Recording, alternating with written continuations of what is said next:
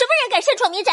不是郡主让羿在床上伺候的吗？石婉婉，你给我出来！郡主，是陆公子的声音。若是让他发现你和我这般在一起，会和你退婚的。你快走！一段不属于他的记忆冒进脑海。施婉婉平时无法无天，却爱极了他的未婚夫陆行止。陆行止数次嫌弃他粗俗肤浅，欲退他的婚，他死活不同意。施婉婉瞬间就懂了，这是穿越小说里最狗血的捉奸戏码。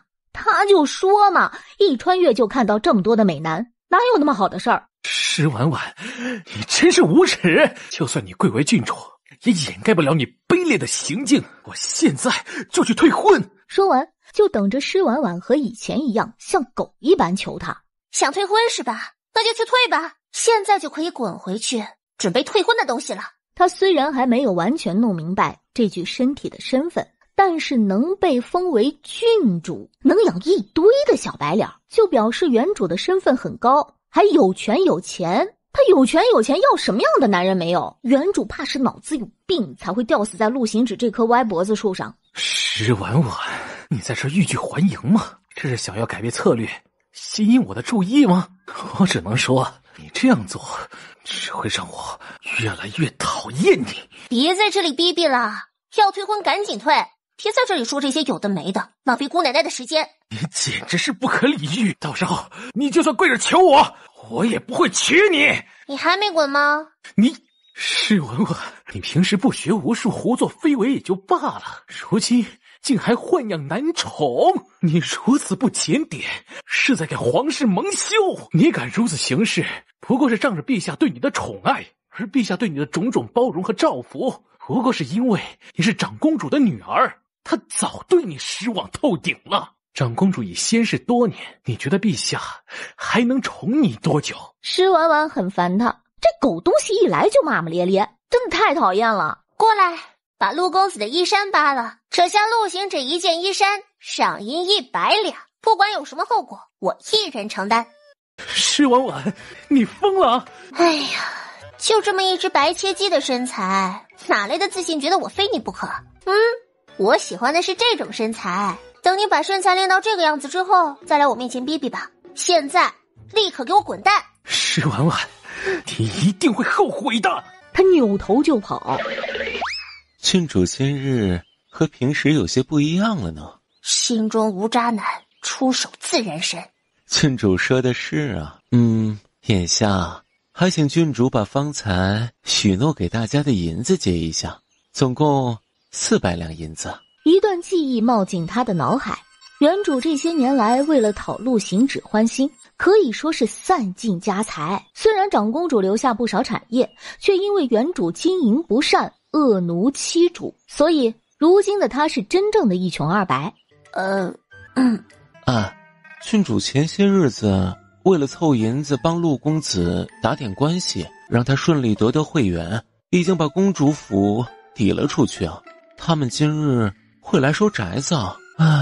收宅子的人来了。姐姐想来还不知道，昨日你当房契的当铺是我开的，眼下这座宅子是我的了。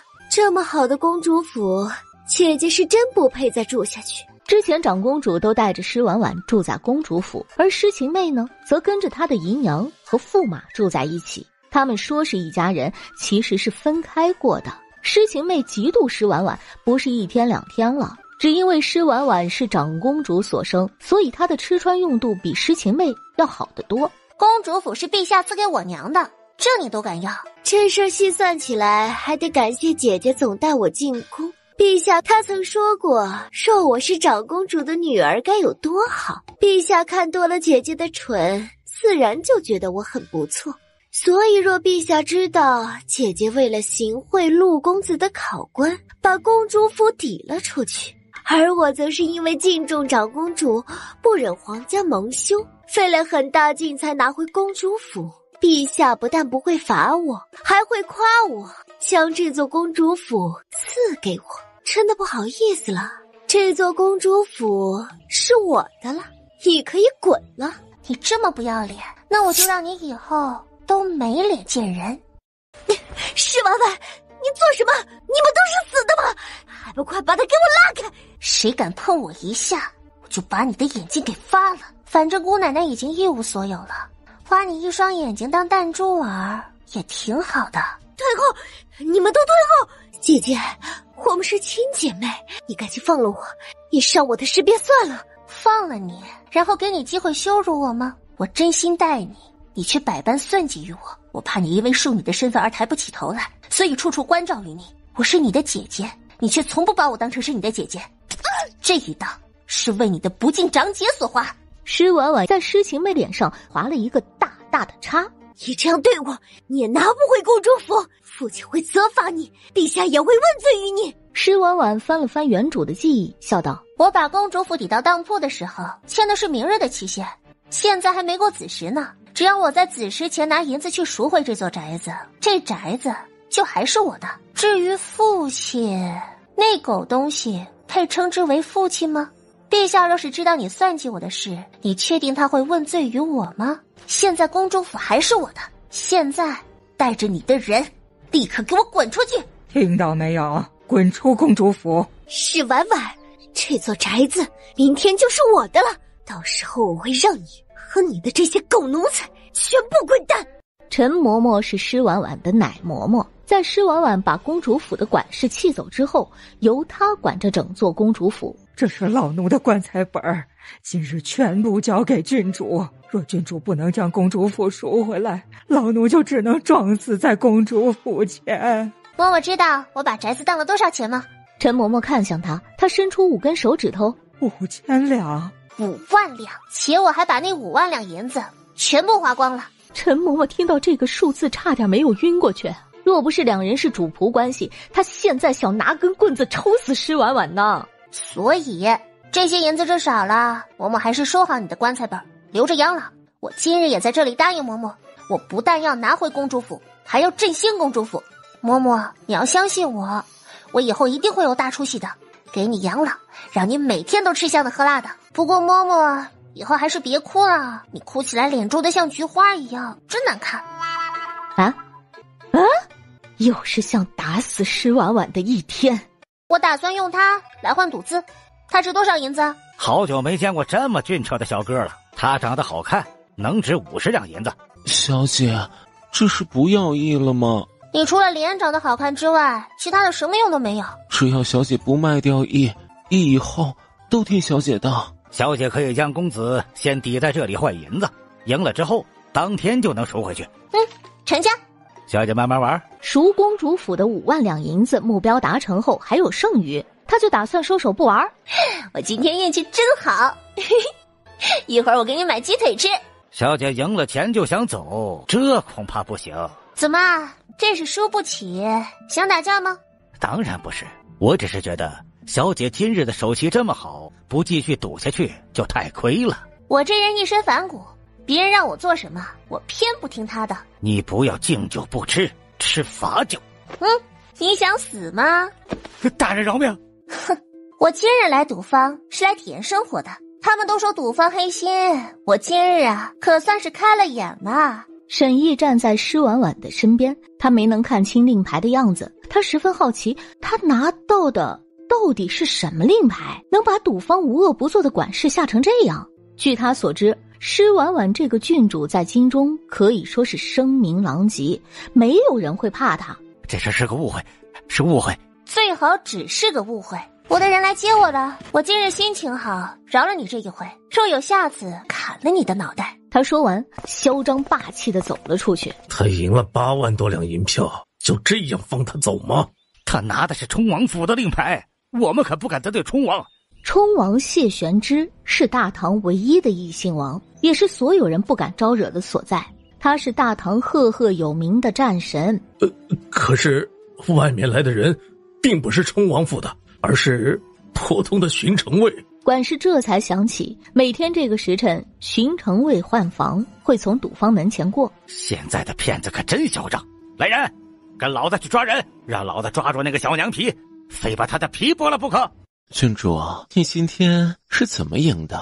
你给管事看了什么？快走，他们马上就会追过来，去京兆府。他在进赌坊的时候就在想退路，因为他知道赌博来钱快，但是风险也大。他要赢个几百上千两，赌方可能不会管，几万两银子是不可能让他平安拿走的。他努力翻原主的记忆，发现这种地方的人最怕的是冲王。沈毅的好奇心在这一刻到达了巅峰，他还想再问，前面来了一辆乌黑的马车，是冲王府的马车。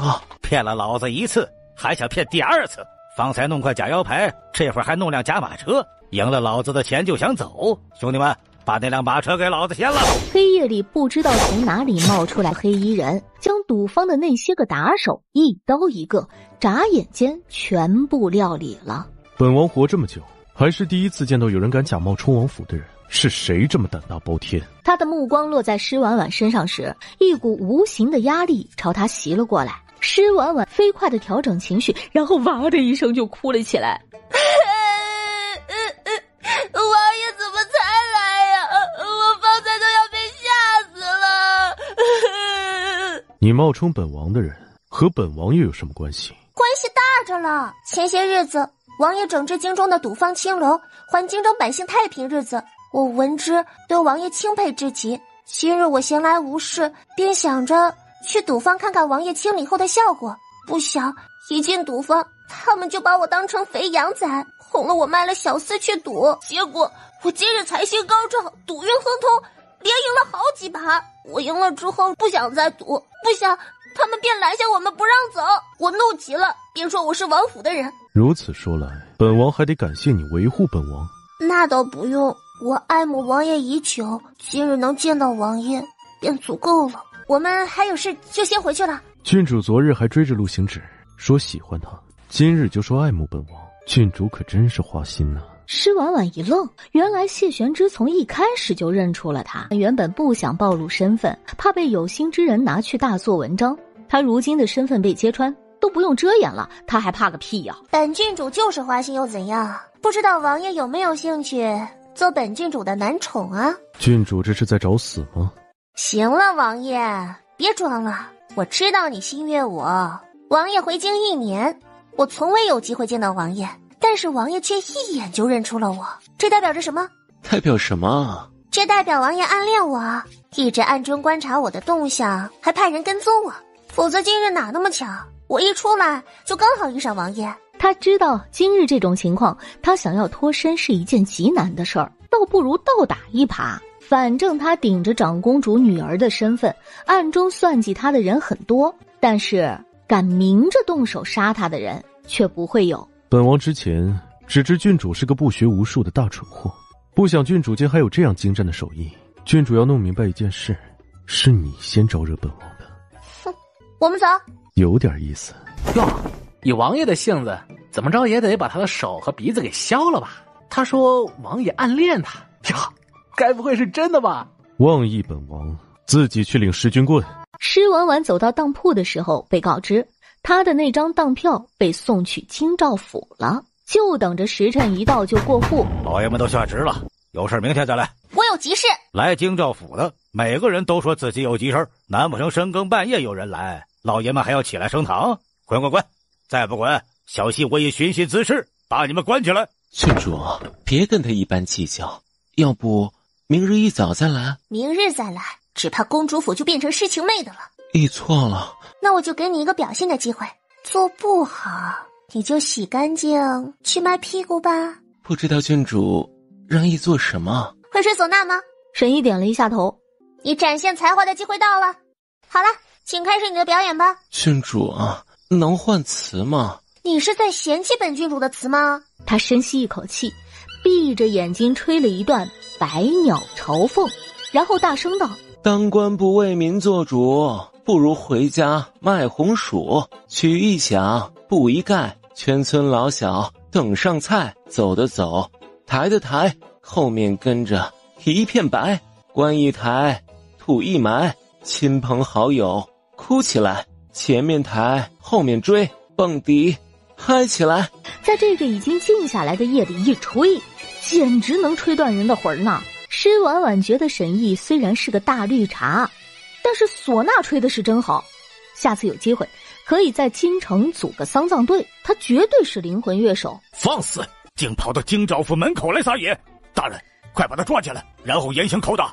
他敢在京城这般闹事，怕是别国派来的奸细。哪条律例说不能在京兆府门口吹唢呐的？不管姑娘有何冤案错案，这般在京兆府衙门闹事儿就过了。我没有冤案，也没有错案，我只是听长辈的吩咐，带他来看看京中各大衙门平时是怎么办差的。我寻思，京兆府衙门是京中为百姓办事的衙门，穿着便服就来了京兆府。哎呀，没想到啊！果然，秦飞鹤看到令牌上面“长公主府”4个字的时候，面色一变。施婉婉虽然在京中名声很差，但是她却是真正的皇亲国戚。门房乃京兆府与百姓沟通的门户，却如此无状，来人，将门房抓起来下狱，择日审理。郡主辛苦了，里面请。今夜让郡主见笑了。只是郡主这般来京兆府，只怕也不是为了巡查这一件事儿吧？秦少尹是个聪明人，那我也就不藏着掖着了，我要赎回公主府。今日下旨前，文书已经将公主府过户给施二小姐。如果我没记错的话，当票要今天晚上子时候才到期，此时不过亥时末刻，京兆府办事是不是太急了些啊？下旨后不再办差，其实也没差什么。确实不差什么，只是让我见识到了京兆府的渎职和迫不及待。好吧，如此一来，我就只能去大理寺告京兆府，再顺便请皇帝舅舅为我做主了。沈毅，奏乐。郡主不要急，这事儿是我们的疏忽，将文书和册子取过来，之前的过户手续作废。施婉婉，你在做什么？在府里养灵人也就算了，还留灵人在府里过夜，你的行为跟你母亲一样不知检点，下贱至极！你敢打我？嬷嬷，辱骂皇族该当何罪啊？杖30，然后流放3000里。既然如此，还愣着做什么？把他拉下去，先打30大板。流放3000里的事情，等我进宫向皇帝舅舅请旨之后，再由官府处理。你说什么？你要罚我？你一个晚辈，竟敢对长辈动手，你反了天了你！你敢做出这样的事情来，只有把公主府让出来，我才会原谅你。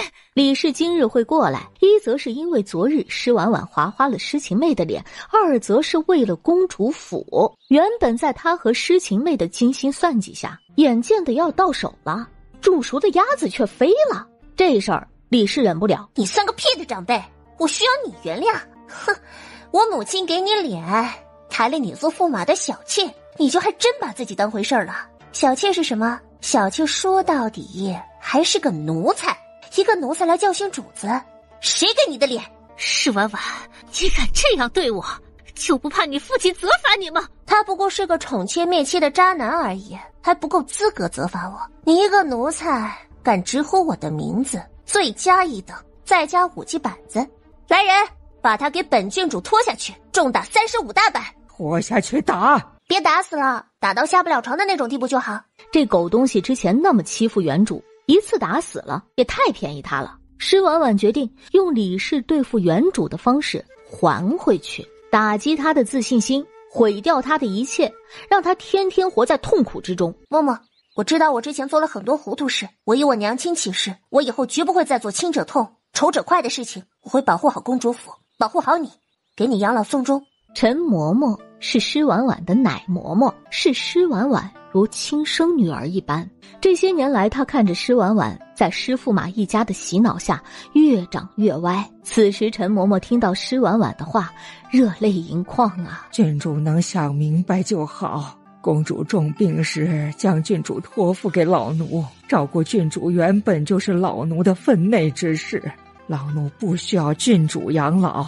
但是郡主能有这份心思，老奴就极开心了。你敢这样对我，驸马不会放过你的。李姨娘，当我敬你的时候，你才是姨娘；而当我不敬你的时候，你就是奴才。以前我敬着你，让着你，不过是为了家庭和睦。我曾天真的以为，只要我对你们好，你们就会对我好，这个家就是完整的。但是如今我却知道，我越是对你们好，你们就越是不懂得感恩，还觉得那是我该做的。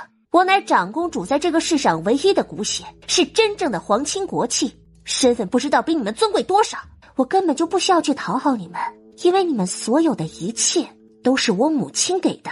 从今往后，公主府才是我的家，你们通通都是外人。往后，你们若是再敢来公主府闹事，就休怪我不客气。你这样对我，你以后会后悔的。你辱骂我母亲的事情，不会因为打完板子就算了。你回家好好等着，等圣旨下达，将你流放3000里之外吧。把他从公主府里扔出去，往后没有我的允许，不许放师府里的任何一个人进来。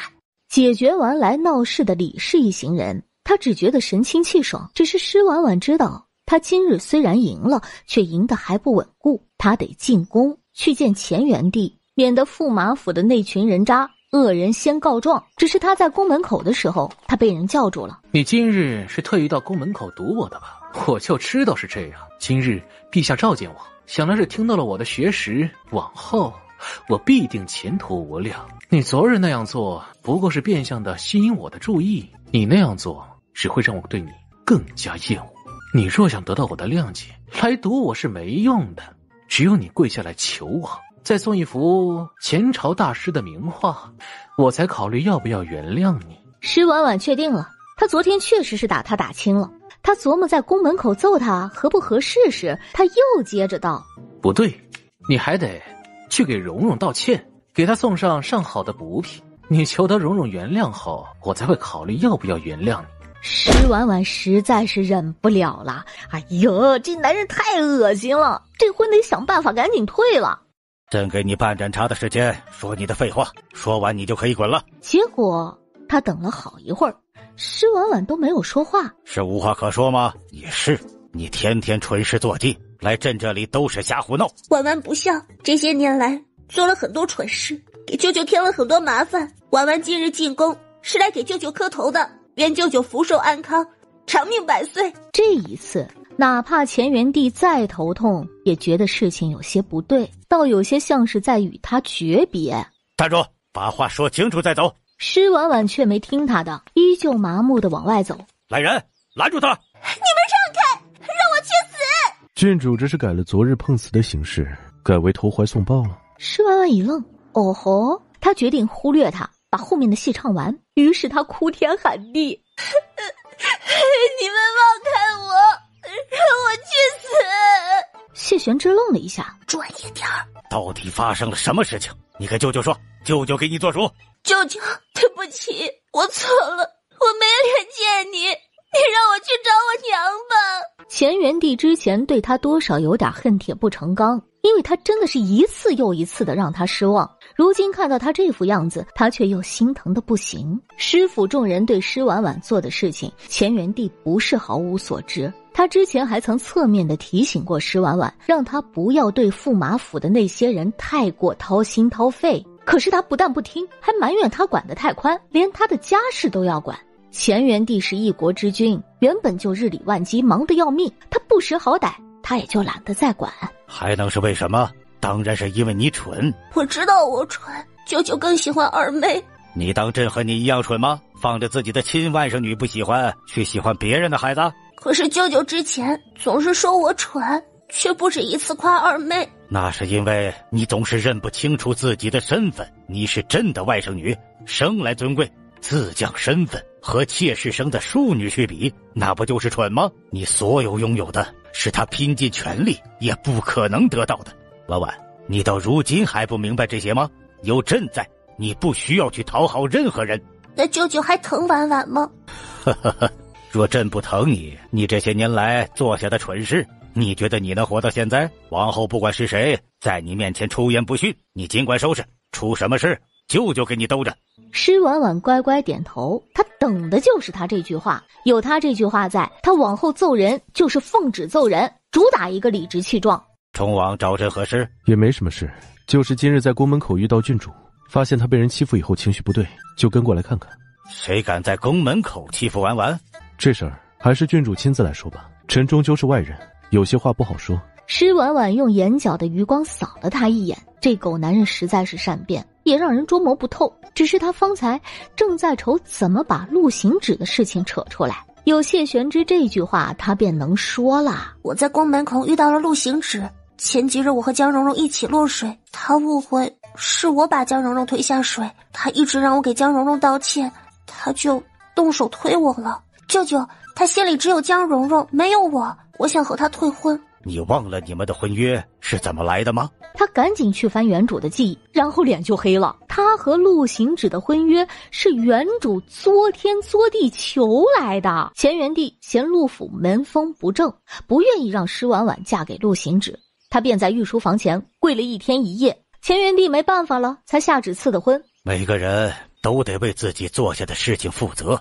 当初你要嫁陆行止的时候，朕劝过你好几回，可是你却非要一意孤行。朕如了你的意，下了赐婚圣旨，这桩婚事就无从更改。天子重诺，就算乾元帝再宠施婉婉，也不可能为了他而自毁旨意。施婉婉出宫的路上，他在心里琢磨杀未婚夫的可能性。郡主若是想杀未婚夫的话，可以找本王，本王保证这活儿全京城干得最好，远超同行。暗杀、坑杀、阉杀、毒杀，本王的人都擅长，极其专业。若是郡主要求高一些，可以做成自杀，不过要加钱。没钱。杀人这种事情，他就算是要做，那也是自己去做，找人做那是将把柄放到对方的手里，他没那么蠢。郡主在赌坊里赢了8万多两银子，最近应该不缺钱吧？你查我？就许你打着本王的旗号招摇撞骗，还不许本王查你吗？王爷说的是，只是我最近花销大，手边真没银钱。要不王爷先借我点银子，我来雇王爷杀人。事成之后，我一定会想办法把银子还给王爷的。王爷这样看着我做什么？本王想看看郡主的脸得有多大，才会说出如此不要脸的话。好歹本王今日也帮了你，你就这么对待你的恩人的？要不王爷也去寻个死，我让王爷撞一下。只撞你1次哪够？要撞的话，怎么也得撞你18000次。施婉婉站在那里想了一会儿，才明白他话里的意思，自己被他调戏了，就想问候他祖宗18代。呸，臭男人！嬷嬷，你怎么样了？郡主，快走！婉婉回来了，见到父亲还不快过来见礼？施婉婉没有理他。婉婉，你没听见我的话吗？父亲跑到公主府里打我的人，这是要做什么？放肆！你怎么对我说话的？我是你的父亲，你居然为一个刁奴跟我这样说话！来呀，来呀！往这里打，让舅舅看看我的好父亲是怎么对我的。来人，把这唆使郡主对付自家亲人的刁奴给我杖毙！他的话音一落，不知何时，施婉婉已经把刀架在了施梅尘的脖子上。谁敢动陈嬷嬷一下，我就杀了他！施婉婉，你疯了！我是你爹，你居然为了一个奴才对我动手！陈嬷嬷不是奴才，她是我的奶嬷嬷，是我的长辈。今日我伤了父亲，我知道是我违了孝道，我会进宫向皇帝舅舅请罪，但是我也会如实把今日发生的事情告诉皇帝舅舅，请他为我做主。这事儿闹到乾元帝的面前，他也讨不到半点好处。他强行压下心里的怒气，改变策略。婉婉，我不知道这个刁奴在你的面前说了什么，才会让你做出如此出格之事。我和李姨娘还有晴妹才是你的家人呢，不管我做什么都是为你好。施晴妹谋夺我的公主府，也是为了我好。这事儿自然是为你好。自长公主去后，你看看你把公主府弄成什么样子了。说句不好听的，你快把公主府给败光了。晴妹是为了保护公主府最后一点颜面，想让你从公主府出来之后就住回师府。我们原本就是一家人，一家人就该住在一起。婉婉，你以前虽然不算聪明，但是却善良温柔，是爹心中的骄傲。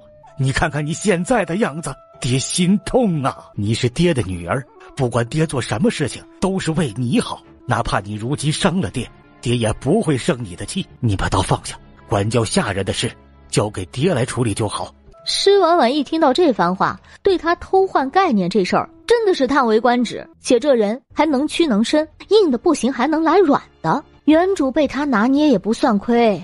师父嘛，有件事情你要弄明白，师府是师府，公主府是公主府，这公主府哪怕被我败光了，那也与你们无关。方才谁给陈嬷嬷行的刑？是他们，给本郡主杀了！施梅尘他真的觉得施婉婉疯了。陈嬷嬷看到这一幕十分欣慰，她的小郡主真的长大了，如今会保护她，保护公主府了。半盏茶后，施梅尘和施府的众侍卫全部被人扔出了公主府。朕的头级又犯了，爱卿若是没有其他的事情，就退下吧。臣没有管教好女儿，让臣的家事惊扰了陛下，还请陛下降罪。你确实是教女无方，竟让庶出之女欺负到郡主的头上，谁给你们的胆子？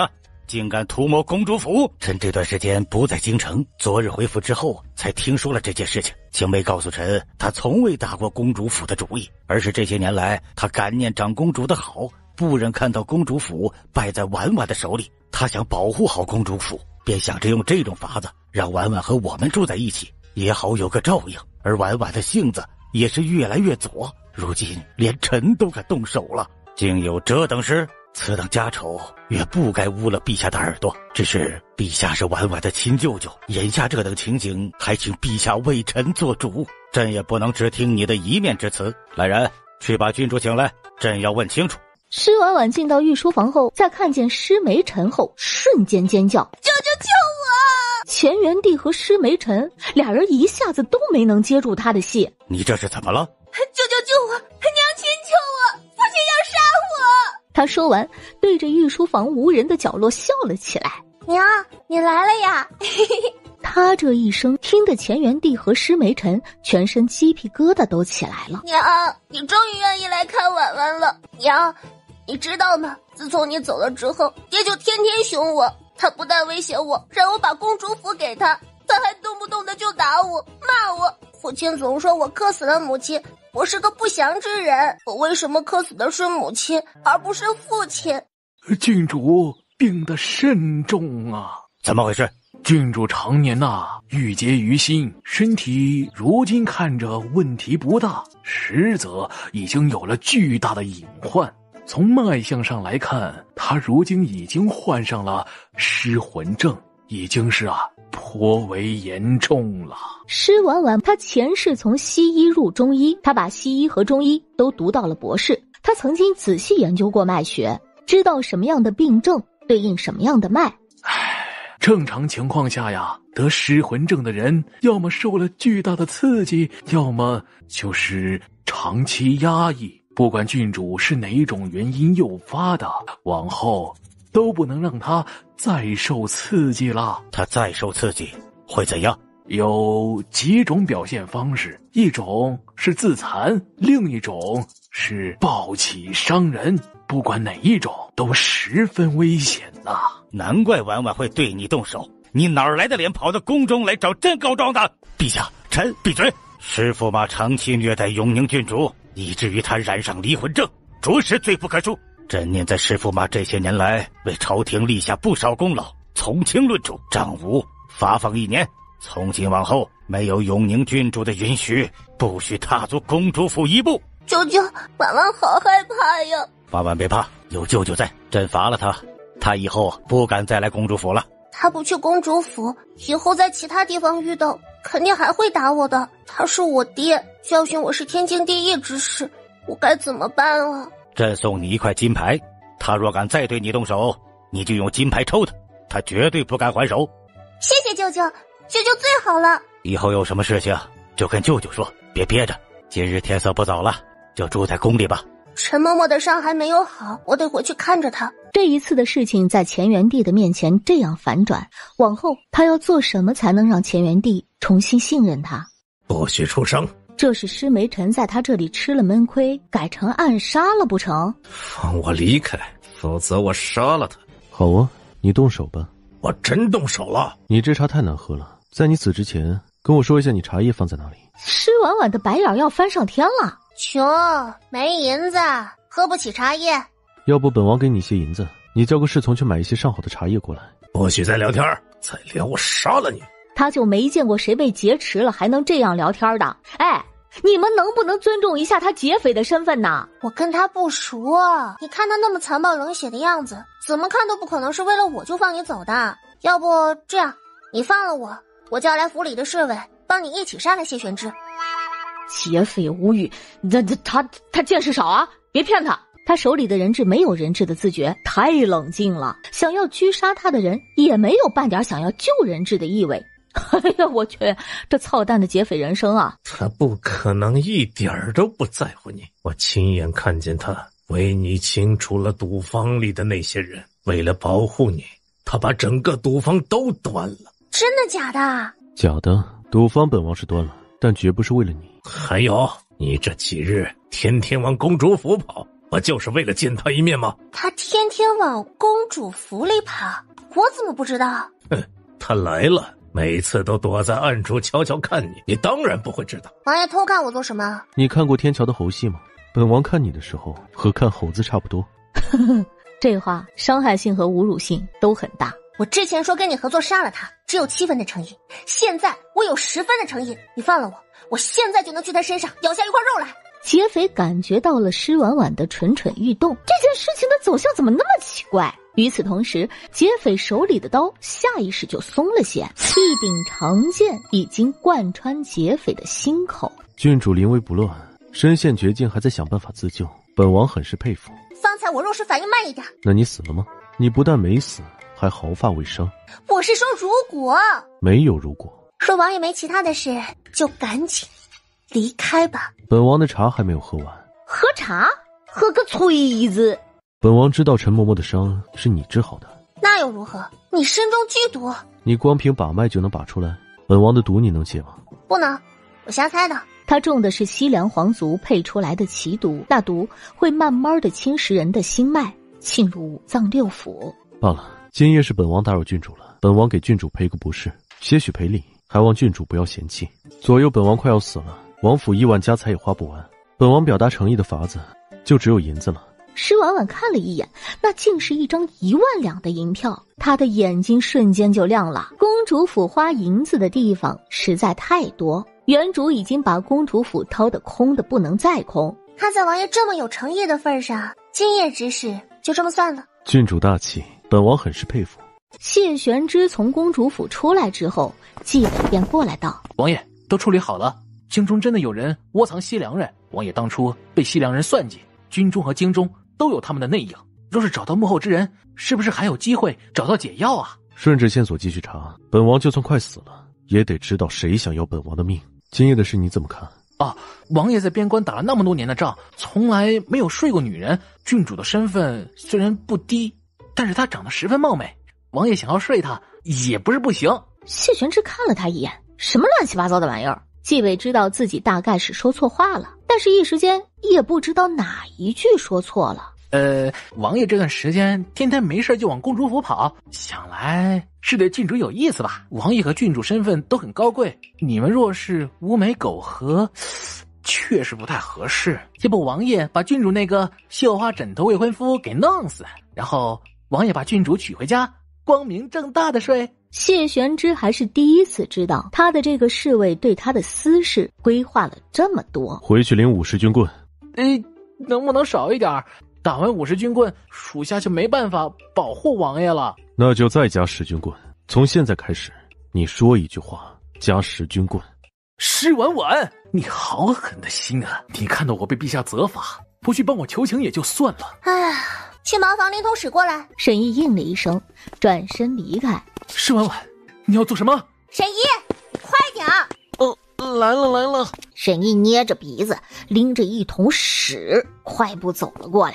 把这一桶屎全给我浇到陆行止的头上。我只有一个要求啊，那些屎不能溅到府里的其他地方。施婉婉，你疯了！你才知道吗？我的疯病连皇帝舅舅都知道的。我的病情原本不算重，但是你今日过来对我恶语相向，让我再次发疯，所以我施了神智，就用屎来泼你。你如果不介意的话，我可以请你吃屎。你撒谎，你根本就没有疯。你若敢这样对我，我一准退了你的婚。施婉婉懒得跟他放狠话，只扭头看向沈毅。这屎算是郡主泼的吗？不是算，而是就是本郡主泼的。沈毅瞬间就放心了，他对陆行止道：陆公子得罪了。施婉婉，我是你的未婚夫，你敢这样对我，等你嫁回来之后，我一定要你好看。陆行止没走几步，扑通一下就摔倒在地。沈毅也是个坏的，将屎桶扣在了陆行止的头上。陆行止爆发了尖锐的爆鸣声，也是因为这一声，桶里的东西都往他的嘴里灌。做得好。你近来身体感觉如何？应该暂时死不了。能不能说点吉利一点的话？陛下近来似乎头疾犯得有些勤啊。朝中的事都还好，朕头疼的是婉婉。这丫头自长平去后便没人管她，朕这个做舅舅的也颇为失职。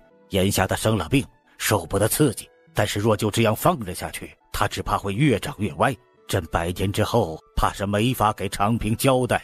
谢玄之想想他这几次见到的施婉婉，就他的心态，只怕没事能刺激得了他。他觉得或许他该给他一个惊喜。陛下想要找人教郡主，臣倒有个提议。臣听闻郡主幼时颇为聪颖，还曾在国子监拿过不错的名次。只是自长公主去了以后，她便从国子监退学。臣便觉得，不如让郡主重回国子监读书。乾元帝听到这话，眼前一亮。他没指望施婉婉能成才，但是他也不能成为一个废物啊。这事儿就这么定了。儿媳妇儿，我在家等了你好久了，你怎么才来呀？啊，夫人，您认错人了。你是不是和玄之吵架了？他若欺负你，你跟娘说，娘帮你揍他。这位便是谢玄之的母妃。老王妃自从老冲王和2个儿子战死之后，她疯了。您真的认错人了，我是永宁郡主。不对呀，我记得玄之的妻子就长你这样的。我真不是。那你成亲了吗？还没有。那你看看我家玄之怎么样？他不但聪明可爱，性子还极好。他和他父王一样，都是痴情的男子，喜欢哪个女子便是一生一世。我还有事，就先走了。我的话还没有说完，你先别急着走啊。玄之他真的挺好的，你们很般配。母妃，你忘了，我还没有娶妻，所以我根本没有妻子。没有吗？可是我明明记得你已经娶妻了呀，和他长得一样好看。母妃，你记错了。我没记错呀，是不是你做错了事？你媳妇儿生你的气，她不要你了，所以你才这么骗我。你这个皮猴，还不快点跟你媳妇儿道歉？你把这么漂亮的媳妇儿气跑了，你往后去哪里找这么好的媳妇儿啊？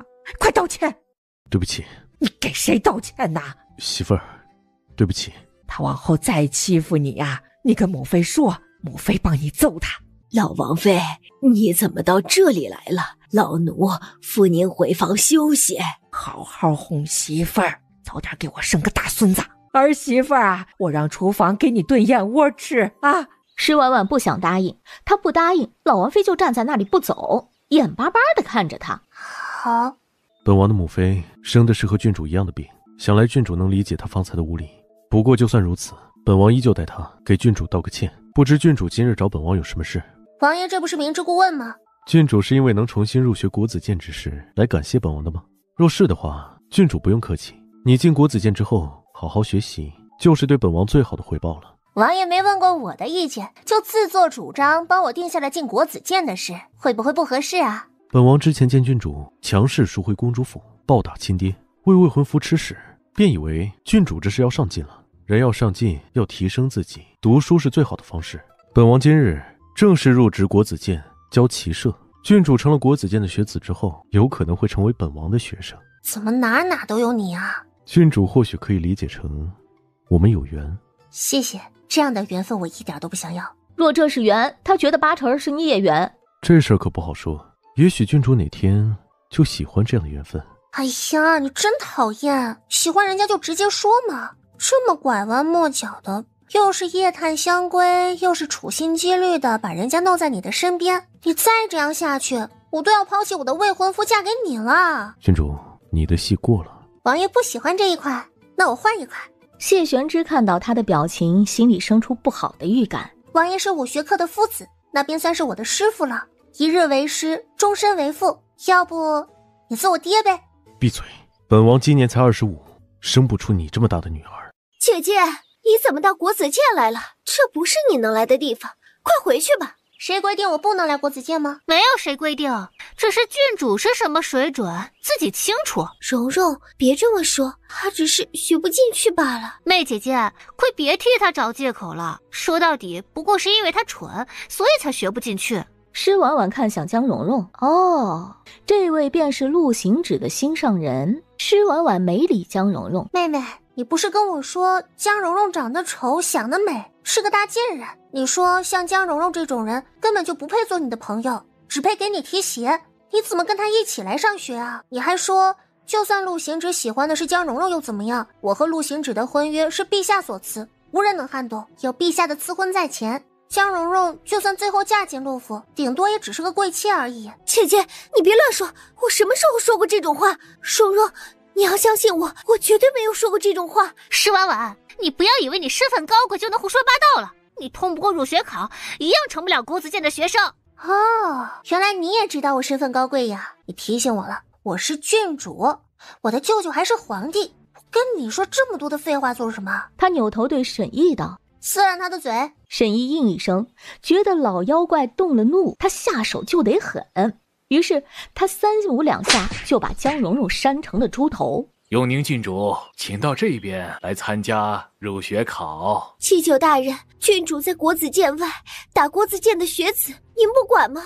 其一，郡主现在还不是国子监的学子，我管不了她。其二，你们身为国子监的学子，却不顾礼法，口出恶言，有失我国子监的学子的风仪，就该打。其三，她是当朝郡主，她身份远高于你们，在国子监外有处置你们的权利。郡主，这边请。进国子监真有入学考？哈，真有。如果你考不过的话，就算是陛下有令，你也进不了国子监。如果你通不过入学考的话，就是在打陛下的脸。郡主，你可千万不要让陛下失望哦。考试的时间限定为1个时辰，施婉婉就略想了一下，拿出他当年写博士论文的态度，一通旁征博引，随意发挥。施婉婉卡着时间写完最后1个字。这题都是郡主自己答的？齐祭酒，这是怀疑我作弊？哎呀，当然不是，我只是有些意外，郡主和传闻中的不太一样啊。他在看到施婉婉做的那张试卷时，他只觉得眼前一黑，因为他的题做的实在是太好，比举人班里的绝大多数学子都要好。齐祭酒指的是传闻吧？他传任他传，清风拂山岗。我就是我，不因流言而畏惧，不因流言而自信，不因流言而自疑。我进国子监只为自己证明我是长公主的女儿，是她的骄傲。我会记住郡主的这番话的，希望郡主不会让我失望。施婉婉随意在国子监转了一圈便回去了，一抹寒芒朝施婉婉袭来。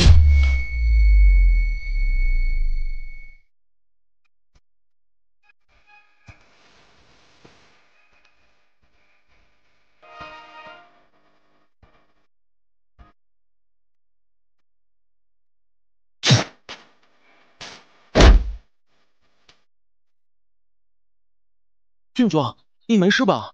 我没事，多谢王爷出手相助，救命之恩日后必报。郡主是国子监的学生，本王是郡主的夫子，便算是郡主的师傅。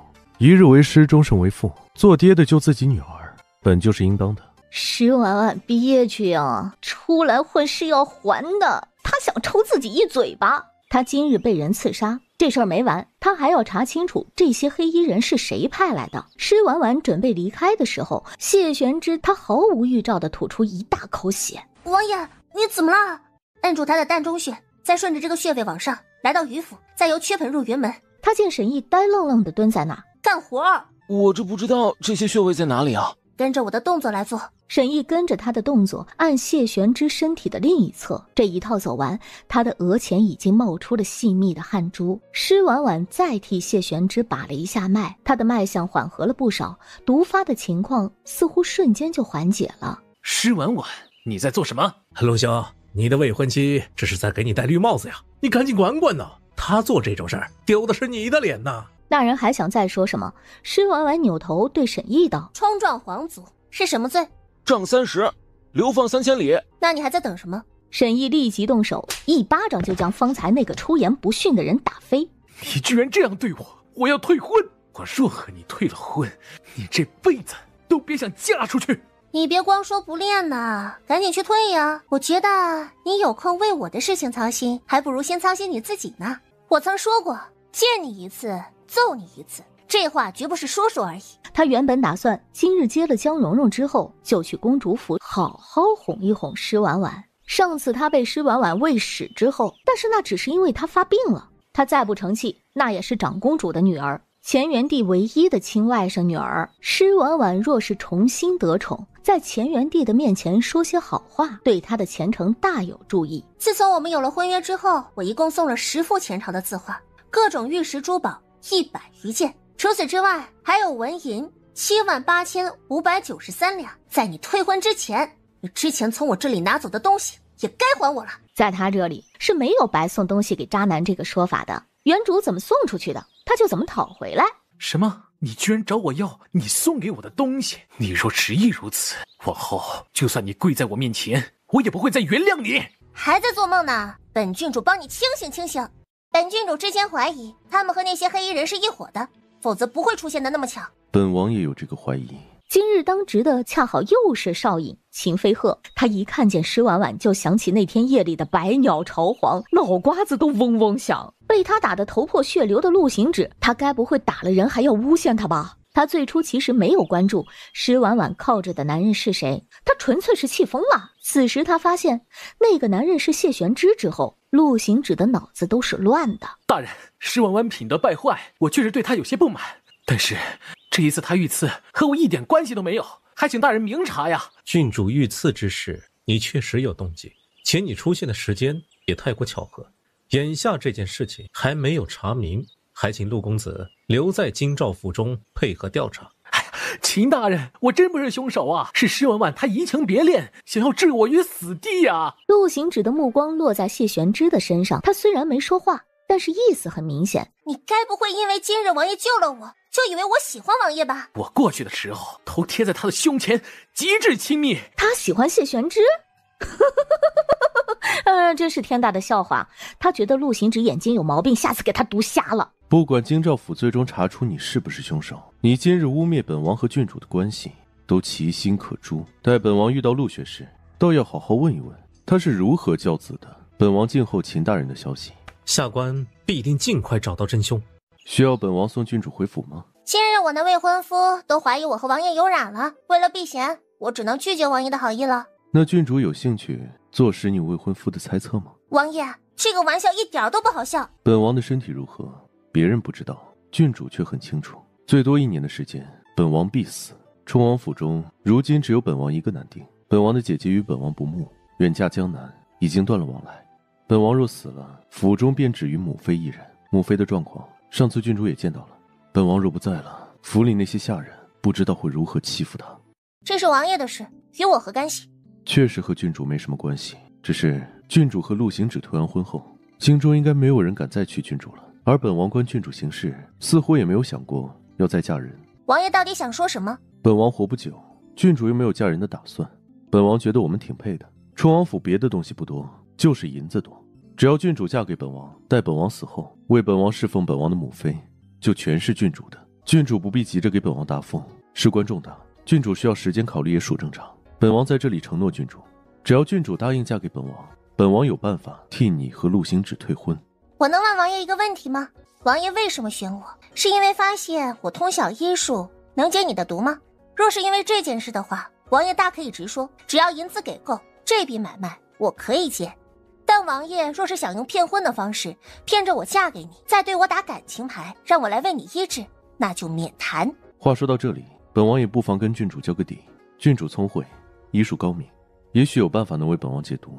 但是就算你解得了本王的毒，却逆转不了本王受损的脏器，所以就算毒解了，本王顶多也就只能多活1年半载，这对本王没有什么意义。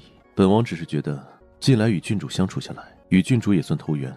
以郡主敢爱敢恨的性子，若真嫁给了本王，断不会因为本王死了就虐待本王的母妃。对本王来讲，母妃是本王在这世上唯一的牵挂了。我承认王爷的提议我很心动，但是我拒绝。我若要嫁人，只嫁我喜欢的人，我不会为了金钱、权势或者其他的东西而出卖自己的婚姻和感情。遇到陆行止，我已经倒了18辈子的大霉了，但是我可以和王爷做笔交易，只要钱给够，我可以设法为王爷解毒，也可以为老王妃治病。眼下就看王爷信不信得过我了，愿不愿意请我这个大夫啦？他说完扭头便走。王爷帮了郡主好几回，今日还救了他的命。王爷若没有中毒，心中想嫁王爷的闺女不知道反几，哪里轮得到他？他没答应，便表示他不是目光短浅、唯利是图的人，品性不错。他没给长公主丢脸。王爷，你总是夜里进我的房间，是一件很没有礼貌的事情，你知道吗？谢玄之又坐在他的房间里喝茶。今日郡主那番话，本王回去之后想了想，觉得挺有道理的。所以今夜本王是来展现合作诚意的。什么诚意？王爷要怎么展现啊？按死陆行止，帮郡主彻底解决和他的婚约。怎么摁死他？郡主在京兆府推断陆行止是刺客的幕后主使之后，便有线索指向他。眼线的线索，本王暂时压着，没让京兆府的人发现。只要郡主一句话，京兆府的人马上就能得到线索。陆行止买凶杀郡主之事就成了定案，他必死无疑。从今往后，郡主就又是自由之身，想嫁谁就能嫁谁，这是本王的诚意。王爷的意思是有人要把这件事栽赃到陆行止身上？本王找到了真正的幕后凶手。所以这事儿如果是王爷拿来展现诚意的，我觉得诚意不够。那郡主觉得本王要怎样做才算是有诚意？那当然是得把真正的幕后之人一刀砍了才有诚意啊。郡主确定？王爷为什么这么问？是那个幕后之人王爷杀不了吗？那倒不是，本人与那人之前没什么特别的恩怨，但是那人却是郡主的父亲。幕后之人是施梅尘。哎呀，原本想捂着这个消息从郡主这里多要些好处，不想却说漏了嘴。施婉婉给了他一记白眼，就他这样的老狐狸就没有说漏嘴这种事儿。王爷还想告诉我，我的处境十分危险，施梅尘是我的生父，也是朝中重臣，还老谋深算。当他想要杀我的时候，如果他愿意，可以一点马脚都不露。我抓不住他动手的证据，就算想要找皇帝舅舅告状都不行。所以皇帝舅舅也护不住我。在这京城里，只有与我的小命连在一起的你才能护得住我。郡主聪慧，倒省了本王不少春涉。京中远比郡主想象的凶险，本王是将死之人，又有求于郡主，会最大程度保护郡主的安全。所以不管从哪个角度来看，本王都是郡主最佳合作伙伴。若郡主能为本王把毒解了，本王最多能活3年。3年时间，以郡主的能力，应该可以成长起来。本王功成身死，对郡主全程没有任何威胁。王爷这么执着的想要活着，是有什么不得不做的事情吗？世人只知本王的兄父战死在沙场上，却不知他们和本王一样中了同样的毒。朝中有人想灭冲王府满门，不允许冲王府有任何人活着。本王想知道那人是谁，为何要这么做？查清楚后，就顺便屠了他满门。王爷的诚意我看了，我们现在来谈谈报酬。从理论上讲，我们现在是同盟，但是亲兄弟都要明算账，谈好价钱才能干活。郡主该不会想要整座冲王府吧？一日为师，终身为父。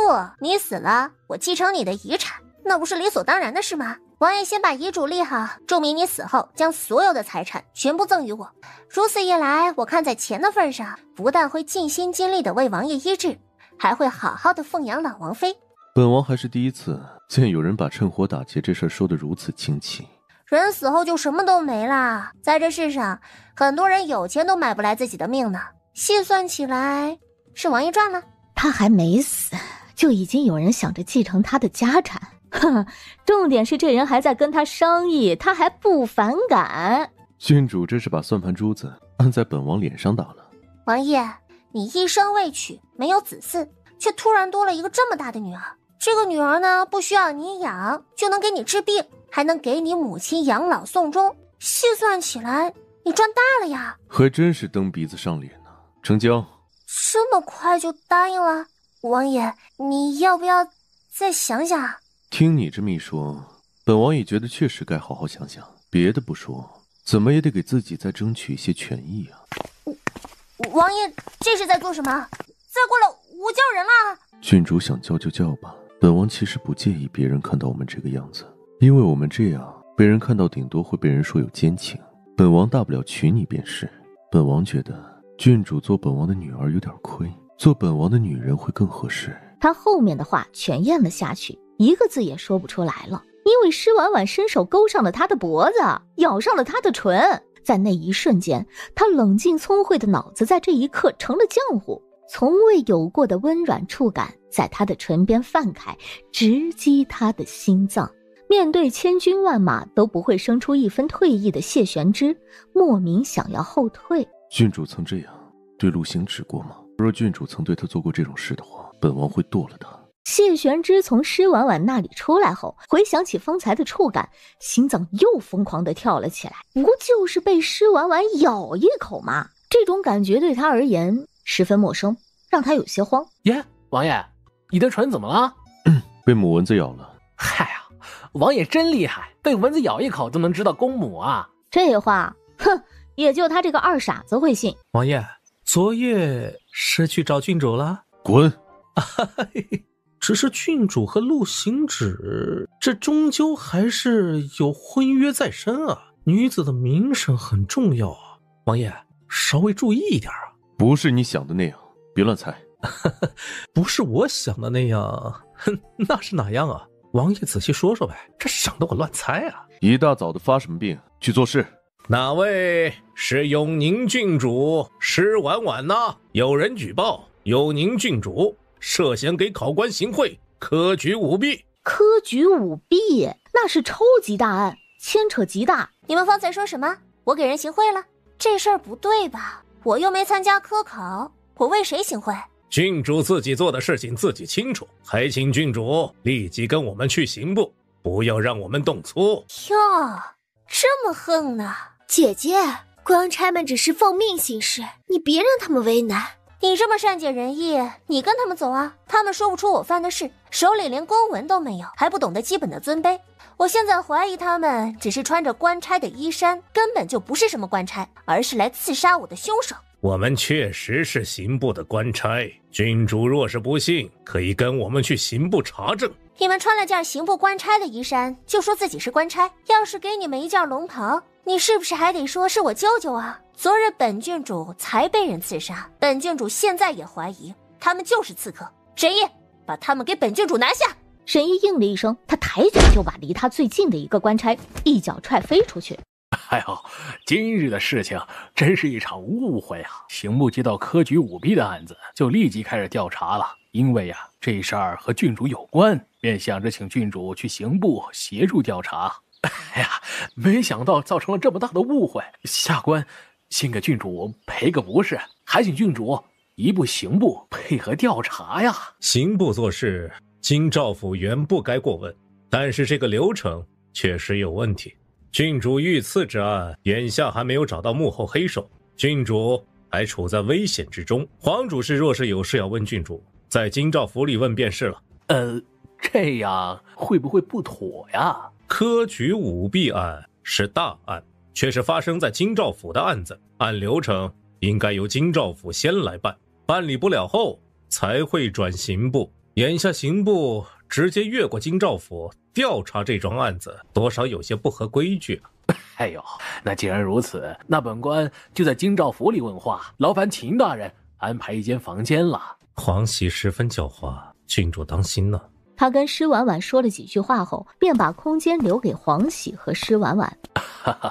我问郡主几个问题，郡主如实回答我便好了。今日一早，皇城司的朱莹朱大人他说3月27日会试考完之后，郡主拿着重金找到他，想让他为郡主贿赂主父考官，让郡主的未婚夫陆行止能一举夺魁，荣登榜首，可有此事啊？没有，我没做过。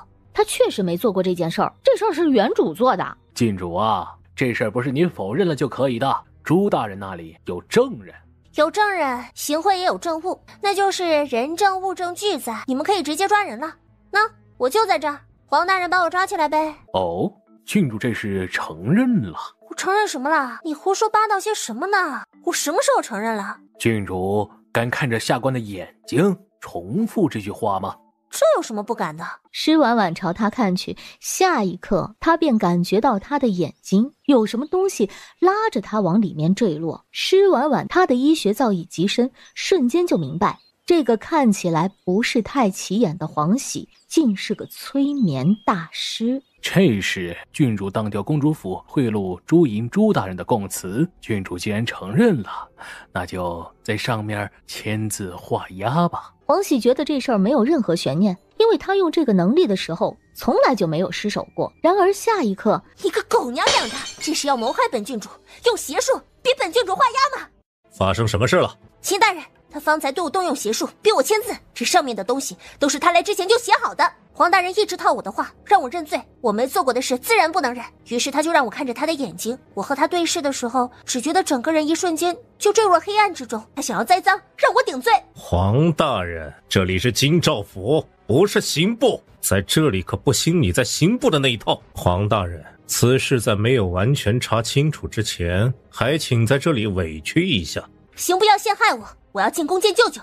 也好，下官派2个官差送郡主进宫。若郡主不介意的话，本王愿意送郡主进宫。郡主的仇人可真多呀。没办法，我太优秀了，嫉妒我的人太多了。郡主还真是一点都不谦虚。这不是说不谦虚，这只是承认优秀罢了。我若不够优秀，哪来那么多嫉妒我的人？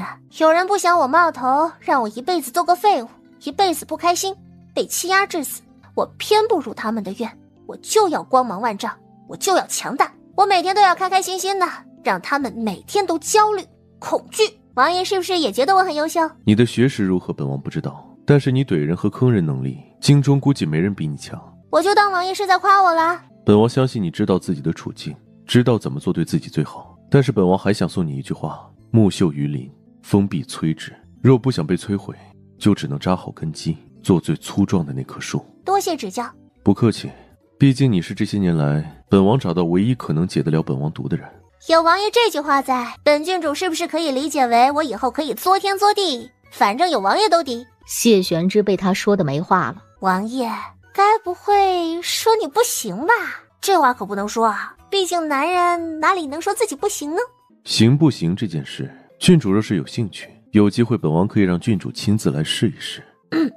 不用了，谢谢。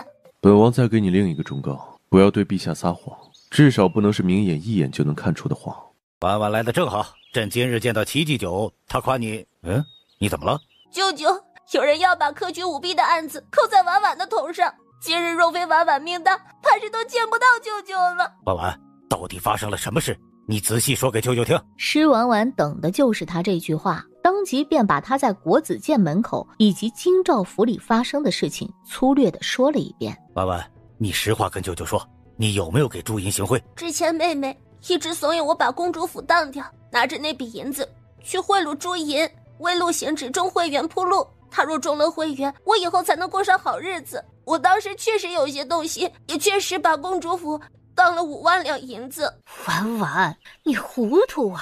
施婉婉，你怎么这么坏，又污蔑媚儿？闭嘴！那后来呢？后来我和江蓉蓉一起落水，陆行止救了江蓉蓉，却没有管我，我差点淹死。那时我便知道，不管我对陆行止怎么掏心掏肺，他都不可能对我好的。于是我没有用银票去贿赂朱银，而是赎回了公主府。当时当铺已经把公主府的当票放在了京兆府，我拿着银票连夜赎回来的。他说的这些话9成是真的，只有最关键的那1成是假的。他知道他当公主府和赎公主府的事情是绝对隐瞒不了的，所以必须说实话。至于他赎公主府的银子是从赌坊里赢来的事儿，就必须撒谎。赌坊的事儿他查过，那天赌坊被谢玄之一锅给端了，这事儿只有他知道。如此一来，当公主府得来的银子和赎公主府的银子便形成了闭环，他不可能再有银子去行贿。公主府都差点被你败光了，你娘若在世会被你气死。你放心吧，你没有做过的事情有朕在，没有人能往你身上泼脏水。我动了贿赂朱银的心思，只有妹妹知道。她之前一直催我去为陆行止谋划，我被她催得狠了，曾骗过她，说我已经把银子给朱银了。以后别这么幼稚了，多长个心眼儿吧。婉婉知道了，婉婉以后都听舅舅的。他这副样子，就算乾元帝想要发火也发不起来。赵仲则想为施晴妹说几句话，只是他还没开口。你今日若敢为施晴妹说一句好话，这太子你就别做了。听说出了科举舞弊案，居然有人敢动我大唐的根基，简直是找死。黄喜，你不择手段查案，为尽早把案子定下来煞费苦心。这些年来，你用这种手段查了多少起案子，栽赃了多少人？陛下，黄大人行事或许是急了些，但是永宁郡主确实向臣行贿了。那日郡主是和师府的2小姐一起来的，陛下若不信，可以问诗儿小姐。去请诗儿小姐。诗晴妹就在宫外，乾元帝一宣召，她很快就到了。你如实说来，但你若是有半句假话，朕必重罚于你。陛下，都是臣女的错。若是姐姐当初在当公主府的时候，臣女能阻止她，她也许就不会犯下这样的错。又或者是当初姐姐去行贿的时候，臣女能拦下她，也断不至如此。还请陛下看在姐姐是初犯，原谅这一次。你真当朕眼下耳聋吗？公主府被当这么大的事儿，朕怎么可能会一点都不知晓？朕只是想看看婉婉这个二傻子什么时候才能醒悟。他若是真弄丢了公主府，朕也就当没他这个蠢货外甥女。好在他还没有蠢到家。施婉婉听到乾元帝的话后，好家伙，他居然从一开始就全部都知道。他知道这些事情，却并不阻止，就等着这些人发作，然后把这些有异心的臣子一锅端了。也是直到此时，施婉婉才算是真正明白谢玄之在马车里对他说的那句忠告的真正意义。朱大人，人家都说你公正无私，所以才让你来负责会试阅卷的守卫。我是挖了你家祖坟，还是抢了你的妻子，让你这样污蔑我？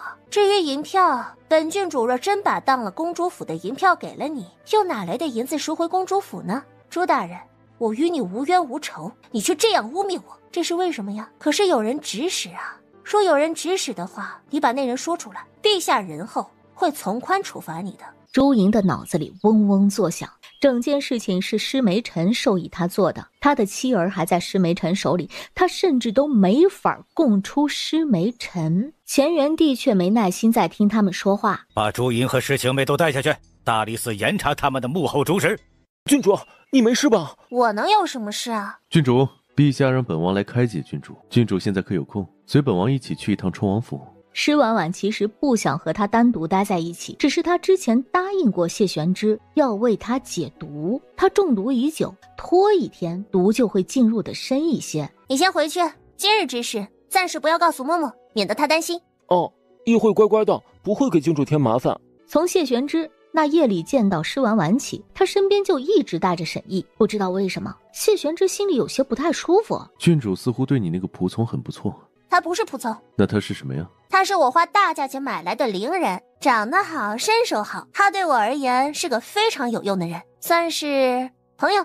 郡主是因为沈毅才要和陆行止退婚吗？施婉婉愣了一下，他和陆行止退婚关沈毅什么事儿？沈毅可比陆行止对我好多了，乖巧体贴不说，身材也远胜陆行止。谢玄之的脸瞬间就黑了下来，心里不舒服的感觉更重了。身材，郡主果然很花心。儿媳妇儿，我每天都在想你，你怎么现在才来看我呀？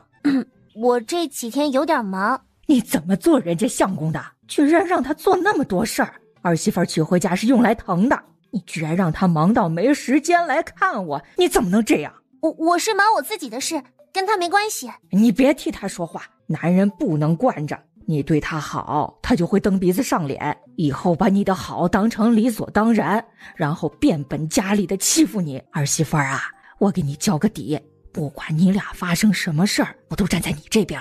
你离开父母嫁到我们家来，原本就很委屈，不能再让你受气。施婉婉觉得老王妃没疯之前一定是一个特别特别好的人。我儿媳妇儿长得真好看。儿媳妇儿听着有点别扭，我叫婉婉，您叫我婉婉就好。儿媳妇儿婉婉，我叫邱一农，你以后叫我一农就好。是要喊您，是不是不太合适啊？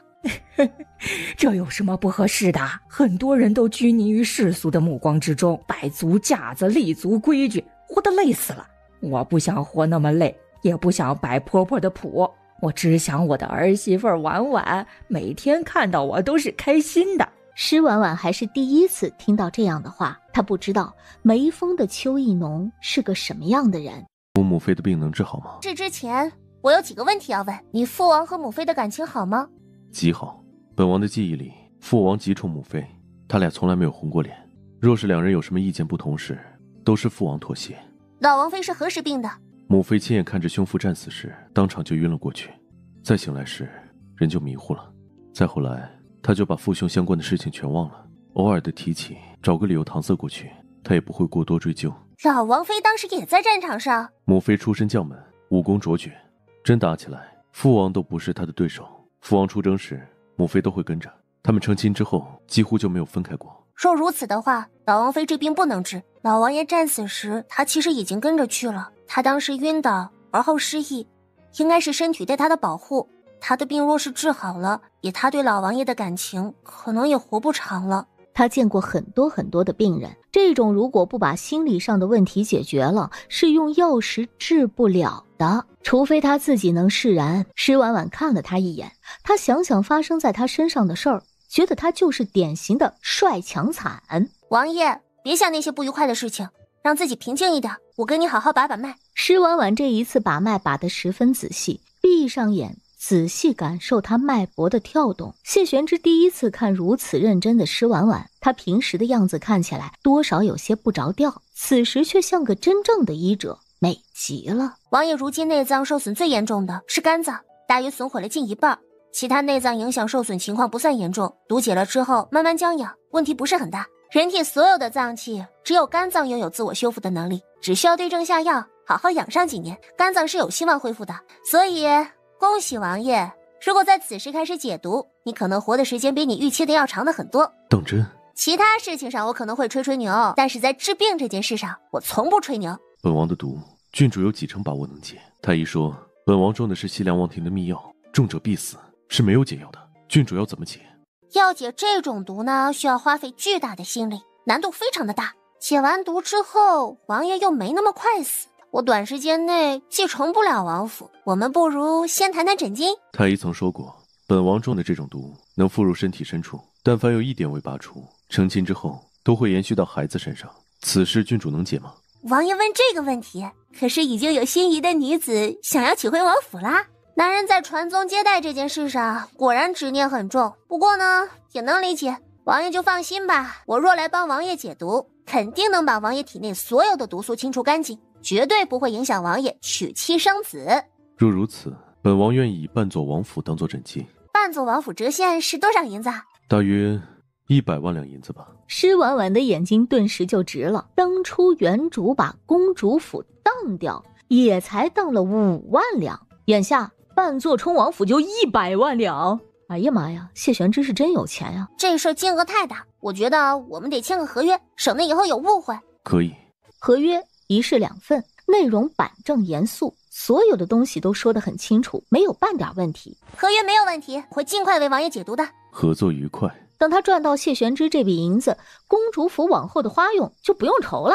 他开开心心地回了公主府。王爷这样骗小姑娘，会不会不太好啊？这上面虽然没有写婚书2个字，但是用的却是婚书下聘的格式啊。依着我朝律法，除了正妻之外，没有人能平分一个人的家业。王爷，这是借着治病的契机，给郡主写下婚书啊。倾城，他说本王的毒解了以后，还能活好些年。叶倾城做他的副手多年，瞬间就明白了他的意思。王爷是真的想娶郡主啊？他如今与陆星芷还有婚约，但这桩婚约应该很快就可以解除。他并不知今日他签下的是婚书，本王活不了几年，这件事就不会在他面前提及。等本王死后，你便依着合约内容把银子给他。若本王毒真能解掉，损毁的脏器可以再恢复一些，那她就得嫁给本王。哎呀，看来王爷是真的动心了。叶倾城跟在谢玄之身边多年，从未见谢玄之对哪个女子如此上心。她是本王见过最有趣的女子，和她在一起的时候，本王很开心。难得王爷遇到了自己心仪的女子，我觉得不需要那么压抑自己。王爷既然喜欢她，那便不要管自己还能活几年，先将她娶回来再说。不行，本王活不久的话，将她娶回来，那便是在害她。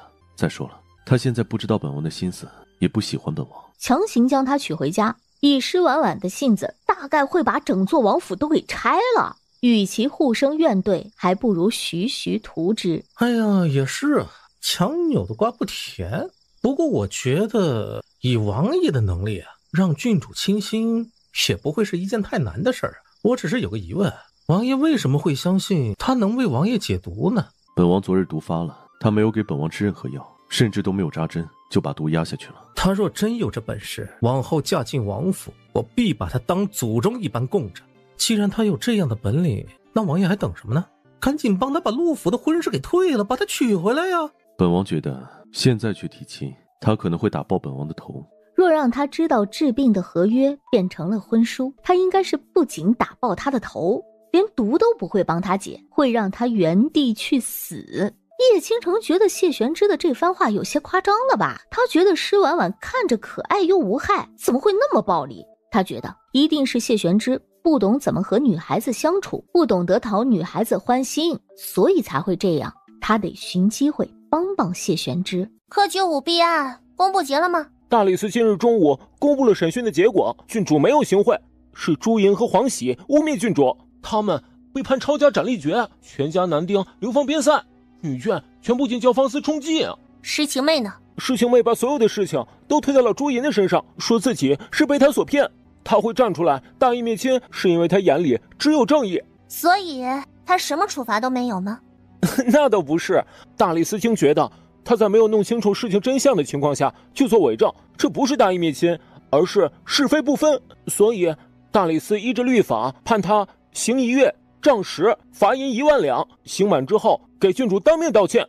你们南乡的探子在大理寺有人，那么在其他各部应该也有你们的人啊。真是什么都瞒不过郡主啊，我们只是在大理寺有人，只是运气好。行啦，别解释了，这事儿不归我管，我不会举报你们的。他只会摸清他们的底细，想办法让他们变成他的人。如果不能把他们变成他的人，那就以后找机会一锅端了。他觉得大唐的朝堂中只怕不只有南乡人，还有其他各国的人。他舅舅的朝堂好像不太安全呀。你到大唐多久了？有6年了。伺候过几个富婆姐姐？沈毅一愣，啊，郡主说笑了，我卖艺不卖身的。我进公主府之前是暗探，只收集消息，不执行具体任务。而进公主府是知道我们进府是陪郡主玩的，郡主又心系陆行止，不会对我们做那种事。不过若是郡主有那方面需要的话，也是可以的。听得施婉婉一愣，什么乱七八糟的？滚！一就知道郡主不是随便的人。姑奶奶随便起来不是人，你要不要试试？陆府那边现在是什么情况？那边还没有动静，不过依着规矩，放榜后的第3天将会进行殿试。如果陆行止不参加的话，他会试的成绩就要作废了，且以后都不能再参加科考。等着吧，陆府的人今日一定会找上门来的。事实证明他的推断是正确的。郡主，我们知道错了，这些是那些清单上的东西。至于退婚之事，我已经给陛下上了折子，这事儿得等陛下批复。郡主能不能去京兆府撤销对犬子的指控，放他一马？郡主，基本上能对得上，里面少了几样东西，但是多了1万两银票。郡主，犬子在京兆府那边。陆行止行刺的案子本郡主撤了，后续如何把陆行止从京兆府的大牢里闹出来，这就是陆府的事儿了，本郡主不管后续。郡主大度，换作是我一准弄死那王八蛋全家。放心吧，以后他们若是再纠缠我，或者有什么不切实际的想法，我就弄死他全家。陆学士心想，他们这样当着他的面商量弄死他全家，真的好吗？陆学士告辞之后就去京兆府捞陆行止。你去盯着陆学士，看看他都去见了谁。都依王爷所言，陆府把所有东西都还给郡主了，退婚的折子下官也已经呈了上去，至于陛下会不会批，下官也不知晓。你只需要上了退婚的折子便好，后续的事情本王会处理，往后不要再让本王看见陆行止出现在郡主身边。是。谢玄之轻摆了一下手，陆学士便飞快地离开了。出来吧。郡主的直接是对的，陆府如此配合退婚之事，王爷当真是用心良苦啊。只是王爷为郡主做了这么多，却不知会郡主，就有些让人想不明白了。这件事很容易想明白，不过是本王对郡主动了心，想娶她为妻罢了。王爷倒是坦荡啊，只是郡主知道王爷的心思吗？这不等着你回去跟郡主说吗？你说了，她便知道了。沈毅觉得谢玄之这话有点不要脸。南乡五皇子来我大唐做男宠伶人，南乡皇帝知道吗？沈毅的脚步一顿，若施婉婉看到此时的沈毅，应该会大吃一惊。他再无半点在他面前时的温软，他的气质大变，只是他这一身极强的气息只维持了一瞬便散了。王爷真会开玩笑，羿不认识什么南乡的五皇子啊，羿是大唐人，是为郡主排忧解难的小意义。沈毅二话不说，抬脚就跑。他方才的气势是很强，但是他有自知之明啊，他不觉得自己能在大唐的地盘上打得过大唐的战神。他原本并不知道沈毅的身份，只是这狗东西跟在施婉婉身边实在是太过讨厌，他便让人去查沈毅的底细。如今沈毅是为施婉婉做事的，他若就这样把沈毅杀了，施婉婉估计还会不高兴，那还不如把沈毅放在眼皮子底下看着。哎，王爷，就这么把他放了？他活着比死了更有用，派几个人盯着他。切，算他运气好。王爷，这狗东西成天骚里骚气的，在郡主的面前晃，他长得又人模狗样，又会曲意迎风，啊，他会不会把郡主的心给勾走了？谢玄之冷冷地看向他，他打了个哆嗦。嘿嘿，王爷比沈毅强上100倍，郡主连王爷都没看上，怎么可能看得上他呀？谢玄之没有说话。属下错了，属下自己去刑房领10军棍。他说完赶紧跑，他跑慢了，被谢玄之一剑劈成2半。查到什么了吗？陆府那边并无异常，我跟过去的时候，他们直接去了京兆府。算他们识趣儿，我原本还准备了好些教他们做人的方案呢，现在竟都用不上了。沈毅是不会把谢玄之替施婉婉收拾陆府的事儿告诉他的。把公主府里所有的侍卫点齐，我很长时间没有见我的父亲了，十分想他，你们陪我去见见他。施梅臣狠毒又狡诈，手里还有高手，郡主就带我们几个过去，怕是会吃亏啊。卖屁股，沈公子说的对，这种事情不能冲动啊。你们说的有道理啊，我得找个厉害一点的外援，我去找冲王借几个人。冲王？郡主何时与冲王有交情了？冲王如今是我在国子监里的武学夫子，他得罩着我。走吧，先去冲王府借人。王爷，借几个人帮我去打个架呗。要几个人？人不在多，在精，要能有绝活镇得住场子的那种。要求还挺多。没办法呀，打架这事儿，若是打不出气势来，那么还没打就已经输了。冀南、冀北，你们随郡主走一趟。王爷就不问问我要跟谁打吗？左右就那几个人。郡主上次被人在国子监刺杀，以郡主的脾气，大约是忍不了的，要动手再正常不过了。王爷就不怕你的人跟我去打架，被人认出来后给你添麻烦？在这京城，本王需要怕谁？我就喜欢王爷这样的。他们从冲王府离开后，叶倾城问谢玄之：王爷不跟过去看看吗？你觉得本王很闲吗？王爷自然是不闲的，但是郡主能给王爷治病，是王爷活下来的希望。王爷为了郡主的安全，百忙之中抽出这么一丁点的时间看顾他一下，还是可以的。毕竟施梅臣是朝中3品大员，是真正的老狐狸，容易着了他的道。他若出了事儿，就没人给王爷治病了。王爷还是去看看吧。你的话有点道理，那本王便过去看看吧。口是心非的男人，明明自己要去的不得了，还让我来给你找借口。施晴妹被治罪下狱，李氏哭得稀里哗啦，整个师府的气压很低。你先吃点东西，要不然媚儿回来了，你却病倒了。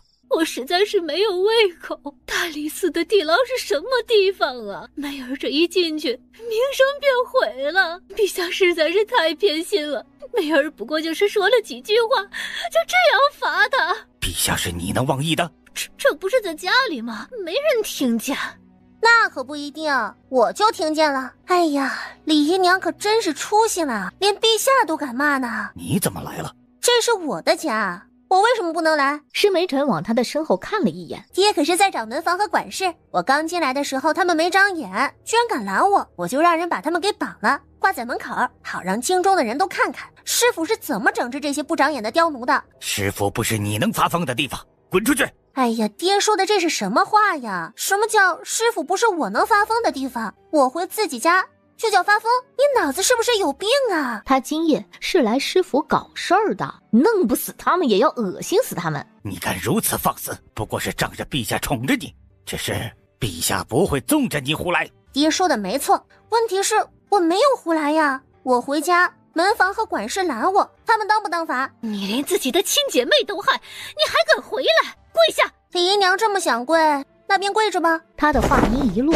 季北就一脚踹中李氏的膝窝，将他踹得跪倒在地。梅晨，你看看他现在是什么样啊！逆女，她是你姨娘，就算是妾，那也算是你半个长辈。施婉婉连施梅晨这个整个长辈都没放在眼里，又岂会把这半个长辈放在眼里？他是我长辈，这话爹要不要进宫跟舅舅说说呀？看看舅舅认不认他这个妹妹。我一来，姨娘就污蔑我，我觉得这事儿我要解释一下。毕竟我们是相亲相爱的一家人，不说清楚会生出家庭矛盾的。施晴妹的案子是陛下钦点大理寺查的，各种证据都证明施晴妹诬陷我，品性极其低劣，所以她被罚和我一点关系都没有。李姨娘，你这是不但质疑我大唐的律法，还质疑陛下。施晴妹不是喜欢大义灭亲吗？那本郡主今日也来效仿一下她。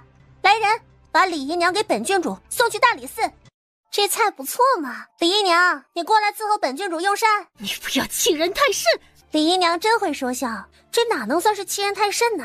当年你给我爹做妾的时候，我母亲心善，没给你立规矩，以至于你都不知道小妾是伴奴之事。今日呢，我来给你立规矩，让你摆正你的心态，让你知道什么是尊卑贵贱。之前原主就被他们这般琢磨过，让原主给李氏布菜，让原主伺候李氏，对原主身心全方面虐待，将她从高贵的郡主打入尘埃。够了，够了，这哪儿够啊？爹和李姨娘还有施晴妹这些年来不就是这样对我的吗？这才哪到哪呀？别的不说，我起码得在师府这边闹上个几年，让你们尝尝痛苦不堪、生不如死、悔不当初的滋味啊！你如今敢如此忤逆我，就不怕报应吗？巧了，我觉得我就是爹的报应。早些年，爹一直说让我孝顺你，我从公主府里搬了不少的东西来师府。我觉得吧，爹都没养过我，就让我孝顺你，简直就是不要脸。所以我决定给爹一个要脸的机会。你要做什么？当然是给你一个养我的机会啊！我现在已经长大了，知道自己想要什么了，就不劳爹费心，我自己来师府里拿就好啦。施婉婉说完，她带着沈毅进去，翻箱倒柜的把屋子里所有值钱的东西扫荡一空，把那些金银珠宝一口气全打包了起来。我今日感受到了父亲的诚意了，父亲放心，我既然说要给你养我的机会，我就一定会给的。以后每隔一段时间，我就回师府来看你。施梅晨的表情冷得有如千年寒潭，只恨不得把他给撕了。那你可得好好活着。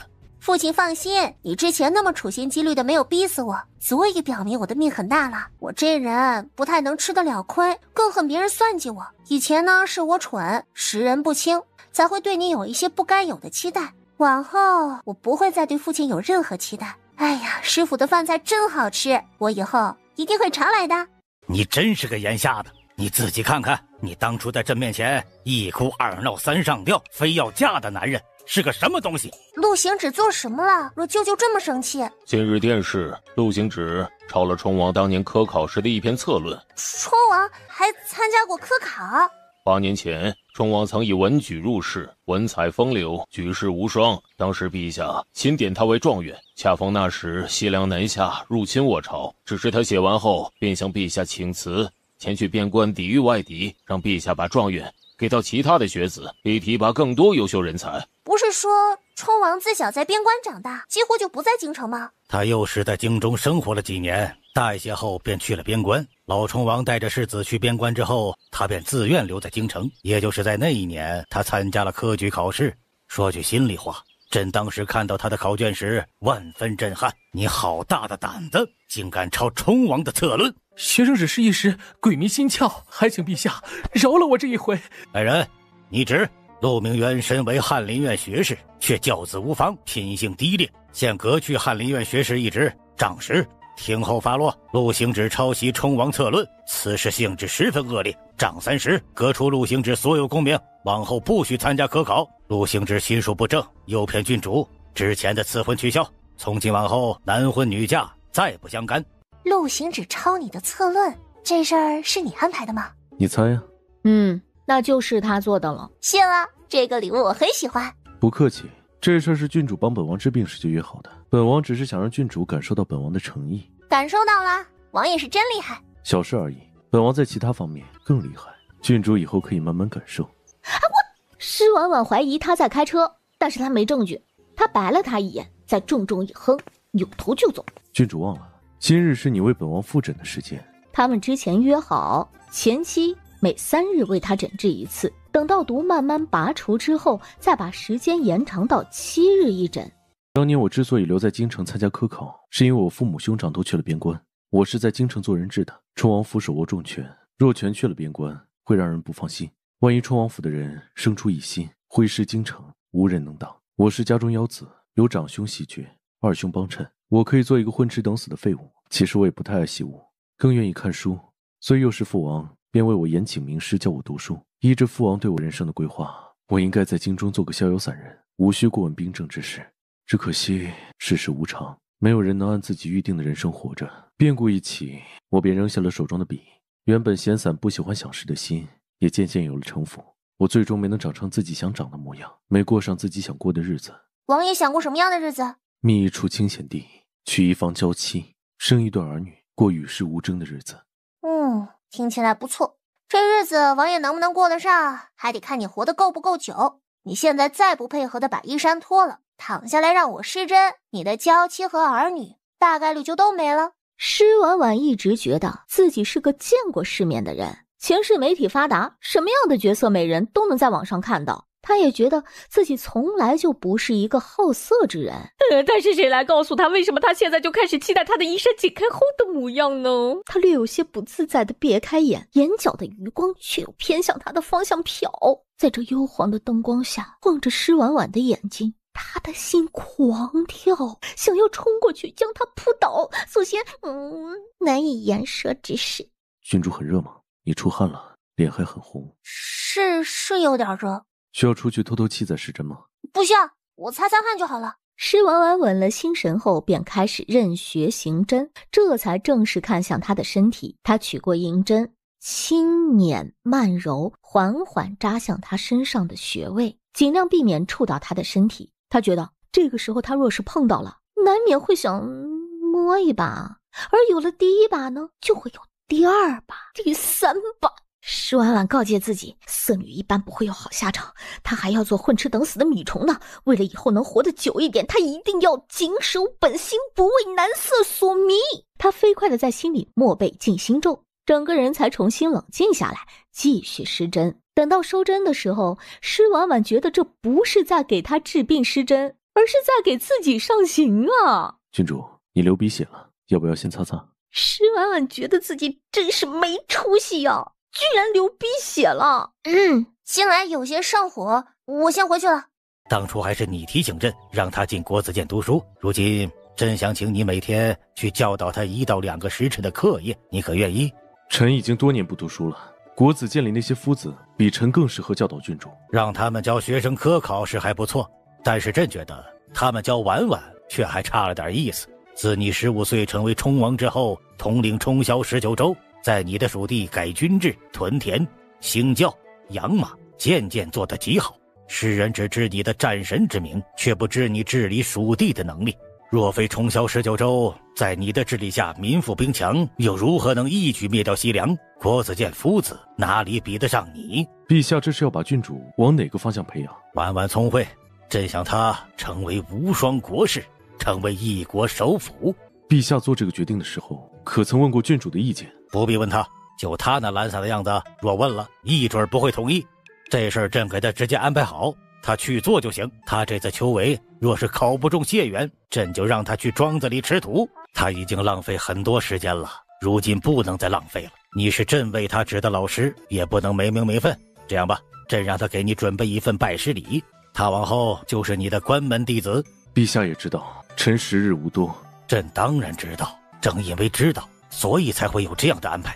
冲王府一脉人丁凋零，你又没有妻儿子女，有婉婉这个弟子在，也能为你送终。谢玄之心想，他又不是施婉婉的爹，神他妈送终。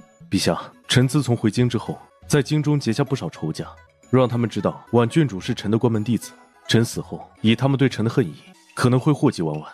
不如这样，臣教郡主，却不需要这师徒之名。不行，这样对你太不公平了，且没有名头，就婉婉的性子未必会听你的。这样吧，你收婉婉为关门弟子之事，朕给你们做个见证，就我们几个人知道就好。如此一来，他往后不敢不敬你。谢玄之听到乾元帝的这番话，便知道他这是打定了主意。他突然有一种原本要娶石婉婉，结果他的长辈愣是把她变成了他女儿的即视感，这感觉真酸爽。虽然这是郡主的卧房，郡主想做什么都无可厚非，太过亲近的举动多少有些不合适，有些事情还是要稍微注意一下。王爷怎么来了？陛下望郡主成才，所以让本王每日都过来给郡主上课。什么？郡主若是有意见，可以自己去问陛下，就从今日起开始上课吧。陛下对郡主寄予厚望，郡主千万不要让陛下失望啊。那义去准备书案，方便王爷给郡主上课。谢玄之斜地看了他一眼，哼，这狗东西还算有点眼力劲儿。谢夫子，你当初是怎么考上状元的？想通了。主要是不想通也不行啊。舅舅对我寄予厚望，我若是实在是太废物了，他以后都不会再罩着我了。且舅舅也会有老去的一天，太子又不喜欢我，我又不是个能受气的人。我琢磨着，只有自己变得强大起来，才不用天天受气，被人欺负。我活着的一天，这京城就没人能欺负你。那若是太子欺负我，那可怎么办？那就把太子废了。王爷，太子乃国本，你这样说话很危险的。是挺危险的，但是本王原本就命不久矣，若能活下来，这条命便是你给的。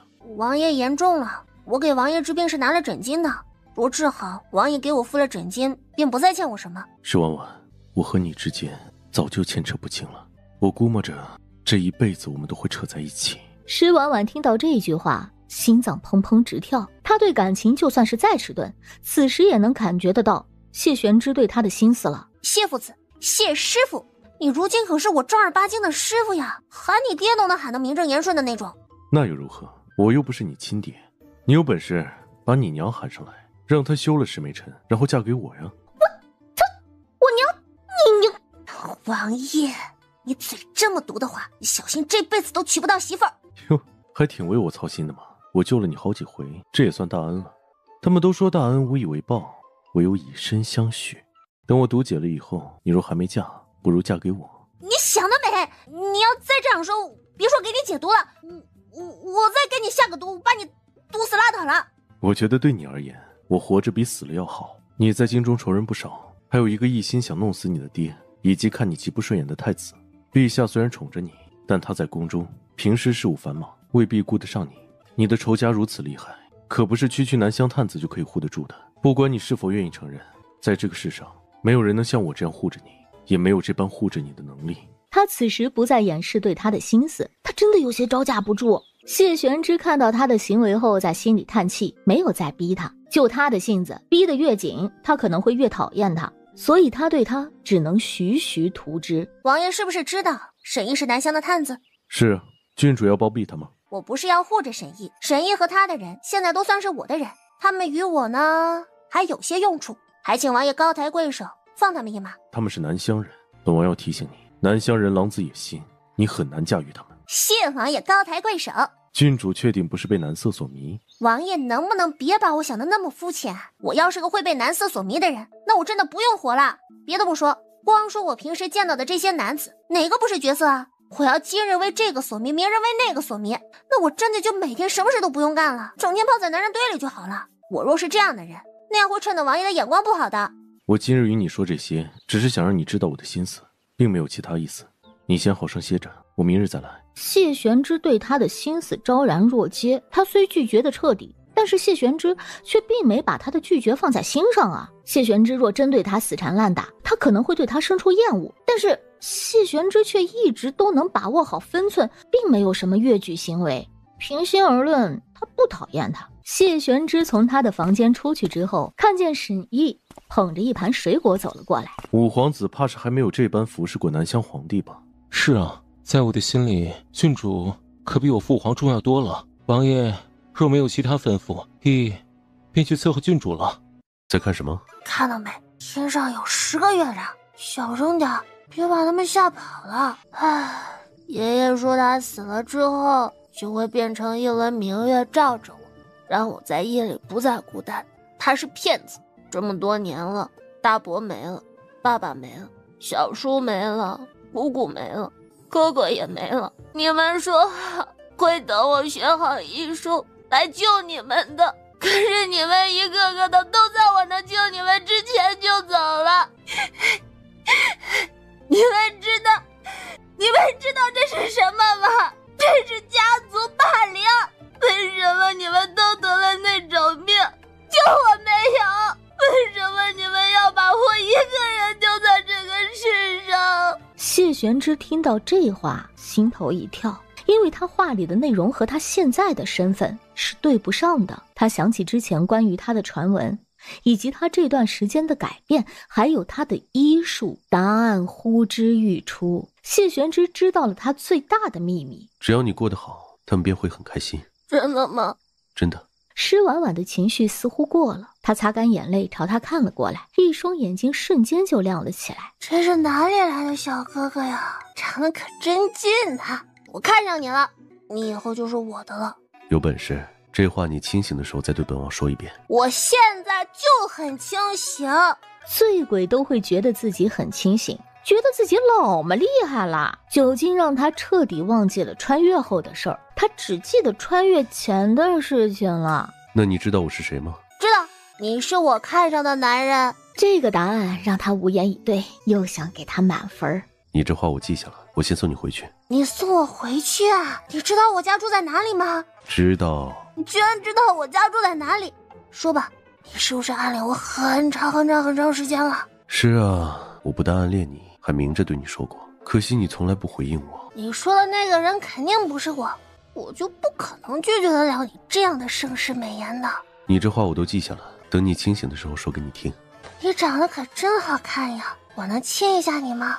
施婉婉等了一会儿，没能等到他的回答，他一把扣住谢玄之的后脑勺，直接就吻上了他的唇。谢玄之惊喜来得太突然，他的心跳瞬间快到离谱，整个人有些不知所措。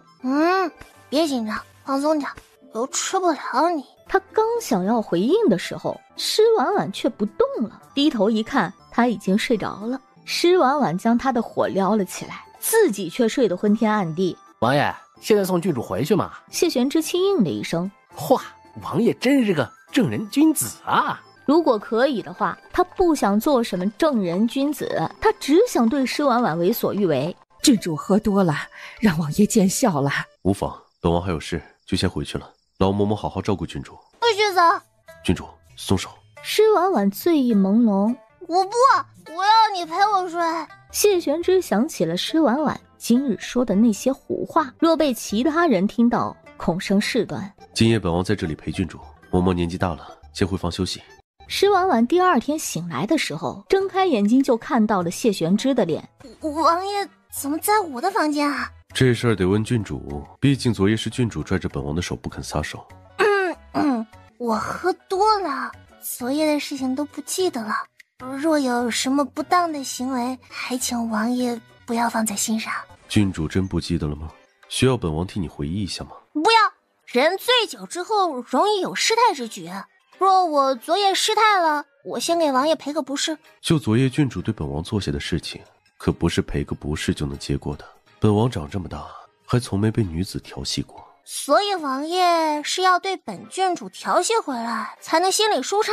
不是，本王需要郡主兑现昨夜对本王许下的承诺。我对王爷许下了什么承诺？郡主说要睡了本王。我操，这个他有点印象。他想回到昨晚捂住自己那张胡说八道的嘴。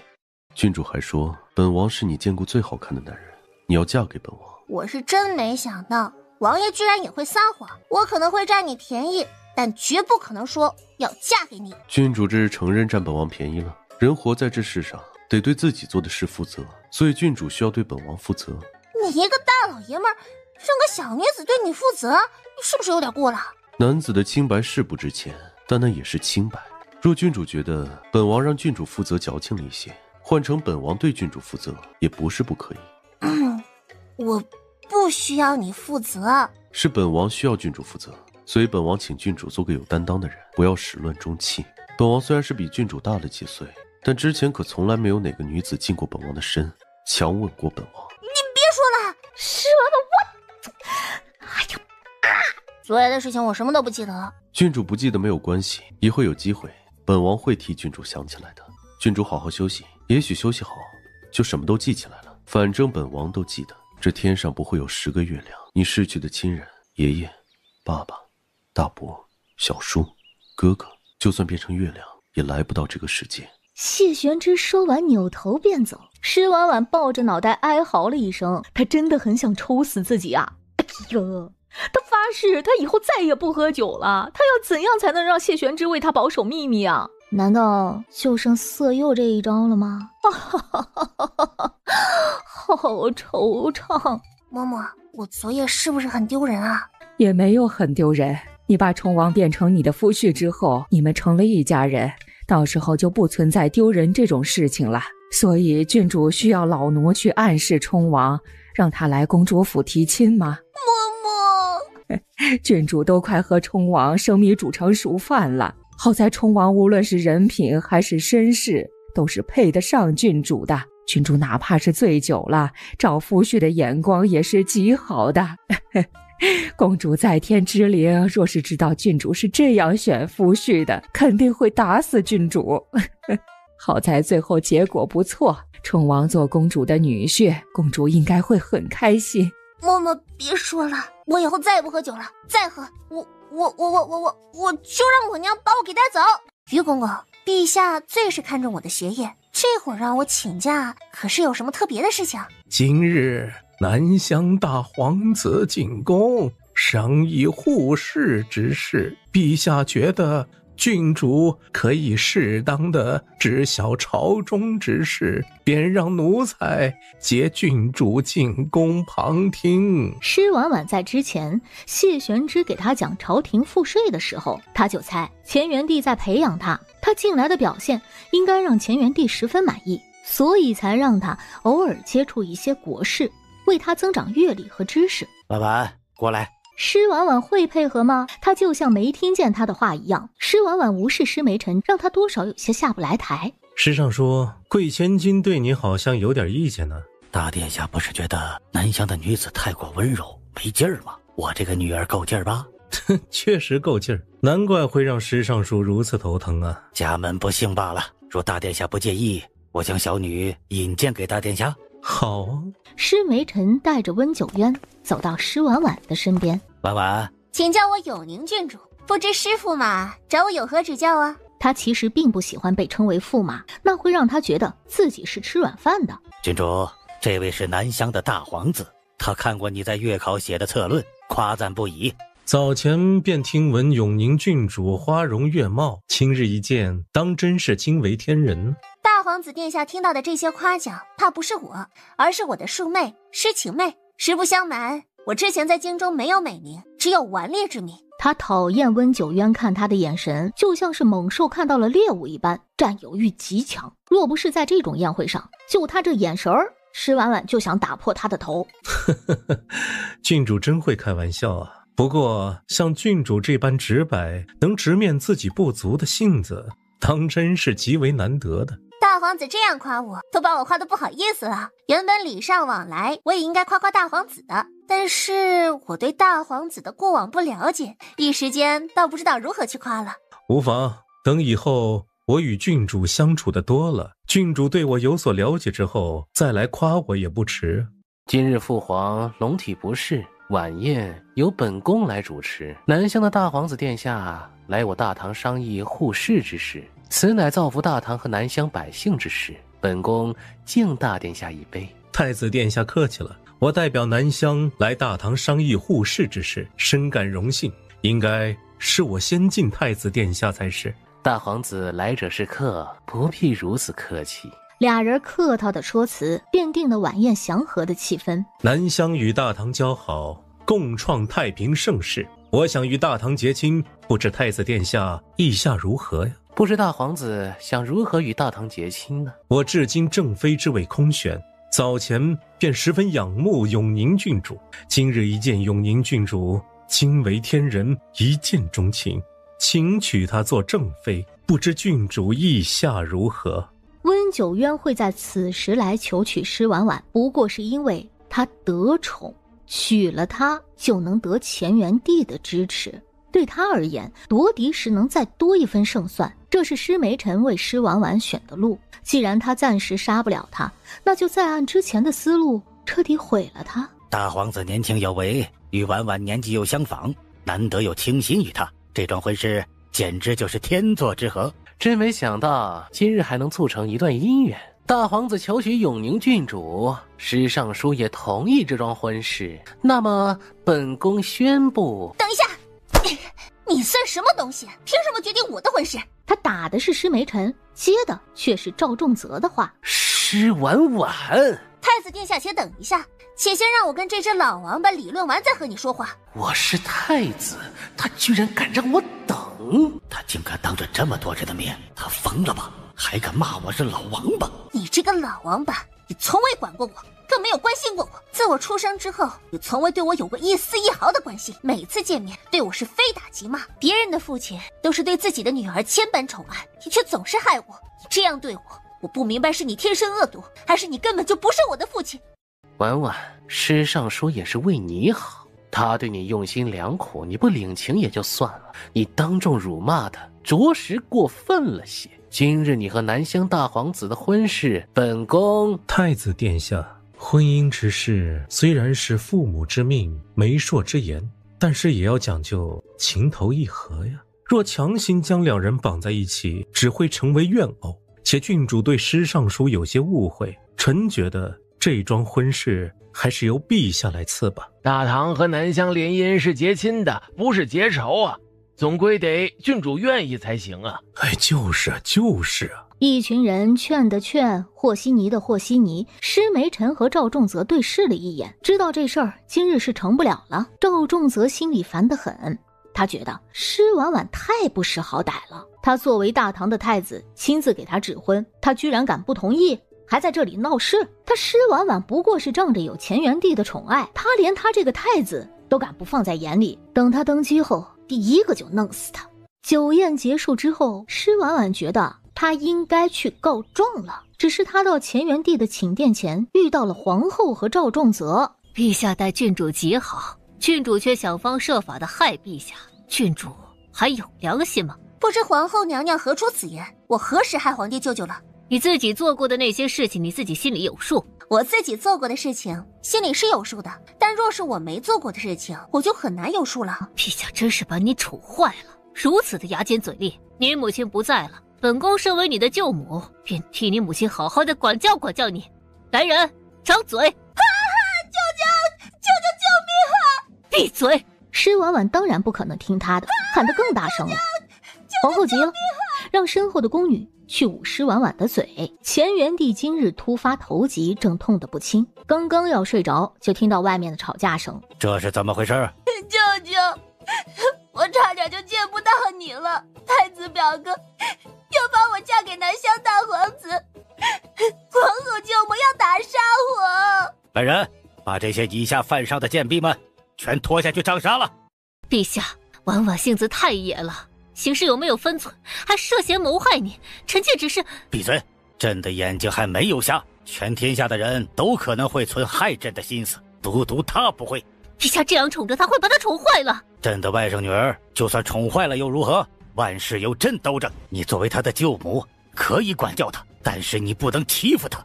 你看看你哪里还有半点皇后应有的端庄？你若不想再做这个皇后，朕可以成全你。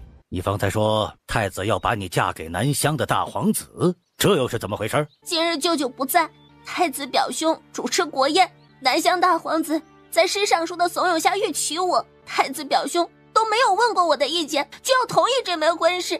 我想留在京城孝敬舅舅，不想嫁去南乡。父皇，是南乡大皇子对表妹一见钟情，他言辞恳切，事关邦交，表妹在京中名声不好，常被人说三道四。儿臣觉得她若是嫁到对她完全不了解的南乡，便能重新开始，又有南乡的大皇子护着，必定能过得极好。儿臣也是为表妹的幸福着想，考虑再三才答应的。大唐是要和南乡建交，但这是平等建交，要拉近关系有很多种法子，和亲是其中一种，却绝不是最好的法子。只有无能的君主才会把自己视若珍宝的女儿送出去和亲。父王，南乡大皇子一表人才，配得上表妹，儿臣是一心为了表妹着想，这才想要促成这桩婚事啊。你是为了婉婉，还是因为自己的私心？你自己心里有数，去院子里跪着，好好反思。陛下，太子此事虽然考虑的不周，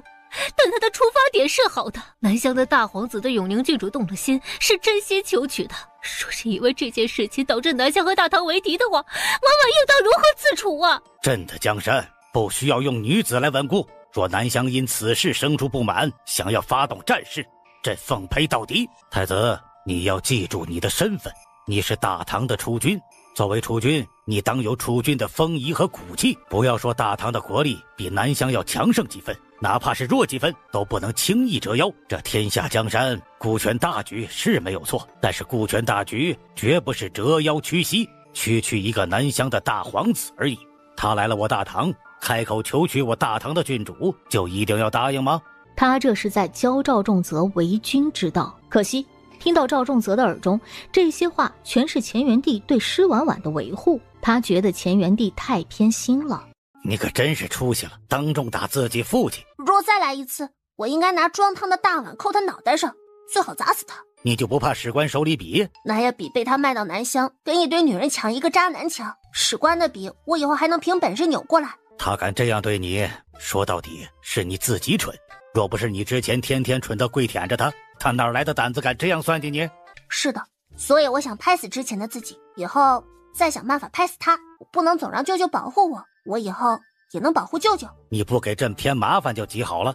别的不说，今日南乡大皇子求娶你时，你除了闹腾，跑到朕这里来告状，你也一点法子都没有。想要保护朕，那就先保护好自己。在京城，最好的保护自己的方式就是权势。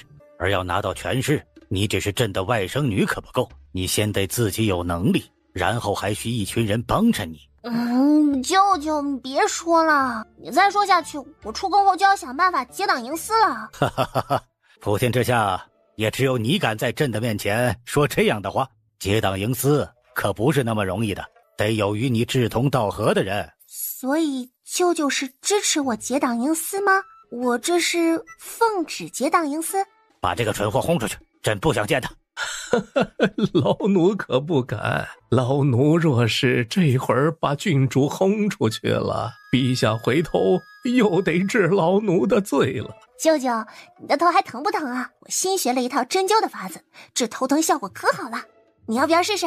不是，就你那水平，朕怕你把朕给扎坏了。他话是这么说，最后还是让施婉婉给他施了针。这一套针施完，乾元帝竟睡着了。乾元帝睡到傍晚时分才醒，他醒来之后只觉得整个人神清气爽。今日皇后和太子的所作所为让乾元帝十分失望，他知道他们不喜欢施婉婉，却没想到他们在施府那对妇女的挑拨下，竟连他都感动。把在朕的内河药膏里做的手脚，还有在枣山下穿琼的人全部杖杀了。再去一趟皇后那里，就说她身体不适，需在宫里静养。在她的身体没有大好之前，不要出坤宁宫。郡主啊，今日进宫是不是发生了什么事儿啊？施梅臣和太子想让我去南乡和亲。让郡主去南乡和亲？施梅臣那个杀千刀的，当年公主要剁他的时候，我就不该拦着。我娘当初要剁了施梅臣。施梅臣那个狗娘养的癞蛤蟆想吃天鹅肉，竟想染指公主，公主自然就教他做人了。施梅臣是我娘的驸马，他们从来没有同房过吗？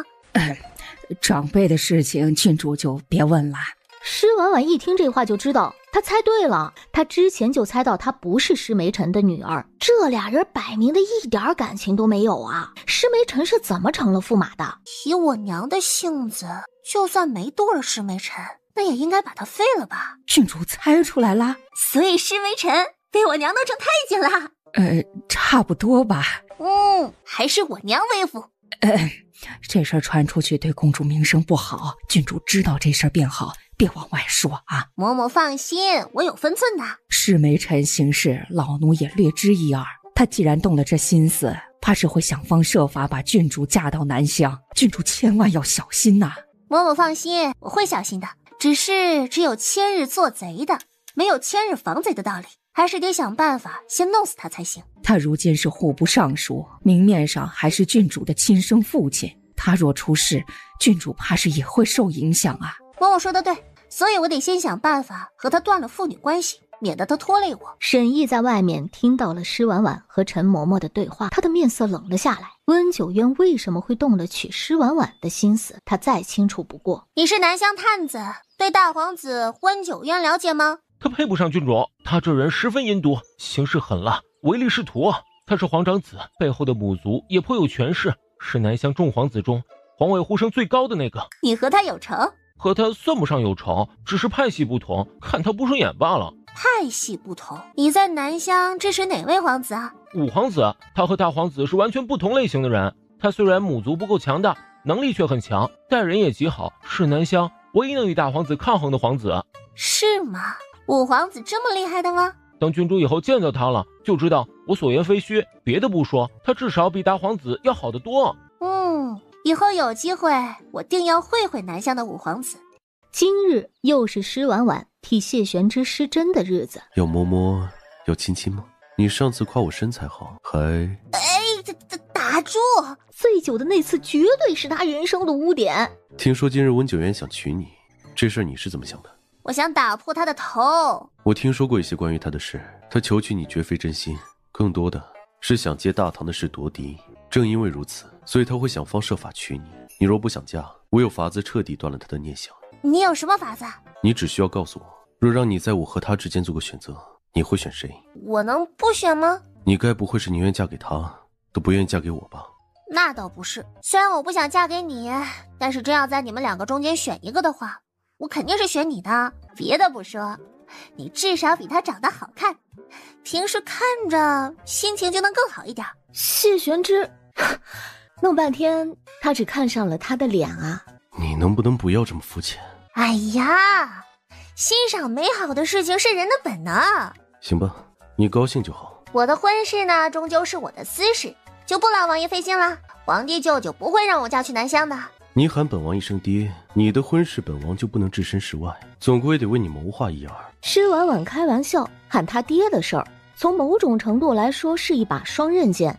没事儿捅他一刀，然后谢玄之再捅施婉婉一刀。谢谢爹。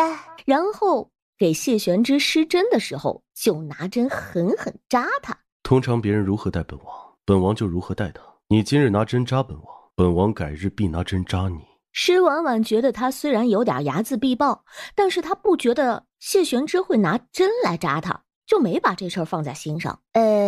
此针非彼针。于公公，今日舅舅找我做什么呀？是南乡大皇子今日递交了国书，想娶郡主为妻。他有完没完啊？是不是出了什么变数？哎呀，大皇子今日列了一张聘礼的单子，可以说是诚意满满呐。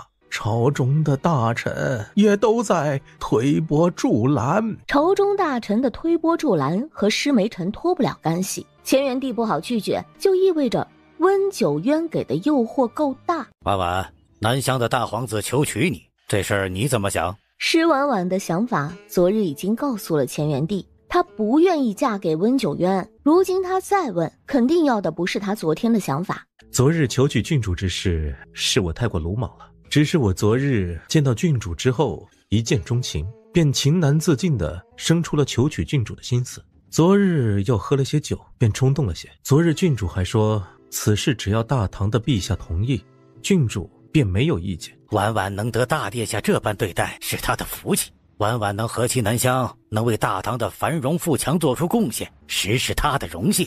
婉婉还愣着干什么？赶紧答应啊！他朝乾元帝看去，乾元帝微微侧手，避开他的眼神。施婉婉再次觉得乾元帝的大腿虽粗，但是他先是一国之君，然后才是他的舅舅。作为一国之君的乾元帝是要从大局考虑的，或者说他虽然不想同意，但是他找不到理由来拒绝。毕竟这事儿事关邦交，这一次不是他演场戏撒场泼就能够改变的了。郡主放心，我以后一定会好好待你。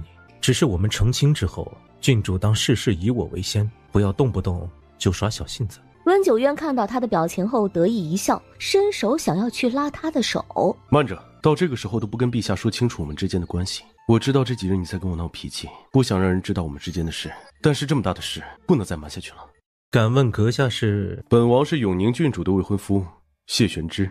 他这句话一说出口，全场包括施婉婉在内的所有人都愣在那里。谢玄之怎么就成施婉婉的未婚夫了？这俩人什么时候扯到一起的？不是，我靠，你别胡说八道啊！你什么时候是我未婚夫了？谢玄之给了他一记安抚的眼神，让他淡定。永宁郡主哪儿来的未婚夫？婉婉调皮，她与本王定下婚约之后，与本王吵了一架，不让本王把这件事情说出去。只是当时我与她一起写下婚书，有婚书为证。施婉婉看到那所谓的婚书，其实是他当初为他治病写的合约。他终于后知后觉地明白了一件事情，谢玄之从那个时候开始就想要套路他。所谓的合约其实是婚书，他就说嘛，他当初怎么就那么大方，愿意用半座王府来做枕巾。婉婉何时与王爷定下的亲事？这事我怎么不知晓？这就得问施尚书了。这些年来，施尚书作为婉婉的父亲，得有多失职？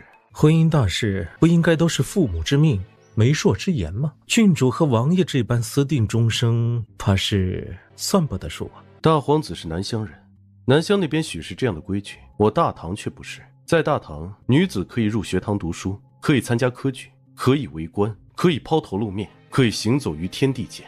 所以大唐的女子若是遇到意中人，是可以自己做主自己的婚事，不一定非得经过父母的同意。本王听闻昨日大皇子便已经问过婉婉的意思，婉婉当时已经婉拒过你了。今日你竟还当着这么多人的面为难婉婉，你的深情固然感人，但深情太过霸道，那就是自以为是。大皇子这是在欺我大唐无人了吗？若南乡因此事发动战事，臣愿意亲自领兵，会一会南乡兵马，左右臣灭了西凉之后，在京中闲得无聊，若能寻些事情做，也是好的。温九渊是真没想到啊，谢玄之会这么强硬。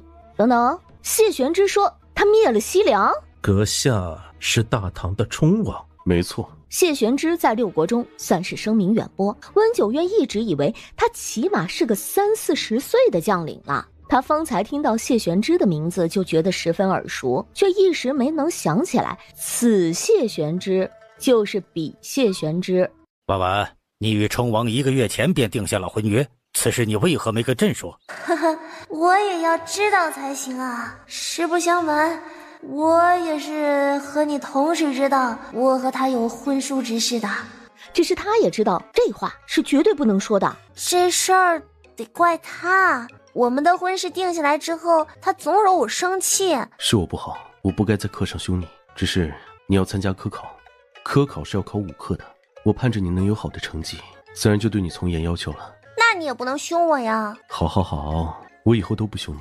之前众人还以为他不过是站出来为施婉婉解围的，俩人的婚事未必是真的。可是此时看到两人相处的模样，赫然就是小情侣拌嘴吵架的模样。乾元帝轻挑了一下眉，他想起上次让谢玄之做施婉婉夫子的事儿，就觉得自己是个二傻子。冲王，这事儿你做得不厚道。臣与郡主的婚事没有先禀报陛下，是臣的错，因为臣的私心没能将这桩婚事早早公布于众，这才导致了这桩误会，臣愿领罚。陛下，这事儿也不能全怪冲王，我们的婚事定下后，我就是怕有人从中作梗，所以一直没有对外公布。我原本想着寻个合适的机会再跟您说的，实在是没有想到南乡的大皇子会如此处心积虑地求取我，这才迫不得已把事情捅到了您的面前，您就别生气了。乾元帝原本也没想把施婉婉远嫁，却没有好的借口，又事关邦交，再加上众臣子的附和，他被架了起来，不好拒绝。婉婉顽劣，让大皇子见笑了。是我没这个福气啊。大殿下可能还不知道呢，我还有个妹妹叫施晴妹，她不但是我大唐赫赫有名的美人，还是个才女呢。大殿下不是一心一意和大唐交好吗？我二妹就是极合适的人选。今日我爹和陛下都在，能直接为你们赐婚。晴妹哪里能与郡主相提并论？爹这话说的就不对了，这些年来你处处夸二妹远胜于我，怎么如今倒成了二妹不如我了？该不会是爹舍不得二妹吧？二妹若能和亲南乡，能为大唐的繁荣富强做一份贡献，这是她的荣幸啊！爹，还愣着做什么呀？赶紧告诉大皇子，让陛下为二妹和大皇子赐婚呐！石梅臣的脑子嗡嗡作响，这些话他实在是太耳熟了，都是他方才用来说施婉婉的。施尚书作为他们的父亲，该不会是舍得婉婉，却舍不得施二小姐吧？又或者是说，你嫌弃南乡的大皇子，不想要这么优秀的女婿？自然不是，只是这婚姻之事总归得双方同意。大皇子对郡主一见钟情，怕是就再难看得上晴妹了。那可不一定啊，万一大皇子是个博爱之人，不但对我一见钟情，也对二妹一见钟情了。再说了，大皇子想娶大唐的女子，是为了增进两国的情谊。如今我和他的婚事不能成，二妹就比我更加合适了。大皇子，你说对吧？我这一次没能娶成郡主，心里颇为遗憾。郡主如此推崇施二小姐，我也颇为好奇，若有机会能见她一面也是好的。郡主的亲妹妹想来也差不到哪里去。这有何难？世卿，一会儿下朝之后，你请大皇子去你家中做客，见一见施二。只要大皇子能看中施二，朕便为你们赐婚。谢陛下。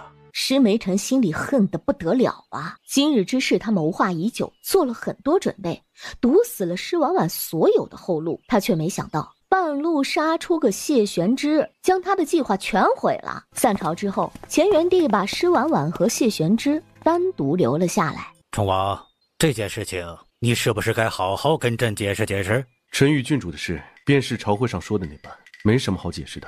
满朝文武敢这样对乾元帝说话的，也就只有他一个。朕还没老，眼还没有花。若婉婉知道婚书之事，在昨日的国宴上就会拿出来对太子了，不会留到今日等你拿出来。舅舅说的很有道理，但是这事儿舅舅真的冤枉玄之了。这事儿是我的不对，当初我被陆行止欺负，心里委屈的紧。我当时便觉得凭什么陆行止和江蓉蓉就能勾勾搭搭的，我却要在那里受那等嫌弃。再加上我和陆行止退了婚之后，我爹找上门来说我这辈子再也找不到比陆行止更好的夫婿，我很不服气呀。那日喝了点酒，便找到了玄之，问他是否愿意娶我，他同意了，我们便签下了这张婚书。施婉婉，要不要听听你在说些什么？与男子私定终身，可把你出息了。陛下，这件事情臣做的也不太妥当，请陛下责罚。行了，你们如何签下那张婚书的事儿，朕不过问了。朕眼下只想问你们，今日这桩事情闹得整个京城人尽皆知，你们后续有什么打算？臣即刻筹办婚事，必将郡主风风光光的娶回冲王府。你自己还有多少寿命之事，心里可有数？平心而论，谢玄之若不是身中剧毒，命在旦夕，他是不会反对这门婚事的。可是谢玄之最多也就1年的寿命，这个时候把施婉婉嫁过去，守活寡吗？舅舅，我会想办法治好他的。治好他？就凭你？就凭我？舅舅，你想啊，我要是把他治死了，他的家产就全是我的了，我稳赚不赔呀。若是治好他了，他无论是人品还是才华，又或者是家世，那都是1等1的。他要不是快死了，怎么也轮不到。乾元帝快被他给气死了，他心里有这个算盘，在心里打就好了，当着谢玄之的面说，真当谢玄之是死的啊？臣觉得郡主的话很有道理，左右臣也活不了多久了，郡主想怎么治都可以。如果臣被郡主治死了，那是臣原本的命数，万一郡主治好了臣，那么臣便可以再替陛下守几10年的江山。对，真治好了他，我又为大唐留下了一员猛将，舅舅得奖励我。乾元帝，你们要不要听听自己在说什么？他活到这个岁数，还是第一次有未婚夫妻当着对方的面狂打算盘的。最难得的是，另一方还各种配合，还都觉得自己赚了。他与谢玄之做了多年君臣，对谢玄之的性子十分了解。谢玄之回京之后的性子，明面上看着不算太坏，还算温和，但是乾元帝却知道他的脾气其实极大。他若不是真心喜欢施婉婉，哪里能容得他在他的面前这样打算盘呢？朕要被你们气死了，都给朕滚！朕不想见你们。我错了，你想怎么罚我都可以，能不打脸吗？王爷别怕呀，就算是打在你的脸上，我也有药给你擦的。能让你见人呐？左右那张婚书已经够了明路了，眼下姑奶奶只要先弄死你，就能继承整个冲王府了。你放心吧，我肯定会好好的孝顺你母妃的，不会让酒泉下的你有所牵挂的。你先听我说，别的不说，光说挣银子这事儿，冲王府眼下这些家业，大部分都是我挣来的。再则往后若有人敢欺负你，我别的可能不太行，但帮你揍人肯定可以。更不要说石梅晨那么狡诈，你对上他难免会吃亏。我活着，他至少有所忌惮。让你活着继续算计我吗？我虽然不算好，至少出了今日的事情以后，只有我能真正的帮到你，并且我也可以答应你，往后不管你要做什么，我都会支持你。说我要继续考功名，入朝为官呢？那就入朝为官，我还可以为你铺路。不管你是要废太子，还是要位极人臣，我都可以帮你。就算我们成亲了，你也不仅仅是冲王妃，你也依旧是永宁郡主，以后还可以有属于你的官职和身份。说的那么好听，谁知道你做不做得到啊？要不立个字据，这次你来找旨，你来写，以杜绝我任何做手脚的可能性。他不说这事儿还好，一说他就气得不行。这狗玩意儿，早早就这样算计他。你他丫的还不是算计旁的东西，是把姑奶奶后半辈子都算计了，还骗了我那么久。不行，我得先收点利息。他说完，一把抱住了谢玄之的脖子，吻上了他的唇。谢玄之，他做好了被他各种清算的准备，没想到还有这种好事儿。这是我在罚你，你那么一副享受的样子。你亲我，我自然心中欢喜。我若嫌弃的话，那不是抬举吗？往后我切你的时候，你只许迎合，不许反客为主。以后我要做的事情，你不许干涉。都听你的，但是如果你捅了什么大娄子，记得告诉我，我帮你扫尾。看不起谁呢？谁要你来扫尾？是我想离你近一些，帮你做点事，不是为你扫尾。谢玄之把施婉婉送到公主府时，王爷，郡主已经走远了，看不见了。谢玄之没理他。王爷，属下觉得您此时需要一面镜子。是本王脸上染了郡主的口脂吗？不是，是王爷此时笑起来的样子有点傻，有损您的战神形象。虽然本王今日心情好，但是也不耽误罚你30军棍。继位啊！为什么这么开心的时候他还要挨打呀？你站在这儿做什么？在等郡主回来啊。你有事找我？郡主真要嫁给冲王啊？是啊，托南乡大皇子的福，让我多了个如意郎君。郡主喜欢冲王吗？若不喜欢，我……打住啊！沈烨，就算我不嫁给谢玄之，至少也不会喜欢你啊。你之前说过要宠我的，可是到如今也没让我侍寝。这什么乱七八糟的呀？我说的宠你啊，是揍你啊。你若想挨揍的话，我随时可以满足你啊。沈烨在他对他动心的那一刻，他就知道他们之间大概是不会有结果。只是他沈烨心里却终究还有属于自己的私心，觉得若他努力了，或许也不是全然没有机会。只是还没等他来得及谋划，温九渊就来了，打乱了他所有的计划。左右谢玄之也活不了多久了，我顶多也就等个1年半载而已。等个1年半载？什么意思啊？冲王病得那么严重，就算娶了郡主，想来很多事情都做不了吧。世人只知他战神之名，以为他勇猛无双，却不知他金玉其外，败絮其中。我觉得若是他有些事情做不好的话，愿意代劳。施婉婉，我光这狗东西不管是身体还是语言都带了太多的性暗示，简直就是不要脸。沈烨，姑奶奶瞧着你是想死吧？你赶紧把你脑子里的那些黄色废料给姑奶奶废掉，再敢说这些有的没的，姑奶奶就弄死你。南乡的这些狗屁探子就没有节操，不对，是他见过的这些狗屁南乡人，一个比一个招人讨厌。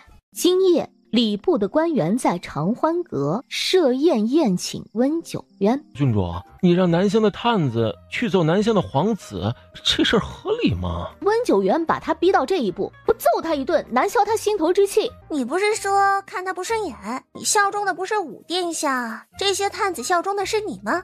左右都不是一个阵营的人，在南乡你不敢揍他，到了大唐还有我顶在前面，你怕什么呀？郡主说的是，我现在就去叫人。施尚书费这么大的力气将我请到长欢阁，不仅仅是让我来这里玩乐的吧？自然不是，我今日找大皇子是有事想请大皇子帮忙。施尚书是为施二小姐来的吧？大皇子心里清楚，我是不可能把晴妹嫁去南乡的。晴妹自小与我大唐太子亲厚，她是要做太子妃，将来母仪天下的。石尚书所谋甚多，在下佩服。我到大唐来的目的，石尚书想来也是知晓的。不管石尚书想让我帮你什么忙，那至少得让我达到目的吧。我今日与其说是来找大殿下帮忙，倒不如说是帮大殿下的忙。哦，说来听听。我知道大殿下这次来大唐谈护事，为表诚意，还带来了南乡特有的云仙草。云仙草是南乡特有的，几乎就没出过南乡，所以大唐这边不管是宫里的太医还是民间大夫，对云仙草的药性都不了解，在云仙草上加一点东西，也不会有人知晓。你好大的胆子！家门不幸，出了个逆女，托那个逆女的福，陛下对我心生芥蒂，百般为难。实不相瞒，若没有大的变动的话，我不要说更进一步了，怕是连尚书的位置都保不住。而大殿下接连2次求娶逆女不成，已经触怒了陛下。不管大殿下这一次在大唐和南乡护市这件事情上做得有多好，往后大殿下夺嫡时，他都不会帮大殿下。但是如果龙椅上的人换成是当今太子的话，那么大唐就将成为大殿下的后盾。施婉婉在床底下听到他们的这番对话时，他知道施梅尘十分狠毒，他却没有想到施梅尘的胆子竟这么大，竟敢对乾元帝下手。仔细一想，这确实是极好的机会。乾元帝患头疾多年，云仙草作为南乡特有且极为稀少的药草，大唐的太医们并不了解这种草的药性，是最好下手的机会。石尚书怎么就笃定我会帮你这个忙呢？那是因为我知道大皇子和我是同道中人，再者就是我方才已经说了，这事儿若是成了，整个大唐都将是大殿下的后盾。石尚书胆色过人呐，富贵险中求。我喜欢石尚书的性子。合作愉快。合作愉快。床底下无人收拾，有灰尘落下，往施婉婉的鼻子里钻。施婉婉只觉得鼻子痒得不行，她实在是控制不住，打了一个喷嚏。施梅尘和温九渊交换了一个眼神儿。哎呀，阁下躲在床底下这么小的地方，不觉得闷得慌吗？他的话才说完，就听到一声巨响，浓烟滚起，瞬间铺满了整间屋子。在施婉婉爬出来的那一刻，施梅尘此时也隔着浓烟看清了他的模样，他的面色十分难看。只是今日施婉婉听到了他的大秘密，他是无论如何也不能让他活着离开长欢阁的。大殿下，好巧啊，我们又见面了。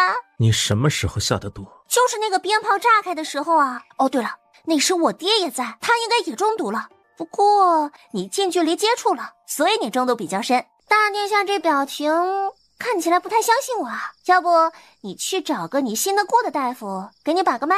从走出来到现在，殿下身上的毒扩散得非常快，属下方才给殿下服下的解毒丸是能解很多毒，但若是那毒太过特殊的话，就解不了。眼下看来，那毒实在是太过特殊了，属下的解毒丸没有用。要你何用？哎呀，大殿下的毒发作的还挺快的嘛！哎呦，别太激动，也别太生气，激动和生气都会加剧毒发的速度的。郡主真是个妙人啊！要不你再好好考虑一下嫁给我的事情。只要你愿意嫁给我，帮我登上南乡的地位，你就是南乡的皇后。若说他之前想要娶她，只是觉得她长得貌美，又深受乾元帝的宠爱，能给他带来大把的好处的话，那现在他就是真的想娶她了。花娘，我们的人还能拖多久？最多一盏茶的时间。一盏茶的时间足够了，为防他们从其他地方逃出来，把整座长欢阁都烧了吧。花娘应了一声，打了一个手势，立即便有人朝楼里射出火箭。只是转眼的功夫，四下一片火海。怎么好端端的着火了？还能怎么着？当然是你的合作伙伴要杀人灭口啊！如今你和我在一起，当然就要一起杀啊！他敢？这世上就没有他不敢做的事，他连自己的亲生女儿都杀，更何况是你啊！温九渊不太能接受这个事实，就在这一刻钟前，施梅尘还找他商议合作之事，转眼就要放火烧死他。施梅尘，你这个王八蛋！郡主，他该死！我知道他该死，但是他就算是要死，也不能死在大堂啊！他来大唐商议护市之事，若是死在大唐，那么不但护市会谈崩，两国还会交战呢。他与温九渊之间的积怨已深，彼此都恨不得往对方的心口插上几刀。他知道这是杀温九渊最好的机会，但是若是从大局考虑的话，温九渊此时确实不能死。既然我们现在出不去，那就给施梅尘表演个节目呗。啊？怎么表演？我让你带的唢呐你带了吗？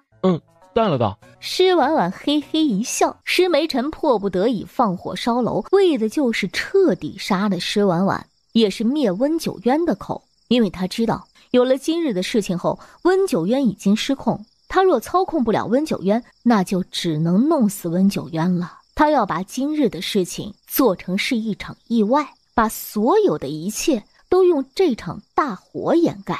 也是在这一刻，一声极为嘹亮的唢呐声响彻火海，声音哀怨无比，是哭坟的曲调。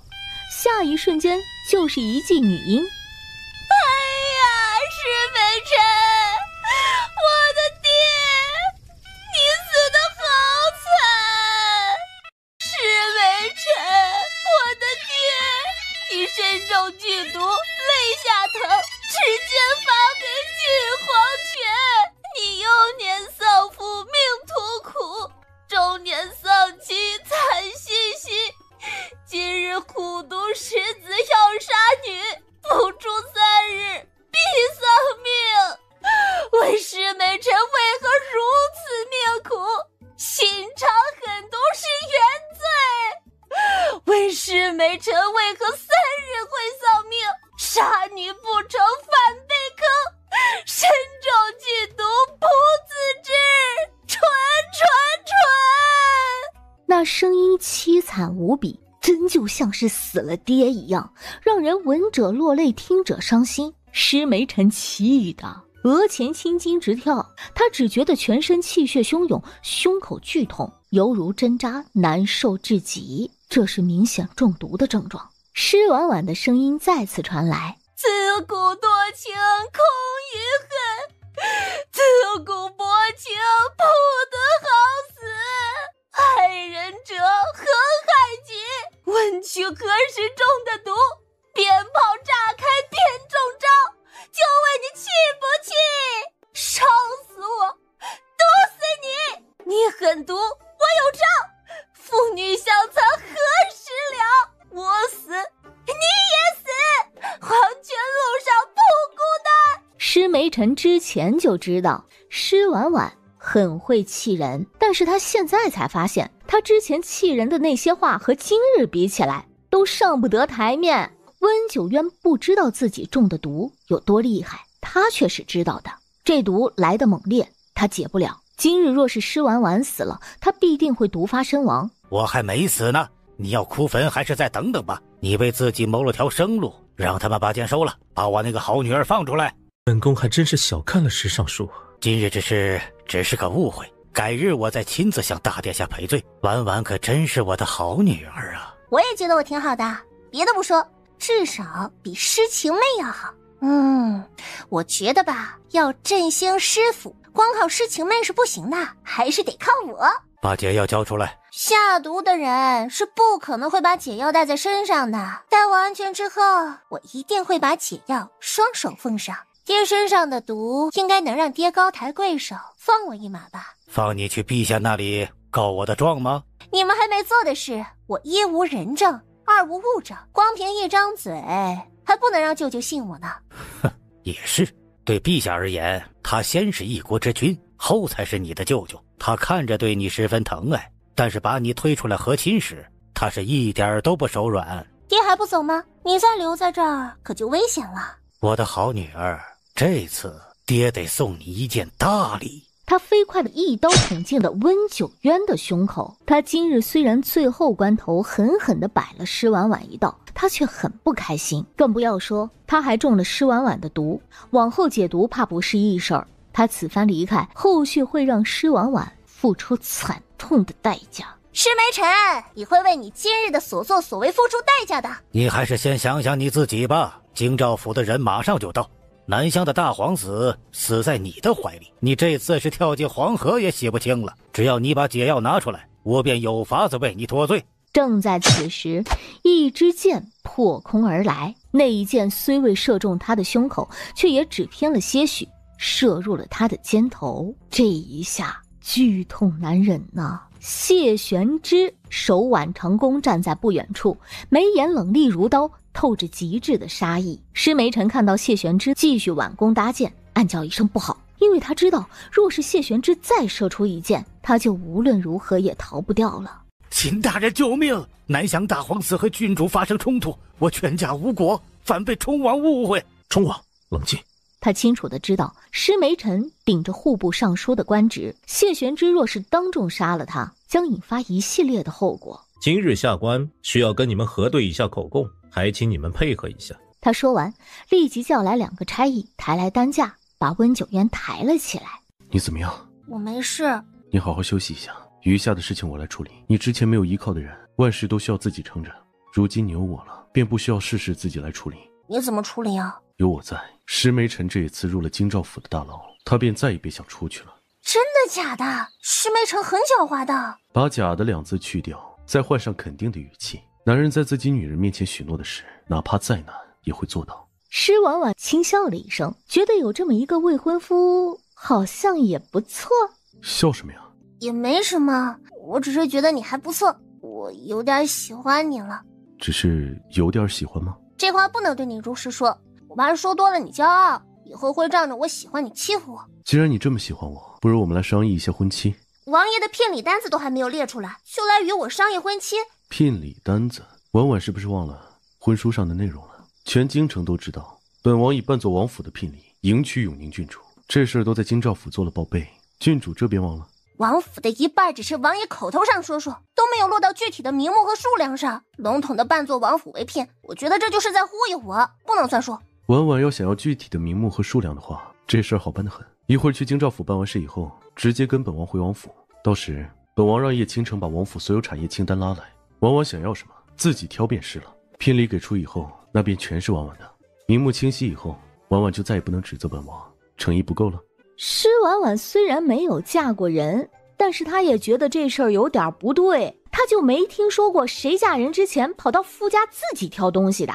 郡主，此事王爷说由他来处理，你就放宽心，好好休息，一给你剥葡萄吃。谢玄之冷冷地看向沈毅，你先回公主府报一声平安，再让嬷嬷送一些换洗的衣物过来。亦是公主府的人，王爷与郡主还未成婚，还不能试婚衣吧？王爷说的有道理，我还得在京兆府住上几日，得准备几身干净的衣衫。这事儿闹得这般大，左右也瞒不过嬷嬷了。你跟他说的时候哄着他点儿。谢玄之把沈毅轰走后，便坐在施婉婉的身边为他剥葡萄。王爷之前给人剥过葡萄吗？没有，只剥过人皮。往后不许吃出本王外别的男人喂的东西，否则本王就将那狗男人的皮剥了，往里面填草。你方才该不会是在吃沈毅的醋吧？你不蠢啊，居然发现了。婉婉，我如今是你的未婚夫，是要与你共度一生的人，你我之间不能让旁的不相干的男子影响感情。往后我不会干涉你和他们相处，但是你也需要注意一下，喂东西吃这种亲密的举动还是不要再做了。你真喜欢我？都这个时候了，你竟还问我这个问题。我若不喜欢你，哪怕你能为我解毒，就凭你在我面前作天作地的所作所为，早死800次了。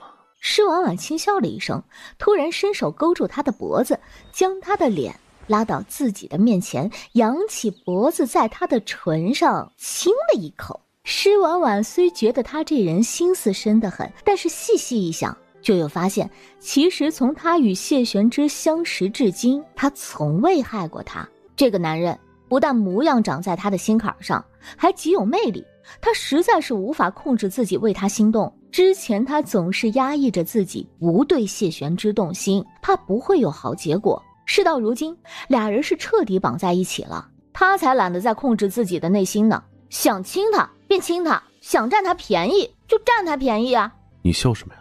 没什么。哎呦，我头有点疼，需要摸一摸猛男的腹肌才能好。谢玄之是真没想到他也会有被人调戏的那一天，他更没想到的是，他们的婚事定下来之后，施婉婉会是这个画风。他轻哼了一声，你想得美。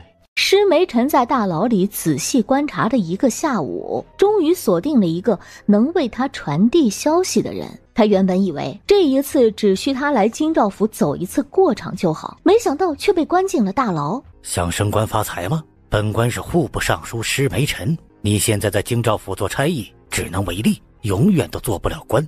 你这次帮了我之后，我能让你去户部做从七品的官。对于没有功名却想要做官的人而言，施梅尘的这番话简直就是天大的诱惑。施尚书真能把我调去户部吗？可是这里这么多差役，为什么是我？因为我在你的眼里看到了野心。一个人有能力，想要过得更好并为之努力，我觉得这是一个很好的品质。士为知己者死，我愿意为施大人做事。你先替我传个消息给师傅的二小姐施晴妹，告诉她我在牢中安好，让她按原计划行事。好，你既然替我做事，我自然需要知道你的名字，这样以后才能提携你。小的叫季冬，季节的季，冬天的冬。本官记下了，你去做事吧。王爷，属下已经让施梅尘注意到了。你先替他做几件事，取得他的信任，本王会想办法把他逼入绝境，逼出他的幕后之人。好，王爷让我扮成季冬潜入京兆府的大牢后，怎么能确定施梅尘一定会找我？这事儿很简单，施梅尘这个人自视极高，还野心勃勃，能入他的眼的人必定也需要这方面的特质，且他一直觉得这一类型的人最好拿捏，很容易为他所用。所以你进到大牢之后，只要表现得心机深一点，一双眼睛又不太安分，他自然就会注意到你。本王已经观察施梅尘1年，对他算是有几分了解。之前不动他是怕打草惊蛇，如今时机已经成熟，可以收网了。他回京是为了报仇，他在回京之前就已经确定了一些可能是凶手的官员的名单。可施梅尘毕竟是户部尚书，他在朝中经营多年，树大根深。他这一次虽然是以故意伤害永宁郡主的罪名入狱，但是永宁郡主并无大事，他可能关不了多久。那就慢慢给他加几个罪名，把他摁死在大牢里，但是又要给他一点希望，让他觉得自己能出得来，但他离出来永远都会差一步的距离。这是一件极为残忍的事情，给人希望，让人觉得只要再努把力就能自由了。施梅尘入了局之后，等着他的就只有死。五皇子这般处心积虑地接近我大唐的郡主，是不是有什么不可告人的目的？沈毅脑子都炸了，谢玄之这个时候在施婉婉的面前爆出他的身份，也太不讲武德了。谢玄之此时在施婉婉的面前揭露他的真实身份，不过是因为他和施婉婉走得太近。啊，五皇子？什么五皇子啊？婉婉还不知道吧？你这位沈姓的侍从可不是寻常人，也不是普通的南乡探子，他是南乡的五皇子温林山。你是南乡的五皇子？真的假的？王爷这样会不会不太厚道啊？所以你真的是南乡的五皇子？是，一当初从南乡来到大唐，其实是被温九渊逼得在南乡待不下去了，这才来的大唐。五皇子隐姓埋名来到我大唐，费了极大的力气才留到永宁郡主身边。你原本就心术不正，本王早就该揭露你的身份。之前是想看看你到底要做什么，便没有揭露你的真实身份。但这一次你陪着郡主去了长欢阁，本王怀疑这次不仅仅是施梅尘所为，你也有参与。就算全天下的人都对郡主生出不好的心思，也绝对不会生出害郡主的心啊！既然如此，五皇子若是要证明自己与施梅尘刺杀郡主的事情没关系，还是要拿出诚意来。什么诚意啊？亮明自己的身份，去京兆府作证，证明施梅尘是蓄意谋害郡主，杀害温九渊。郡主，亦若是上堂作证的话，以后就不能再伺候你了。你其实也不能伺候郡主是吗？你对郡主而言，最大的用处就是身手还不错，能做个侍卫。但是你却从来没有做好一个侍卫应尽的职责。沈毅作为侍卫是不合格的，他不在婉婉身边伺候也无关紧要。本王身边那几个侍卫，不管哪个身手都比沈毅要好。婉婉到时候去挑一个，挑好以后，本王便将他们的身契给到婉婉。到时就算是本王也无法调遣他们。站在门口的纪北听到这句话，在心里琢磨，他们这些侍卫对谢玄之死心塌地，那都是战场上厮杀出来的情分呐。他们从本质上来讲，只是谢玄之的禁卫，并没有卖身在冲王府，哪来的生气？我觉得王爷身边那个叫纪北的身手不错，性格也不错，王爷能割爱吗？好啊，那就把纪北给婉婉，他的身契本王一会儿拿给你。纪北，哎，他就这么被他家王爷给卖了？王爷，属下以后婉婉便是你的主人，往后你要像保护本王一般保护她。季北还想再说些什么，谢玄之一记眼刀飞过来。你还有什么问题？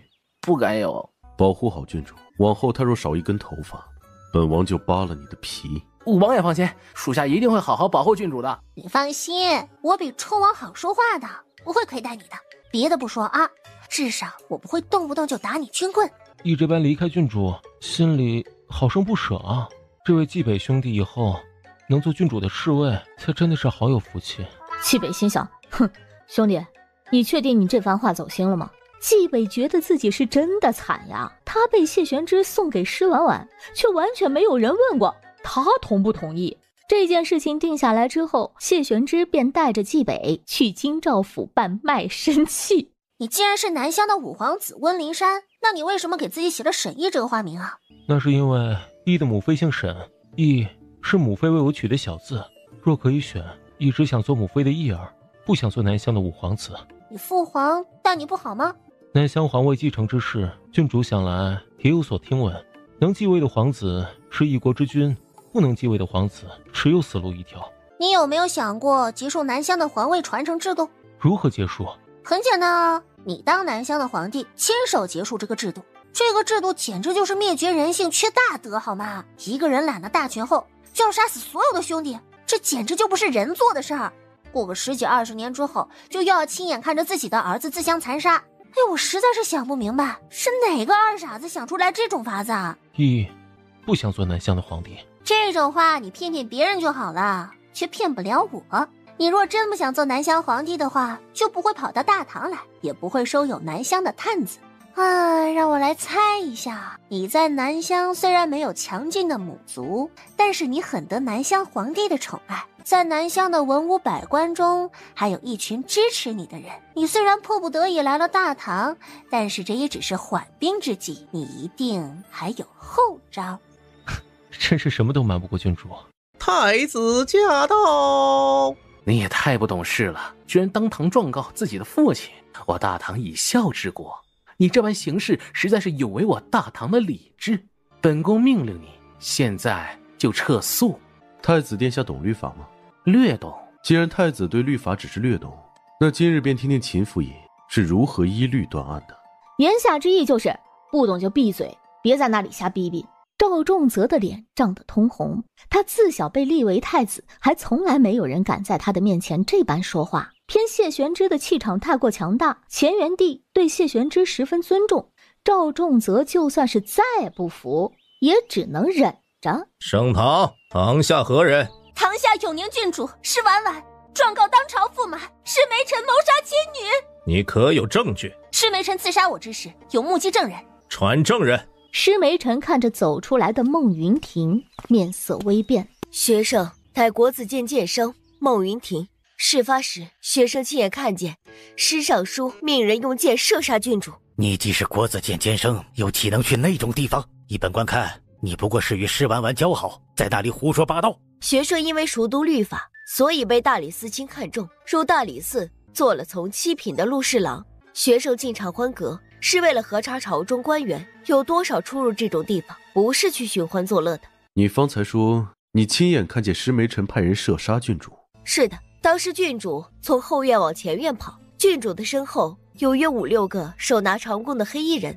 当时施尚书和那些黑衣人站在一起，那些黑衣人明显听从施尚书的调令，他一打手势，那些黑衣人放火烧场欢阁。郡主可有此事？确有此事。爹，就算你想要杀了我，我也一直顾念你的面子，没有说出这件事来。我一直渴望能得到你的关心，哪怕被你重伤，也想要维护你的脸面。可是你却从来都没有把我当成是你的女儿，你如此狠毒，如此不顾人伦，不配做我的父亲。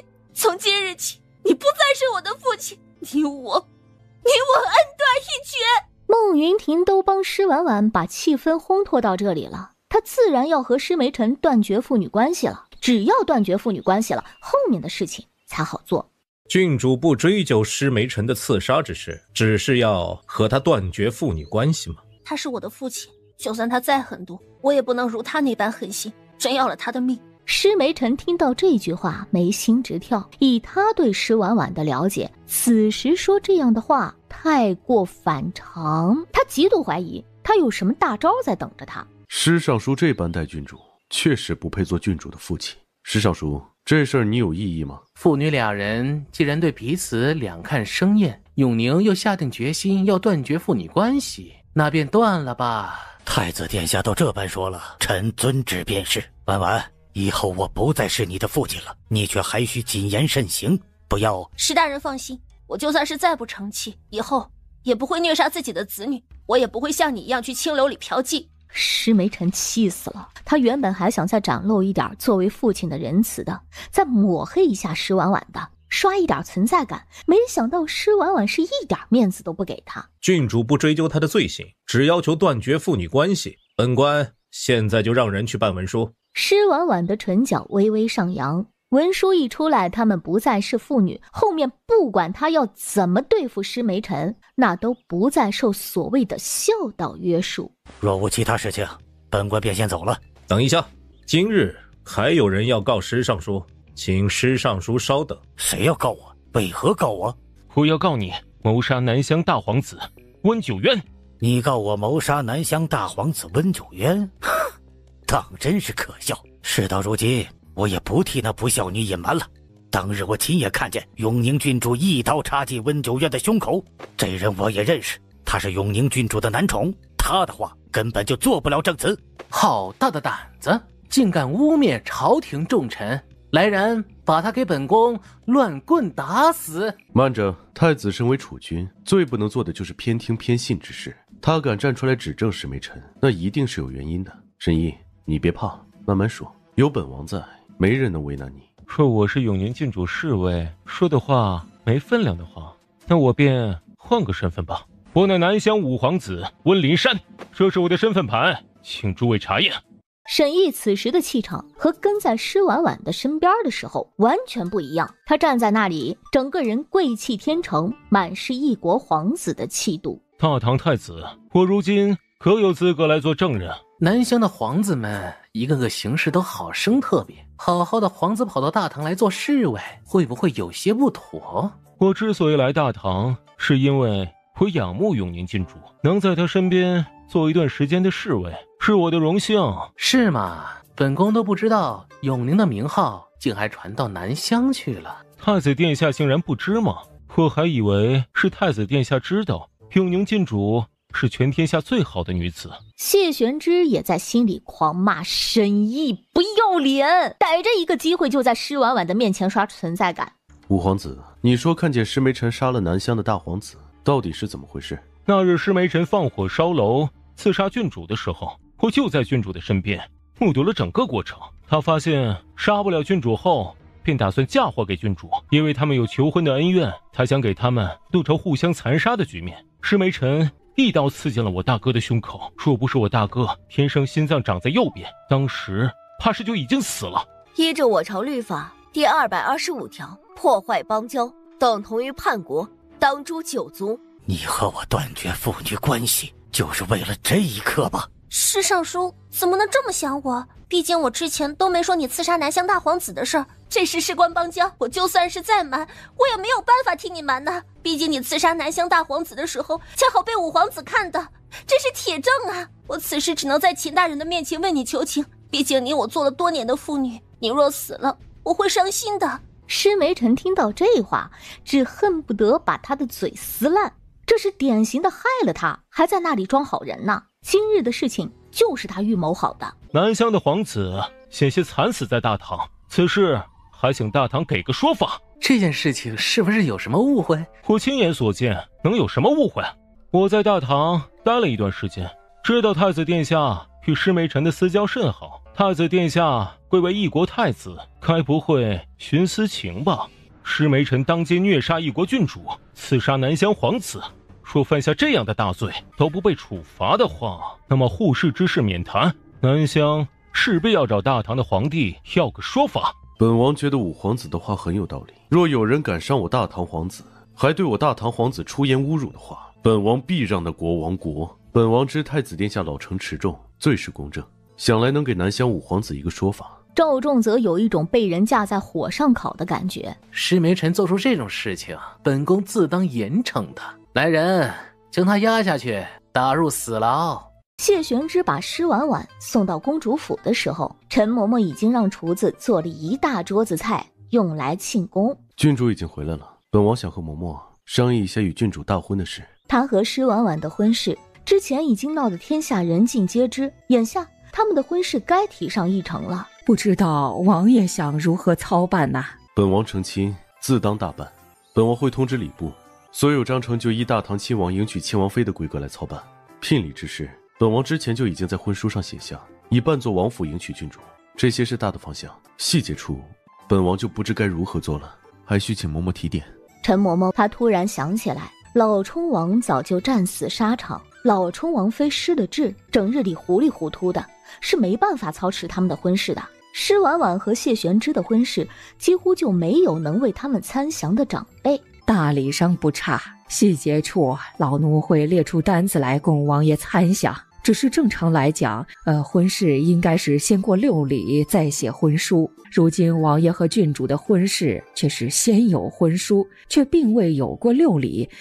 这事儿，这个本王会补上。这世上女子成亲该有的，本王一件都不会落下。嬷嬷，你要帮我多要点聘礼啊！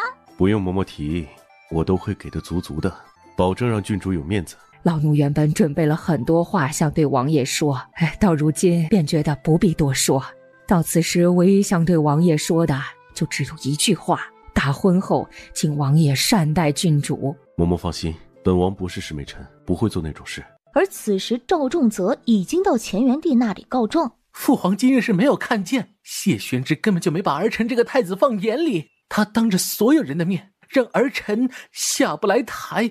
依太子所言，当如何处置冲王？冲王不将儿臣这个太子放在眼里，那便是不将父皇放在眼里。儿臣觉得他有不臣之心，当斩。他如今手无兵权，又没把太子放在眼里，太子为何不当场将他下狱？那是因为儿臣顾念谢玄之曾经为我大唐做下的功绩，他毕竟立下过赫赫战功。如今他交出兵权，儿臣若是将他下狱的话，恐会让朝臣寒心。既然如此，你此时到朕的面前说冲王的坏话，又是为何？难不成是想让朕来做这个坏人，把冲王斩了，让朝臣和百姓骂朕？你也有今天呢！这不就是你想要的吗？秦大人，我和郡主有些误会，我能单独和他说说话吗？秦飞鹤没有回答他，而是看向了施婉婉。秦大人，我也想听听施老爷要对我说什么。好，那郡主慢慢聊。他离开后，施婉婉一双满是嘲讽的眼睛定定地看着施梅臣。是我轻敌了，也是我大意了，我真是没想到沈毅会是南乡的皇子。你没想到的事情多着呢。你此时把我留下来，是想要找我要解药吧？你想用什么法子说服我？我知道你恨我入骨，正常情况下你是不可能把解药给我的，因为你想看着我生不如死，看我最狼狈的模样。是的，我之所以会答应留下来，就是想多看看你像条全身烂光、将死未死的狗样子。别说呀，看着挺爽的呀，把我这些年来积攒的怨气散了不少呢。给我解药，我告诉你一个秘密，你应该早就知道我不是你的亲生父亲，你就不想知道你父亲是谁吗？不想知道，抛弃我娘的男人肯定不是什么好东西。你真以为乾元帝对你很好吗？若真的好，这些年来就不会对你不闻不问，审讯的时候就不会放太子过来救我。对他来讲，你不过是一枚棋子，是他用来引你父亲现身的棋子。乾元帝当年杀了你父亲后，原本是想杀了你，斩草除根的。后面乾元帝发现他还活着，就改变了主意。编你就继续编嘛，舅舅待我有多好，我感觉得到。如果我没有猜错的话，太子之所以会来，是因为你做了手脚。你此时跟我说这些，不过是想要骗走解药，那不如让我来猜一猜。你都这副样子了，已经必死无疑了，却还在处心积虑地找解药，那就只能证明一件事情，你觉得自己不会死，你有离开大牢活下来的法子。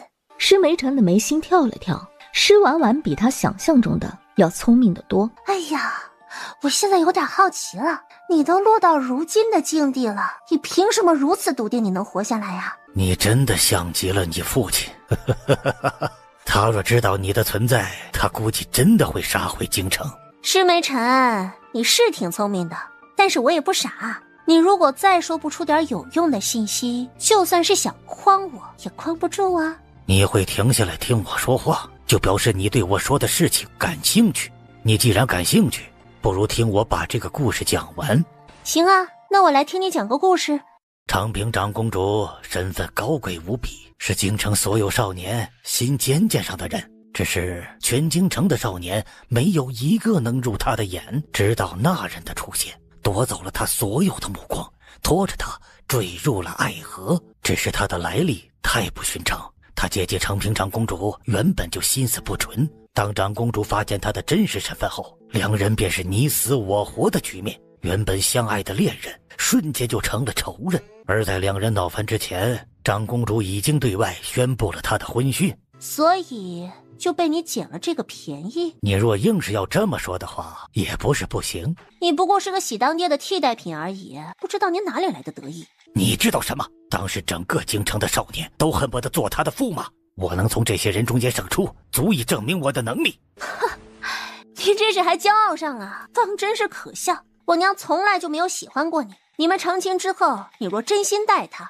未必不能有个结果。但是你和她成亲之后，你对她只有算计。我承认，我们成亲的事情是我算计了她，但那时的我是真的喜欢她，我为她掏心掏肺，愿意为她做一切的事情。可是她心里从来就没有我。哎，你可真是不要脸啊！你嘴里说喜欢她，转头就去睡了李氏。就你这种三心二意的狗男人，居然还敢说出这样的话，活该被我娘给阉了。他居然把这事告诉了你？我娘才没这么无聊呢。这事儿是我猜出来的。你和李氏那么恩爱，却只有施晴妹一个女儿，明显就有问题啊。当年若不是我娶了她，她会成为全京城的笑柄。我帮了她，她却这样对我，简直就是丧心病狂。你方才也说了，当年京中的少年郎想娶她的不知凡几，就算没有你，还有其他人愿意娶尊贵的长公主的。真不是我看不起你，若你没有顶着长公主驸马的身份，你根本就不可能成为户部尚书的。你他妈就是个靠吃软饭平步青云的人渣。你吃软饭我不鄙视你，我鄙视你软饭硬吃，还自以为是。我才没有吃软饭，我是凭自己的实力做的户部尚书，赢得了他们所有人的尊重。你此时说出这句话来，就足以表明你和你父亲一样卑劣。你一直在说我父亲卑劣，你却连他的名字都不敢提。谁说我不敢提他的名字？他就……你想从我这里套出你父亲的名字，我偏不如你所愿。我也不妨告诉你，他和你娘相识时，整个人不止身份是假的，就连名字也是假的。京中众人都称他为无尘公子，却没有人知道他的真名。乾元帝恨他入骨，却也只知他的大概身份。所以你接下来就要用他的名字作为交易筹码，让我拿出解药。你验证完之后呢，再告诉我他的名字。你有多渴望父爱，没有人比我更清楚。你之所以会对我的态度大变，不过是你知道我不是你的亲生父亲。施婉婉没想到他是这么理解他对他态度的转变的，从某种程度来讲，还真可以这么理解。你今日说了那么多，不过是想激起我对我父亲身份的好奇。只要我对他的身份生出好奇，去查他的事，必定就会引起舅舅的警觉。到那个时候，舅舅可能就真的会对我下手。你想借舅舅的手杀我，哼，我偏不上你的当。谢谢你告诉我这些事情，也感谢你今日精湛的表演，我看得很开心。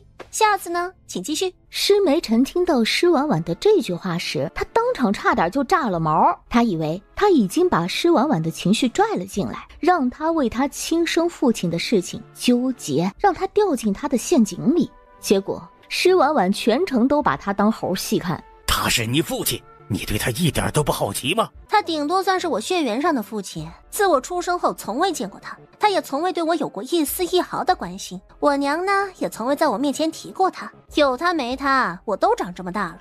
说句不好听的，对我娘是始乱终弃，对我是不闻不问，他就是个不折不扣的渣男。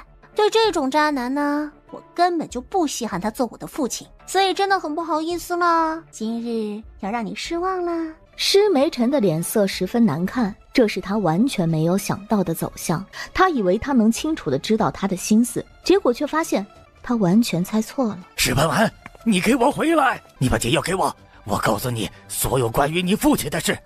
你回来，你给我回来！你什么时候来的？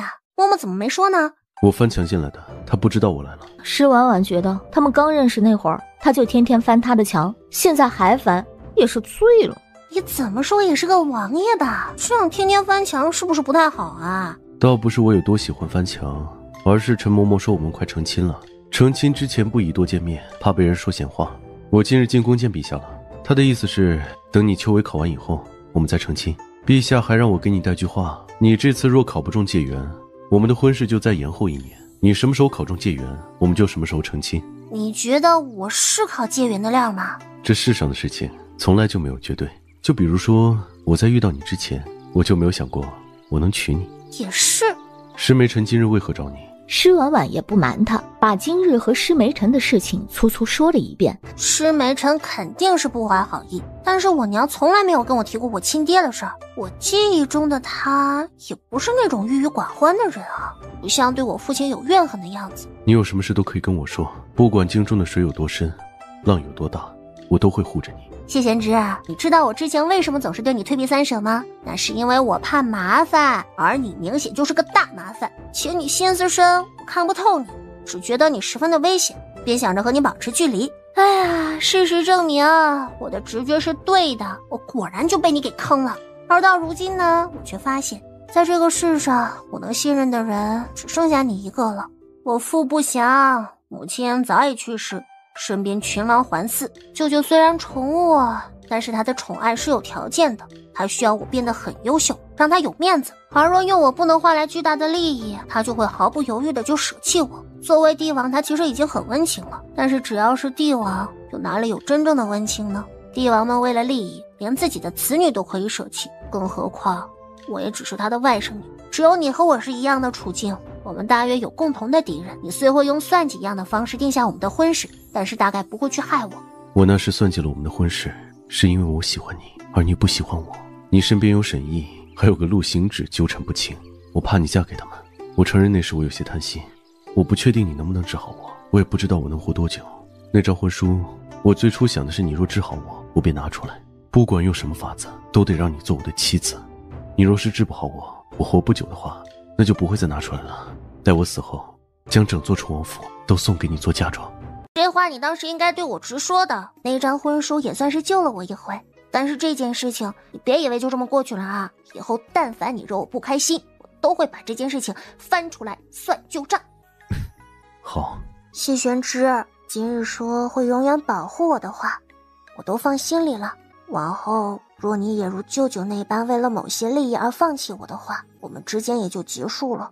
他能理解乾元帝为了利益抛弃他，因为他只是他的舅舅，对于爱人他的要求要高一些。真正相爱的两人不但要相濡以沫，还要荣辱与共，不离不弃。放心，不会发生那样的事。他这一生想要的东西不多，施婉婉是他强求来的，是他这一生唯一想要的女子。好，我信你的承诺。既然如此能让我摸摸你的腹肌吗？施婉婉哈哈一笑，半点都没跟他客气，伸手就是一通乱摸。谢玄之是真没想到啊，施婉婉的胆子会这么大。明明施婉婉摸过来的手不算温柔，却能轻易撩起他身体里的火。我们来学习吧。谢玄之一愣，我要考解元，早日嫁给你。他是真的只管撩不管后续呀。施梅尘此时又挨过了一轮的剧痛，他发现施婉婉给他下的毒实在是太狠了，那毒真的是让他生不如死。你再帮我做最后一件事，1万两银子，否则免谈。好，1万两银子，你把这件东西送去帽儿胡同。就这样，不用找人说些什么。不用，你把这东西送过去就好，自然有人来拿。好，我会依你说的去办。银子你怎么给我？还是我上次说的那点钱庄。季东点头，拿起东西离开。只是他才走出大牢，就遇到了秦飞鹤。站住！你叫什么名字？回大人的话，属下叫季东。来人，将他拿下。他不知道这是哪里出了纰漏，但是在这种情况下，他二话不说，施展轻功就往外逃。秦飞鹤飞快地进了大牢。秦大人有何指教？你方才是不是给了什么东西给季东？季东是谁？蠢货，你被人算计了。如果我没有猜错的话，季东应该是谢玄之的人。他的手垂下，露出一块玉佩。竟是你！原来如此，你藏得可真够深的。我再给你最后一次机会，你现在的命在我的手里。我知道，但是眼下他们从我的手里拿走了那样东西，我今日若死了，那人一定能够确定几件事：晋王世子还活着，且就在京城；二，我知道晋王世子的身份；三，我的死和你有关系。你猜猜，你的身份还能保得住吗？你若用这件事情来要挟我的话，你今日必死。你之前或许可能想过要救我，但当你在我的面前暴露你的真实身份时，你就已经想要杀我灭口了。左右我都得死，还不如拉个垫背的。我相信不用多久，你就能来陪我。晋王世子果然还活着，且就在京城，这事真是越来越有意思了。他好大的胆子，竟还在京城！他还真是把最危险的地方，就是最安全的地方这件事情给玩明白了。你再把你出来后遇到秦飞鹤的事也详细说一遍。季东便将他出来后的细节一一说了。我至今都没有想明白，我今日绝对没有露出任何破绽，他是怎么发现我不是真的季东的？是你行礼的时候出现了破绽。秦飞鹤是一个非常注重细节的人，他在京兆府里定的规矩是，在京兆府里办差事，万事以差事为先，可免虚礼。你当时虽然已经下职，但还在京兆府中，可不向他行礼。但你行礼了，他便注意到你。他是那么注意细节的一个人，立刻就能发现不对。再则你当时终究心虚，哪怕面上装的再像，细微处也还是会有破绽。他就更加确定你不是季东，也是你反应快，立刻逃走。否则的话，他已经把你擒住了。是属下小看了秦飞鹤了，我还要去莫尔胡同吗？去，本王费了那么大力气，才从石梅臣手里把这样东西调出来，确认他最后的救星是晋王世子。如今已经走到这一步，本王也挺想知道晋王世子是谁。你昨晚查出了什么？对了，能不能说一下幕后之人做了什么人神共愤的事情，让你费这么大的力气去找？害死父王和长兄的人，也是给我下毒的人。别让我抓到他，我要先把他的皮给扒了，再把他的肉给剔了喂狗，再把他的骨头给拆了。又是扒皮，又是剔肉拆骨，真是太狠毒了。玄之哥哥，这么狠毒的人哪里配得上你啊？你可千万不要被施婉婉骗了，他又蠢又坏。玄之，他在骂你。你血口喷人！我什么时候骂玄之哥哥了？你说我又蠢又坏，却又骗了玄之，那不就是表示玄之比我还蠢啊？你这样变着法子说他蠢，可不就是在骂他？玄之哥哥，我不是那个意思，是他故意曲解我的意思。你蠢，看其他人都蠢，本王能理解。毕竟本王已经跟你说过，根本就不认识你，你却还追着本王喊哥哥，足以可见你连人话都听不懂，是真蠢。谢玄之知道施婉婉能应付得了羚羊公主，但是他觉得在这种时候他得表个态。你从小就是个坏胚子，今日居然还在玄之哥哥面前挑拨离间，看我怎么收拾你！结果羚羊公主就被重重地摔在地上。施婉婉，你好大的胆子，竟敢打我！就许你打我，不许我打你吗？当年你带着宫女太监拿针扎我的时候，就没有想过我会不会疼？你除了会喊皇后帮你，会带着一群奴才欺负我外，你还会什么呀？有件事情你一直不太记得，我今日提醒你一下，我是叫施婉婉，但是也是你表姐。你以后见到我，请拿出你作为公主的教养来，请叫我表姐。还有，我这人一般被人骂狠毒的时候，就会用实际行动证明一下。跑到我未婚夫的面前说我的坏话，你才是真的蠢。以前我让着你，所以没少被你欺负，但是从今天开始，我不会再让着你了。以后你再敢来找我的麻烦，我一准弄死你！滚！你欺负我！我要去告诉父王，还有母后，不要让他们为我做主。要哭一边哭去，太恶心人了！赶紧走，再看他几眼，我觉得我眼睛会瞎掉的。施婉婉想起一件事儿，扭头看着施晴妹道：“施梅臣死了，你这是怎么了？”父王，施婉婉打我，施婉婉如今嚣张跋扈，连我都打，你可要罚他。羚羊说的是真的吗？之前我和羚羊打过很多次架，都是他说什么便是什么，我说什么都不管用。既然如此，今日便依着旧例，他说我打他了，那便算是我打他了吧。反正我被冤枉的次数多了，不在乎多这一次，大不了就不参加科举，早些和玄之完婚。乾元帝原本对他寄予厚望，又因为上次欲让他和亲南乡的事情有些内疚，此时听他这么一说，便想起之前对他的误会，那时的他一把鼻涕一把泪的跑到他面前告状的情景，看到他这副样子就烦得很，直接把他甩给皇后，让皇后去处理。你欺负婉婉了？我没有，是他欺负我。闭嘴，给婉婉道歉。不，这一次真的是施婉婉欺负我。那就是你承认你之前欺负她了？羚羊公主一愣，这话让她怎么接？虽然是事实，但是她不想承认呢。你之前欺负了她，这次她欺负回来，便算是扯平了。你不要再闹，再闹就好好在宫里待着，哪儿都别去了。羚羊公主没想到乾元帝会这么说，她之前以为自己是最得宠的公主，如今却发现乾元帝也不是很宠着她，她哇的一声就哭出声来，一边抹着泪一边往外跑。朕这样处置，你可满意？舅舅是一国之君，不管做什么都是对的。哼，一肚子心思的马屁精。他话是这样说，却十分欣慰。他不怕施婉婉有小脾气，有属于自己的小心思，只怕他像以前那样，像个二傻子一样，任人欺负还不知道还手。若没有好的事，我就不打扰舅舅啦。等一下，朕有件差事，你想不想做？不管舅舅让我做什么事情，只要一句话，我就算是上刀山下火海都义不容辞。也不用上刀山下火海，你只需要去跟南乡谈护市之事，拿到朕想要的东西就行。舅舅想要什么？10株云仙草以及南乡珍稀的药材各50斤，山珍若干。那大唐给南乡什么东西啊？当然是一毛不拔。他突然发现他舅舅好像不太要脸哎。不是朕要做这无赖之事，而是不得已而为之。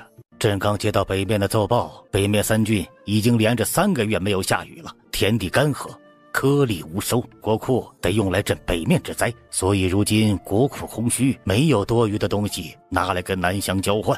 婉婉，大唐的江山没有你想的那么稳固。他这话是实话，大唐的根基被先帝败得差不多了，他接手的时候，大唐就是个烂摊子。若不是谢玄之打败了大唐最大的宿敌西凉，将西凉王庭搬空填入国库，大唐面对这些灾祸时都架不住。而晋王余孽又在暗中搞事，乾元帝颇为头疼啊。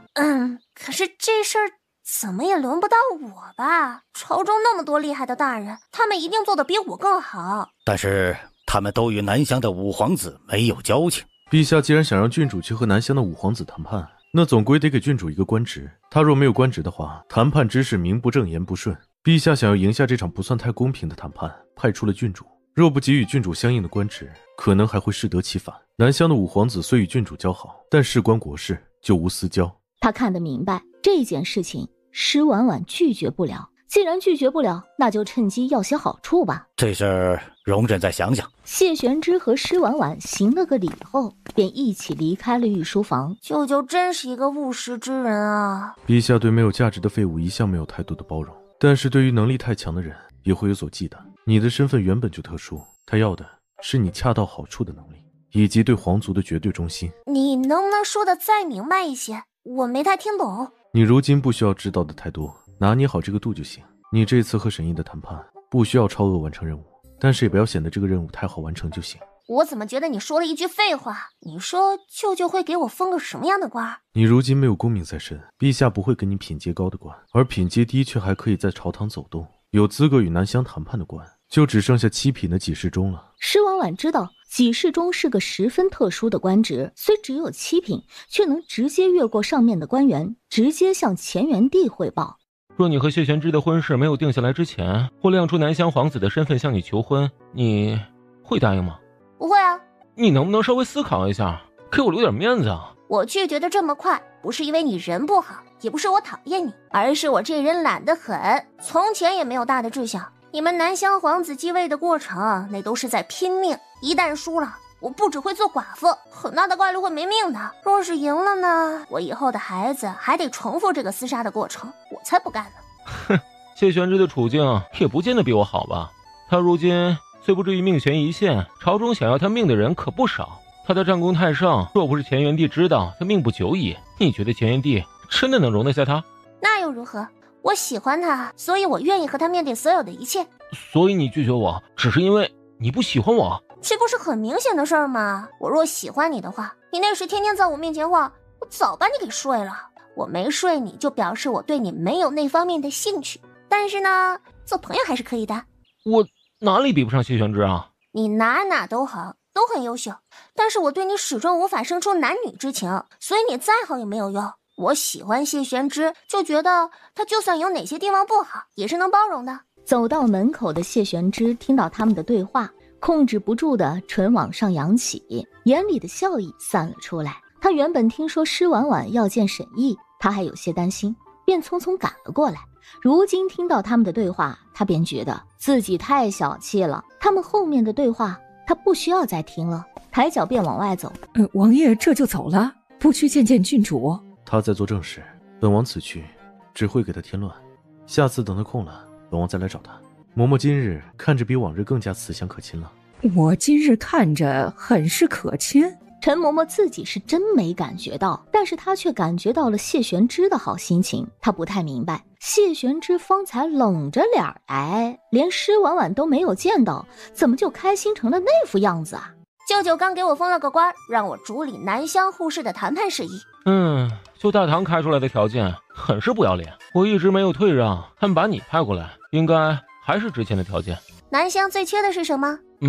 粮食。南乡多山，所以盛产各种珍贵的药材，却也因为山林太多，所以耕种面积不多。那我若能帮南乡解决这件事情呢？郡主，这不是小事啊，可不能开玩笑。要增加粮食的收成，不外乎2种方案，一种是扩大耕地面积，用更多的地来收获更多的粮食；另一种则是提高粮食的产能，在同样的地里来用更加合理的施肥方式减少虫害，以此来增产。第一种方式南乡其实一直都有在做，父皇即位后便颁布了好些开荒种地的政策，鼓励老百姓开荒种地。但是因为人力有限，耕种原本就是繁重的农活，一个人能种的地有限，所以收效甚微啊。至于第二种方式，父皇也曾找各地有经验的老农推广耕种经验，这种有一定的效果，但是受土质和天气的影响，有一定的成效，但是效果并不算好。你知道南乡的农具有哪些吗？和大唐相差不大，就是锄头、把头、镰刀农具等等。说有一种工具能代替锄头，翻地的速度是锄头5倍以上的速度，会怎样？种地最难的便是翻地了，若是如此，那么每个人种的地会增加很多啊。只要你促成南乡和大唐互市，我便将这些图纸画给你。这事儿不能光靠嘴说，你得拿出实物来，才能让我信服。你说的对，只是要打造这样的农具需要一点时间。这样吧，10天之后我让人打造出翻地的工具，收割的工具，等我们的护市之事谈妥之后，我再把图纸给你。你真有这样的农具啊？你只需要回答我，说我能整出这些东西来，南乡和大唐的护市能不能按我提的要求来谈？若你真能拿出这2样东西来，我便能向父皇交差。那行，你给我10天时间，我来打造翻地的农具。行吧，那我就静候佳音了。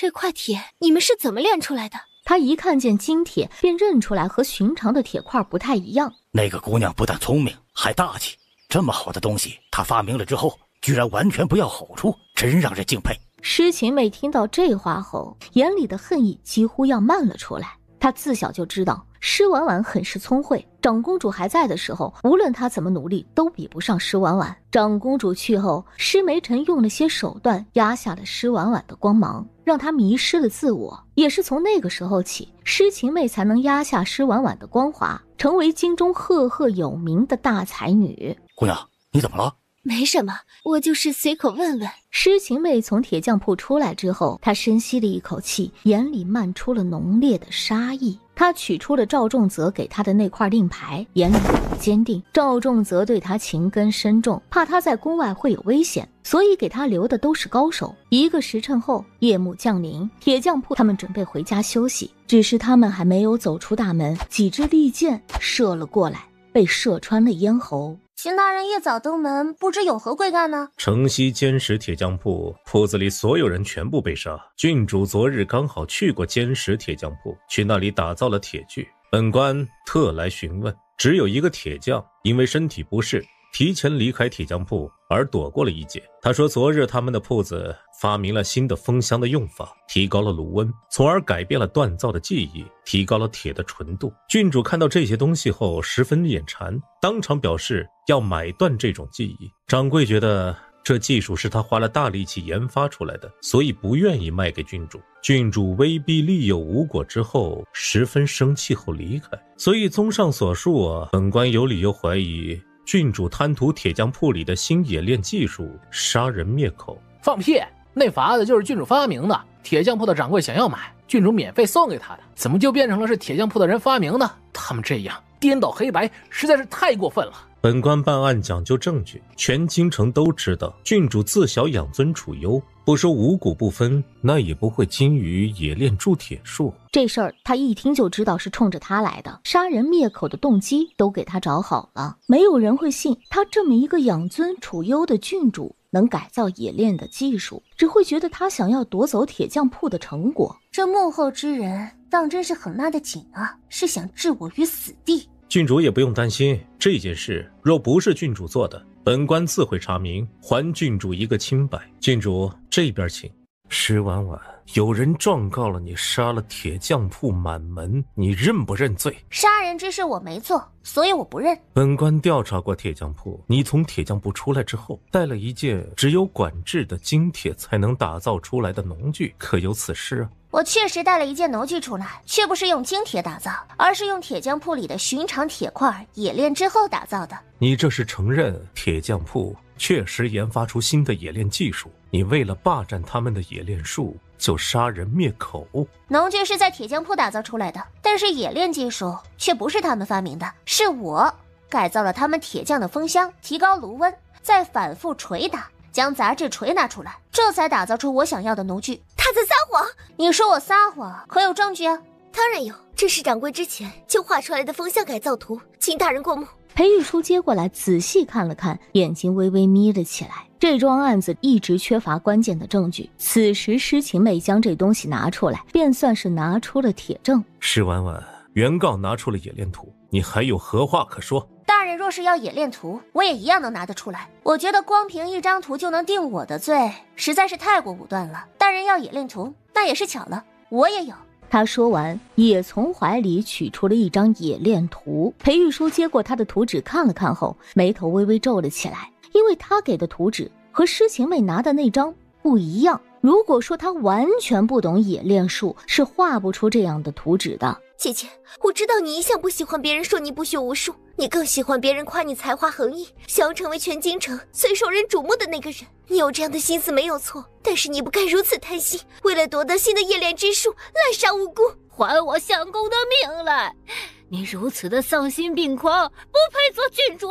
事情的真相如何，我比任何人都要清楚。施晴妹，我再给你最后一次机会，你告诉所有人，我到底有没有杀那些铁匠？姐姐，你竟到如今还如此执迷不悟。我们自小一起长大，我对你的性子极为熟悉。你自小就爱慕虚荣，喜欢霸占别人的成果。以前在家里都是我让着你，此事原也无可厚非。可是到了此时，你竟一点悔过的意思都没有，还在威胁我吗？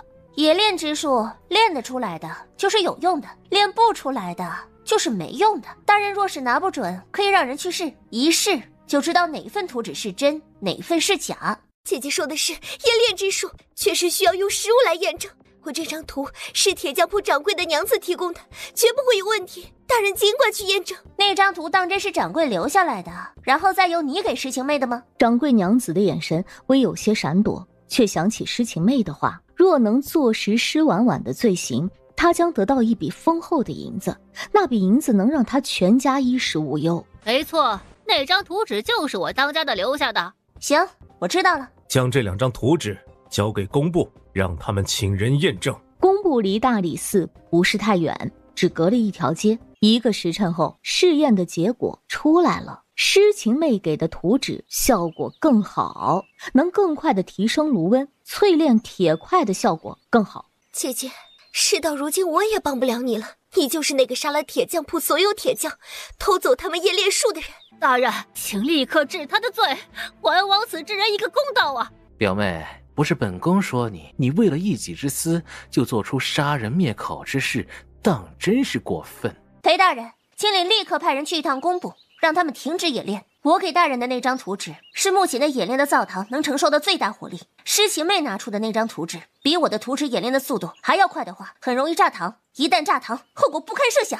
姐姐，事到如今你还不承认，你如此行事，当真是让人心寒。施婉婉，你怎么能如此恶心？太子殿下，你就算是再信诗晴妹人命关天的事情，难道不应该谨慎一点吗？本宫不是信诗晴妹，而是她和你比起来品性高洁。本宫放着这么优秀的她不信，难不成还要信你这个狠毒的废物？来人，把施婉婉给本宫打入死牢，择日问斩。正在此时，不远处传来轰的一声巨响，一股青烟冲天而起。赵仲则吓了一大跳，怎么回事？看这方向是工部的方向啊，还能是怎么回事？八成是工部的炉子炸膛了。诗晴妹听到他的这句话，他的那张图纸不会有问题，有问题的只会是施婉婉的图纸。工部那里发生了这么大的事情，要不殿下还是派人去看一看吧。这事儿原本与媚儿无关，媚儿亲自为受害的百姓当讼师不说，还关心那些贱吏。媚儿的好不应该只有本宫知道，应该让全天下人都知道。想来裴大人已经查清楚是谁的图纸有问题了吧？现在可以给施婉婉定罪了吗？裴大人，方才本王的人来报，找到了那晚铁匠铺凶杀案的目击者。既然如此，那就把证人带上来。大人，那日民妇看见这位小姐约莫中午进了铁匠铺，他们走后，这位小姐又进了铁匠铺，不过她进去很快就出来了。她出来的时候脸色很差，她当时表情扭曲，在低声咒骂。民妇隔得远，听得不是很清楚，只听到了凭什么这句话。我是去过铁匠铺，却没有说过你这种话。你去铁匠铺做什么？我之前在铁匠铺里做了一把菜刀，我那天过去取。他出来的时候，你可有看见他拿着菜刀？没看见。我那日确实没能把菜刀取出来，因为那一日铁匠铺的人都围着施婉婉转，为他打造农具，还没有顾得上为我打菜刀。裴玉书看了他一眼，心里已经有数。他问更夫：“你有何证据？”那天夜里，草民经过铁匠铺附近的时候，看见有人拿着弓箭，满身杀气的从铁匠铺里出来。小的当时下意识屏息躲了起来，便听见其中一人道：“不过是些只有一身蛮力的铁匠，竟还需要你我出手。”另一人则道：“话虽如此，但是谁不知太子殿下爱重那位让我们做的事情，我们去做便是。”一派胡言！裴玉书，此人恶意重伤本宫。太子殿下门客众多，所有人都知道你喜欢诗晴妹，有人为了投你所好，蓄意讨好诗晴妹也情有可原。本王相信这件事情是诗晴妹一人所为，与太子殿下无关。裴大人，施婉婉是我姐姐，我怎么可能会做出这种事情来害她？世人都知冲王爱慕姐姐，这些人应该都是冲王找了为姐姐脱罪的，他们都在撒谎。你能不能不要再喊我姐姐了？你每喊我一次，都让我恶心一回，别在那装无辜啊！诗晴妹，本官问你最后一遍，你的那张图纸哪里来的？是他给我的。这张图纸是掌柜的心血，也是施婉婉杀人灭口想要夺走的东西。诗晴妹手里的那张图纸真的是你给她的吗？想好了再说。他手里的图纸不是我给他的，是他找到我说我相公是被施婉婉杀的，只要我配合他作证咬死这件事情，他就给我1000两银子呀。诗晴妹一愣再愣，生气的想着这些蠢货呀，他好心帮他们，他们却在关键的时候把他给卖了。就算我拿出来的这张图纸不是铁匠铺掌柜媳妇儿给我的，那也不能证明施婉婉能发明新的冶炼术。你自己做不到的事情，不代表别人做不到。这一次改变风箱数量，提高炉温，让柴火充分燃烧，在我看来根本就不算什么事儿。说是有人感兴趣，我随时都可以教，根本就不屑于用来换取名利。因为会的东西呀，比你预期的要多得多呢。世人只知铁矿的杂质颇多，生铁脆而不牢，只能做一些简单的农具。而铁的杂质可以通过高温和锻打将其析出，杂质变少后就变成了精铁。用精铁可以打造出更加韧性、更加锋利的刀具或者农具。那么依着这个思路，若将炼铁的温度再次提升，便可以将铁炼成水的形态。在这个过程中，必定能将里面更多的杂质去除掉，得到纯度更高的铁。而后再经过淬火和高温回水的流程，再次提高铁的韧性，就能得到更锋利、更坚不可摧的武器和工具。各位若是感兴趣，大可以一试。也是这个时代各方面的工艺不允许，否则不要说去掉一些杂质的铁块了，它能给他们炼出钢来。我那日和铁匠铺掌柜商议冶炼之事时，曾和他讨论过一个炉子所用风箱的数量。我们商议时随手画了一张用4个风箱的图纸，那张图纸随意扔在工作台上。是你杀了他们，以为自己拥有了新的冶炼之术，却不知那张图纸原本就是有问题的。裴玉书看着诗晴妹说：你还有什么话可说？工部依着你拿出来的那张图冶炼炸了膛，你那张图偷来的吧？今日本官要先宣判，经查明，永宁郡主施婉婉不存在窃取铁匠铺成果的可能，与这桩谋杀案无关，当堂释放。经查证，诗晴妹出现在铁匠铺的时间太过诡异，她还窜坠铁匠铺的众人做伪证，意图陷害永宁郡主，形势十分恶劣。先行下狱，待查明她的其他犯罪事实后，再行判决。殿下，我好怕。媚儿，别怕，有本宫在，绝不会让你受到伤害。我这一次真的以为我再也见不到殿下了，如今殿下这般将我救出来，会不会连累殿下？你放心吧，这件事情本宫能处理好。往后在这天地间，我便只有殿下一人了。媚儿，本宫不会让你受太久的委屈的。都是媚儿不好，不该跟姐姐争。媚儿别这样说，施婉婉生来什么都有，你什么都没有。你若再不争，怕是都被他欺负死了。殿下待我真好。他说完，踮着脚就吻上了他的唇。于是赵仲泽一把将他抱在床上，将他压在身下，使他没有气。诗晴妹在这种时候自然不会拒绝赵仲泽，请殿下放心。只是他就算是想要勾引赵仲泽，却也不像是个不出格的女子。因为好像虽然有些强占，他一强占，赵仲泽就有些受不住，直接以血腥为名。两人正纠缠在一起的时候，忽然听到外面传来喊杀声。殿下，快走，是晋王世子的人。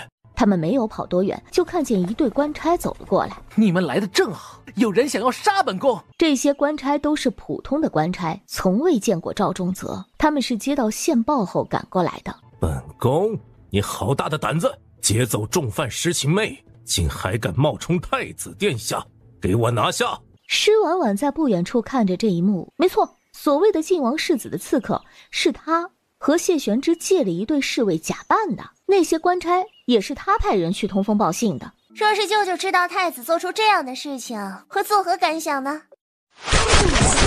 什么人？老子最恨官府的那些衣冠禽兽，他们抢占了我们的田地，却还要收重税。如此朝廷当推翻，如此官差当杀。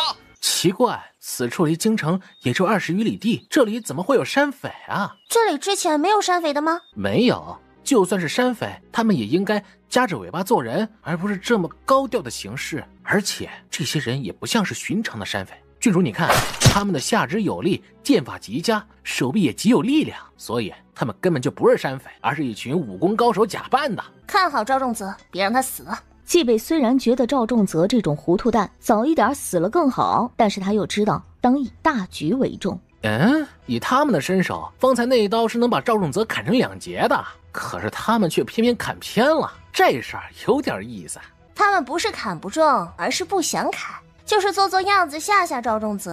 这样也好，至少我们知道赵仲泽死不了。我也想知道这些人是什么人，他们想要做什么。哟，这小娘们儿长得真好看啊，嘿嘿，适合做我的压寨夫人。谁也不许碰她。嘿嘿嘿，你算什么东西？你不让我们碰，我们就不碰了吗？放开她！放开我！殿下，救我！诗晴妹虽然跟着施梅尘学了不少狠毒的手段，让她勾引赵仲泽可以，但是却接受不了被这些肮脏的人压在身下。下一刻，一把刀将她穿胸而过。诗晴妹她瞪大眼睛看向他，殿下，为何？你已经是本宫的女人，你的身体除了本宫之外，本宫不允许你再被其他男人触碰。众山匪此时也有些意外，他们没想到赵仲泽会这么做。不是本宫要杀你，而是今日我们根本就逃不掉。他们想要侮辱你，你是本宫的女人，本宫绝不容许本宫的女人被人弄脏，所以你只有死。你放心吧，就算你死了，你也依然是本宫心里的唯一。本宫一定会替你报仇的，不会让你就这样白死了。诗晴妹在这一刻算是完全认清了赵仲泽的嘴脸，这个男人虚伪又自私，恶心至极呀！父皇，儿臣这一次真的是被人陷害的。本王听说太子殿下曾许诺过会照顾诗晴妹一辈子，太子殿下的照顾真是让人大开眼界呀！这都是施婉婉的诡计，是他害死了媚儿，媚儿是他害死的，本宫是迫于无奈才杀的他。本宫是太子，可是施婉婉对本宫却没有一丝尊敬，父皇却老糊涂了，处处偏着施婉婉。本宫不想这么做，都是被逼的。到现在还把事情往婉婉的身上推，赵仲泽，你又蠢又坏又没有担当。诗晴妹杀铁匠满门嫁祸给婉婉，是婉婉逼的吗？你带人潜入大理寺，知法犯法带走重犯诗晴妹，是婉婉逼的吗？你为保诗晴妹贞洁，一剑杀了诗晴妹，也是婉婉逼的吗？自己没长脑子，没有担当，一出事就把事情全往别人身上推。赵仲泽，你不配做一国太子！来人，将太子带回东宫，没有朕的允许，不许他出东宫一步。赵仲泽听到这话，脑子嗡嗡直响，因为乾元帝的这句话听在他的耳中，便是要将他废了。施婉婉扶着他回榻上躺下，轻声道：舅舅，你别生气了，太子可以以后再教，你如今得保重身体。这或许就是报应，朕怕出现当年的纷争，所以一直都培养嫡子，故意疏远其他几位皇子，以至于这些皇子都是平庸之辈，而朕的嫡子却又被朕养废了。婉婉，答应朕，不管最后你的哪位表兄弟登上帝位，你都要好好辅佐他。这事我也想啊，但是舅舅，我现在连功名都没有，就我这样的，不要说辅佐表兄或者表弟了，他们看到我只怕都极为嫌弃了。我现在只求舅舅不要嫌弃我，给我一口饭吃就好。乾元帝原本满腹愁思，心情极差，被他这番话梗得上不得又下不来。这死丫头明明是个本事极强、胸有韬略之人，可是他的性子呢，却不太着调。跟他说话的时候，他永远都没个正形。乾元帝看到他这副样子，有些哭笑不得。他这样子其实也好，只要关键时候他不会出岔子，平时还能逗他开心，就很好了。青叶，那便是婉婉吗？是的，那便是小姐。她和长平长得真像。主上，要不要去见见小姐？现在还不能见。婉婉身边那个男子，便是谢玄之吗？是的，他便是大唐的战神谢玄之，也是小姐的未婚夫。我和长平分开时，不知他有孕，没想再听到他的消息，却是死讯。我也不知道长平为我生一个女儿，女儿不但长大了，还要嫁人了。查一下谢玄之，我要关于他所有的消息。谢玄之的杀名在外，六国之中有不少关于他的传闻。他知道主上让他查的不是谢玄之的战功和战果，而是关于谢玄之这个人的细节。走吧，去看看长平。长平，我来看你了。我到如今才来，你可生气？我给你带来了你最喜欢的梨花白，也不知道过了这么多年，你是否还喜欢？我是真不知道当初我离开时，你已有孕在身。我若知道，便绝不会就那般离开，哪怕是死，我也要守在你身边。你当年说你不喜欢我了，可你若是不喜欢我的话，又岂会生下我们的女儿，还为她取名为婉婉？你真傻，明知她不是忠心守诺之人，居然相信她的话。我的身份在那里，他们就不可能让我活着离开大唐的京城。他是没有动手，但是他却把我的消息卖给了晋王。你帮他杀了晋王，扶他登基，是想为我报仇吧？我知道你不喜欢杀戮，我也听你的，我不会亲手杀了他，但是该属于他的教训，不管你是否同意，我是一定都要给他的。对了，我今日来见你之前，我还见到婉婉了。如今的婉婉像极了当年的你，她却比当年的你运气好不少。至少她如今喜欢的人是谢玄之，而不是像我这种。谢玄之的人品，我会替你检验一番。他若品行有缺的话，我是无论如何也不会把婉婉嫁给他的。他在长平长公主的墓前说了足有半个时辰，他缓缓地说：按我们之前的计划行事。是。明熙，好久不见。你不是死了吗？当初我九死一生的活了下来，醒来后听到的是长平的婚讯。他当时说不喜欢我了，我便以为他真的不喜欢我了，所以才另嫁他人。长公主若不是爱极了你，就不会为了你处处违逆先帝的意思。而你又做了什么？隐瞒身份，处处骗他，嘴里没有一句真话。你的身份被拆穿时，长公主想的是如何助你离开，你却想的是如何利用他获取最大的利益。世云修，不对，我如今该称你一声东岳陛下。你此时回来到底想要做什么？我除了对长平隐瞒身份外，再没骗过他任何事情。我那时是东岳太子，若以真实身份来大唐，必定会引来无数麻烦。我隐姓埋名而来，也不知道我会遇到长平。若知晓，我便带着东岳的仪仗直接来大唐求取长平了。你说我处处骗他，除此事之外，麻烦你告诉我，我哪里骗了他？真不知你哪儿来的脸说出这样的话来。当初你利用长公主混进军营，窃取军报，将布防图给到西凉，让西凉对我朝发起进攻。你别跟我说你没做过这件事。当年长平带去军营的人不止我一个，还有石梅琛和赵之远。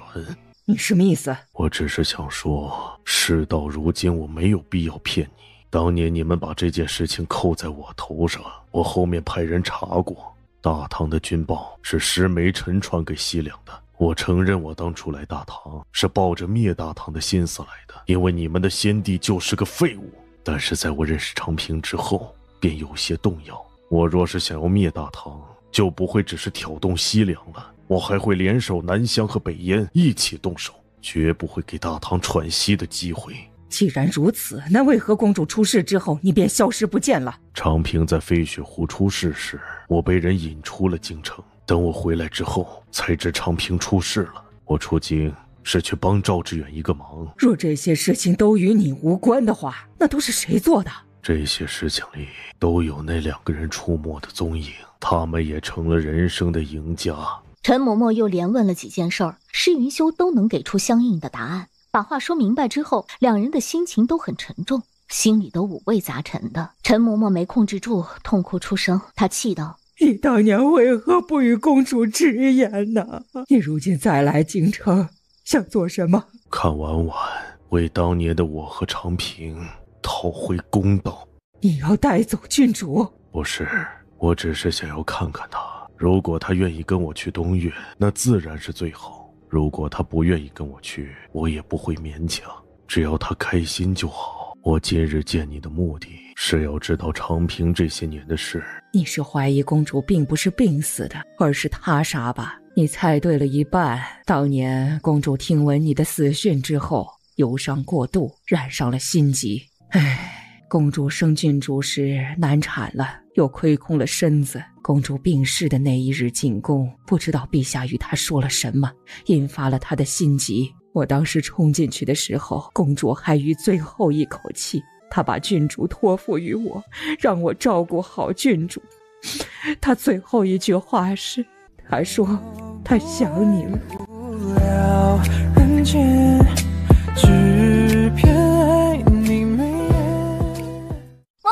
你方才去哪里了？老奴之前在前面的土地庙里许了个愿，许的是郡主能顺利参加科考，我参加科考不应该去文曲星或者文殊菩萨那里求吗？为什么求的是土地庙啊？郡主得罪的人有点多，老奴怕郡主考试的时候作妖，被人打得考不了试，所以老奴便去京城当地的土地庙里去求土地公和土地婆。万一郡主在考场里打起来，咱也有当地的神灵帮着打架。转眼的功夫，郡主已经长大了，你爹若是见到你，也一定很高兴。嬷嬷，你今日怎么会主动提起他？是你有他的消息了吗？陈嬷嬷听到他这话，觉得他真的很敏锐。郡主很快就会知道啦。老奴今日有些乏了，就先去休息了。嬷嬷，你话只说一半，小心天打雷劈啊！没事儿，嬷嬷老了，还从来没被雷劈过，想试一下。施婉婉觉得吧，陈嬷嬷现在呢是越来越放飞自我了。瞧瞧，这说的都是什么呀？嬷嬷若是不想说，就由她去吧。左右你不管有没有父亲，都长这么大了。再说了，往后你还有我护着。你说的对，不过我觉得我那个什么父亲肯定不是什么好东西。为什么这么说？他若是好东西的话，怎么可能会把我娘抛下那么多年啊？我娘宁愿嫁给施梅辰那个人渣，也不愿意嫁给他，所以见到他人品不怎么样。好像有点道理。这位叔叔是从外地来的吗？是，我女儿幼时被人拐走，听闻她被拐到京城来了，我想找到她。叔叔既然是来寻女儿的，不妨细说一下你女儿的年纪和特征，我们也许能帮得上忙呢。他最讨厌人贩子了，因为人贩子的存在害得多少家庭家破人亡啊。姑娘品性高洁，又如此热心，我在此先谢过了。叔叔还没找到女儿，千万要保重身体啊。施云修听到这话，心里又温暖又开心。他的女儿不但长得好看，还很善良，重点是他在关心她，几乎无法控制自己的情绪，眼里有泪差点滚落。多谢，你说的对，我还没有和我女儿相认，我得好好活着。我女儿小名叫弯弯，生于真和21年3月30日，她于平顺2年上元节被人拐走。叔叔女儿的生日竟和我的一模一样。是吗？竟这般巧。若我女儿没出意外，想来也长得如姑娘这般聪慧美貌啊。今日能遇到大叔很巧，大叔的女儿又恰与我朋友同岁也巧。我一向不信这世间的巧合之事，因为很多巧合都是人为。只是我们与大叔初次相识，不知大叔想要什么。小姑娘觉得我想要什么？我们哪里知道你想要什么？你在这里既然装病又找女儿，装可怜博同情，你是想要骗银子，还是你才是人贩子？我没想骗银子，也不是人贩子，我真的是来找女儿的。你敢对天发誓吗？这有什么不敢的？我来京城就是来找我女儿的，若此事有假，就让老天爷诛我9族。孟云婷听到这话，戒心反而更重了。现在的人贩子都这么拼的吗？这么毒的事居然说发就发。你不是生病了吗？我朋友恰好懂些医术，你敢让他给你把脉吗？这有何不敢？他还求之不得。你病得这么重，应该在家里好生养着，时不宜四处乱跑。我此生最大的遗憾就是弄丢了我的女儿。我正是因为知道我已活不了多久，所以才想在有生之年能把女儿找回来，听她喊我一声爹。她真的病了？不但病着，还病得很严重。她有极重的肺疾，心急叫肺疾，虽轻一些，却也有点严重。她还因常年思虑过重，脾胃也不好。孟云婷就算再不懂医理，也知道人能站在他们的面前，怕是都不容易。抱歉，方才是我失礼了。无妨，我们毕竟是萍水相逢，有些事情又过于巧合。不要说你们了，就算是我遇到，我也会生疑。你的女儿我们未必能替你找得到，但是你的病我倒能试着帮你治一治。姑娘看着年纪轻轻，就算通晓医术，想来也不会太精。我这病也算是寻遍名医，却一直收效甚微。你说你能替我治病，你该不会才是江湖骗子吧？你说的也有几分道理，我这模样怎么看都和医术精湛没什么关系。但是呢，我自己觉得我的医术还是不错的，你要不要试试？我可以一试。我出门找女儿，虽然刚出门时是带了不少银两，但是这段时间快花完了，我如今可付不了太高的诊费，我今日顶多只能给姑娘5000银子的诊费了。算了，我与你也算投缘，你敢让我治，我就敢不收你的诊费。姑娘这句话说完，更像是骗子了。方子给你，你若吃着有效，3日后便去这个地址找我，我再为你调方子。既然如此，那我便在此先谢过姑娘，我身子有些不适，便先回去了。你慢些走，小心别摔了。婉婉给我开的方子，你按这个方子去给我抓药。小姐学医的时间很短，主上的病是宫里的太医都头疼的，小姐开的方子怕是……你是怕我吃她的药加重病情吗？放心吧，吃她开的药，就算把我吃死也无妨。叔叔过来了，想来已经服过我开的药，感觉如何？是，我那日和姑娘分开后，便去药铺里抓了药。实不相瞒，我最初并不是太信姑娘的医术，只是抱着试试看的心态去喝的药。我却没有想到，姑娘开的药效果极好，比我之前服用的药好得多。我今日过来，一则是来请姑娘为我复诊，二则是来付上次欠下的诊金。施婉婉看到那块玉佩的时候有些意外，因为那块玉佩的玉质上佳，是最顶尖的白玉，是有钱也买不到的珍品。这块玉太贵重了，我的诊金没有那么贵的。姑娘觉得我的命还不如这块玉贵重吗？当然不是啦。我在东岳也算是略有薄产，对我而言钱财是身外之物。若姑娘能救我性命，不要说区区一块玉佩了，便是将我在东岳的产业都送给姑娘，又何妨？陈嬷嬷在外面听到这句话，轻呸了一声。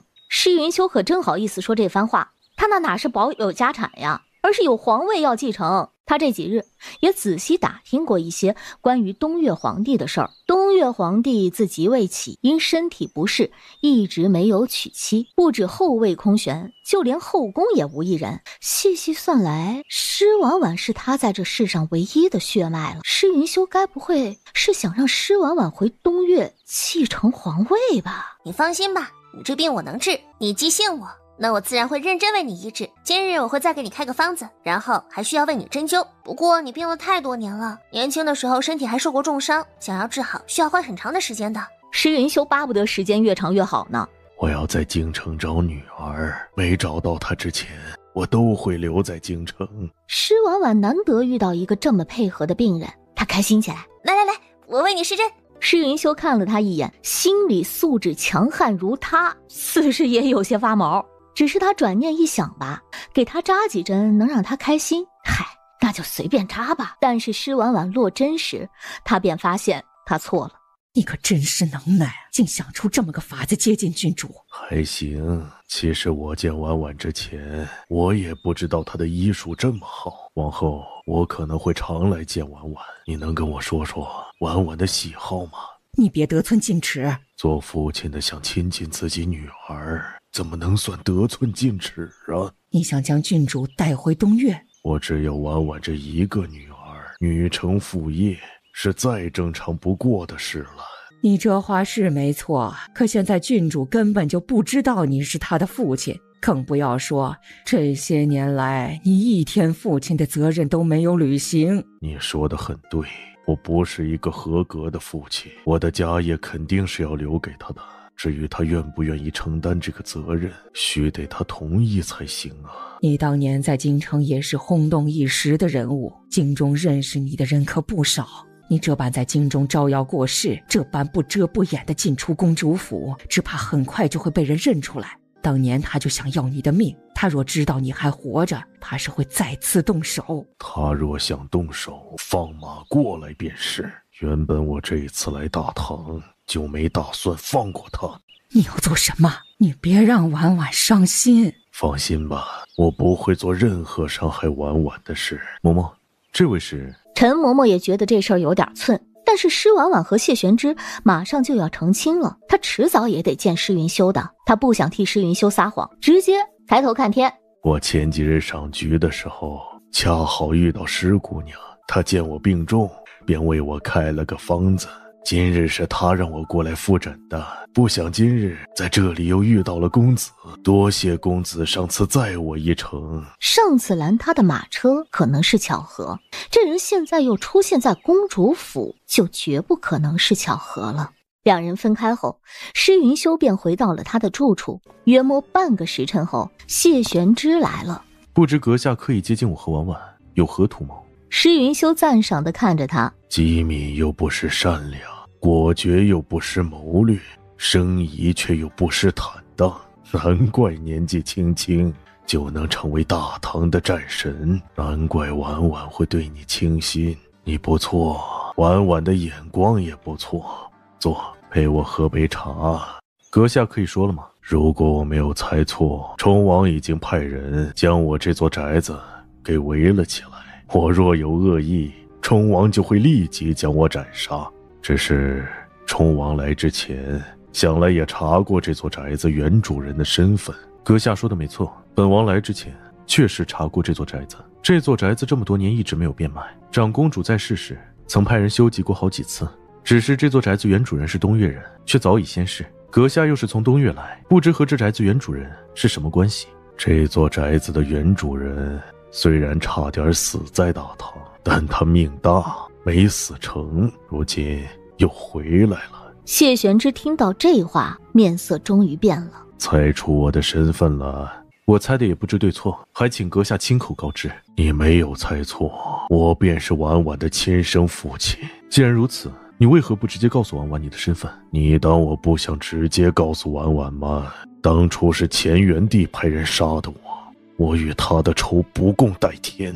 我若大张旗鼓地去认婉婉，他一定会知道这件事情，到时他再派人来杀我，我是还手还是不还手啊？说到底，最终只会让婉婉难做，而我想见婉婉，一天都不想多等，自然要给自己找个合适的身份。你此时不认婉婉，只怕还有其他的原因吧？你作为大唐的大战神，现在有2个选择，一个是杀了我，如此一来，东岳必乱，对大唐十分有利。只是如此一来，往后婉婉若知道了真相，她也许不会对你生出怨恨，但是我的死必是你们之间的一根刺。另一个则是配合我，帮婉婉夺回属于她的一切。我是大唐的战神，我不管什么时候都会守护大唐，我不管你是什么身份，若欲挑起战火，残害我大唐的百姓，我第一个不同意。既然如此，那你现在杀了我吧。谢玄之的手握成拳，施云修则轻笑了一声。你也不愿作为一国的战神，你此时哪怕只是稍微犹豫，都算是有负大唐。作为长辈，我原本不该为难你，但是我猜你此时对着我犹豫，应该是知道一些乾元帝对婉婉做过的事。你有你的顾虑，也有你的担忧。既然如此，那不如就再等等看。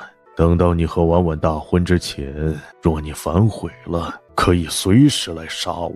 这些年，你为何一直没来看婉婉？我此时不管说什么都是借口，因为从根本上来讲，没尽到做父亲的责任就是失职。我对不起长平，也对不起婉婉。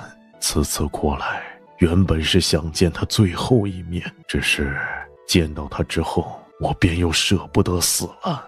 赵仲泽，你要弑父吗？他的头痛得厉害，身上一点力气都没有。昨夜乾元帝用了云仙草制成的药，半夜便开始头痛欲裂了。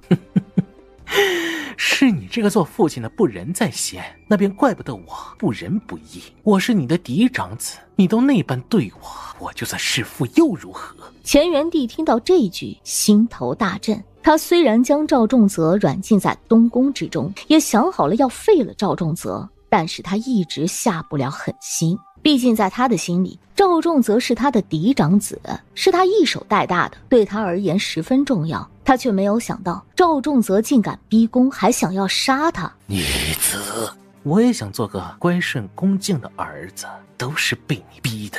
你为了施婉婉那个外人，将母后打入冷宫，将我软禁于东宫之中。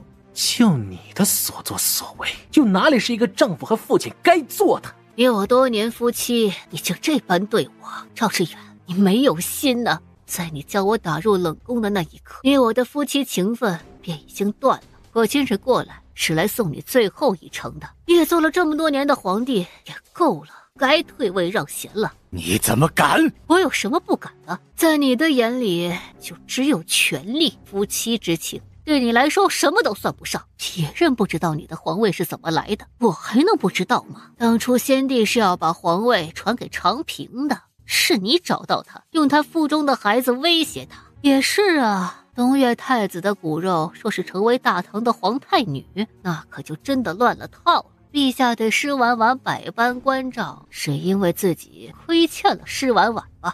里面有永宁郡主，杀了永宁郡主，赏10万金。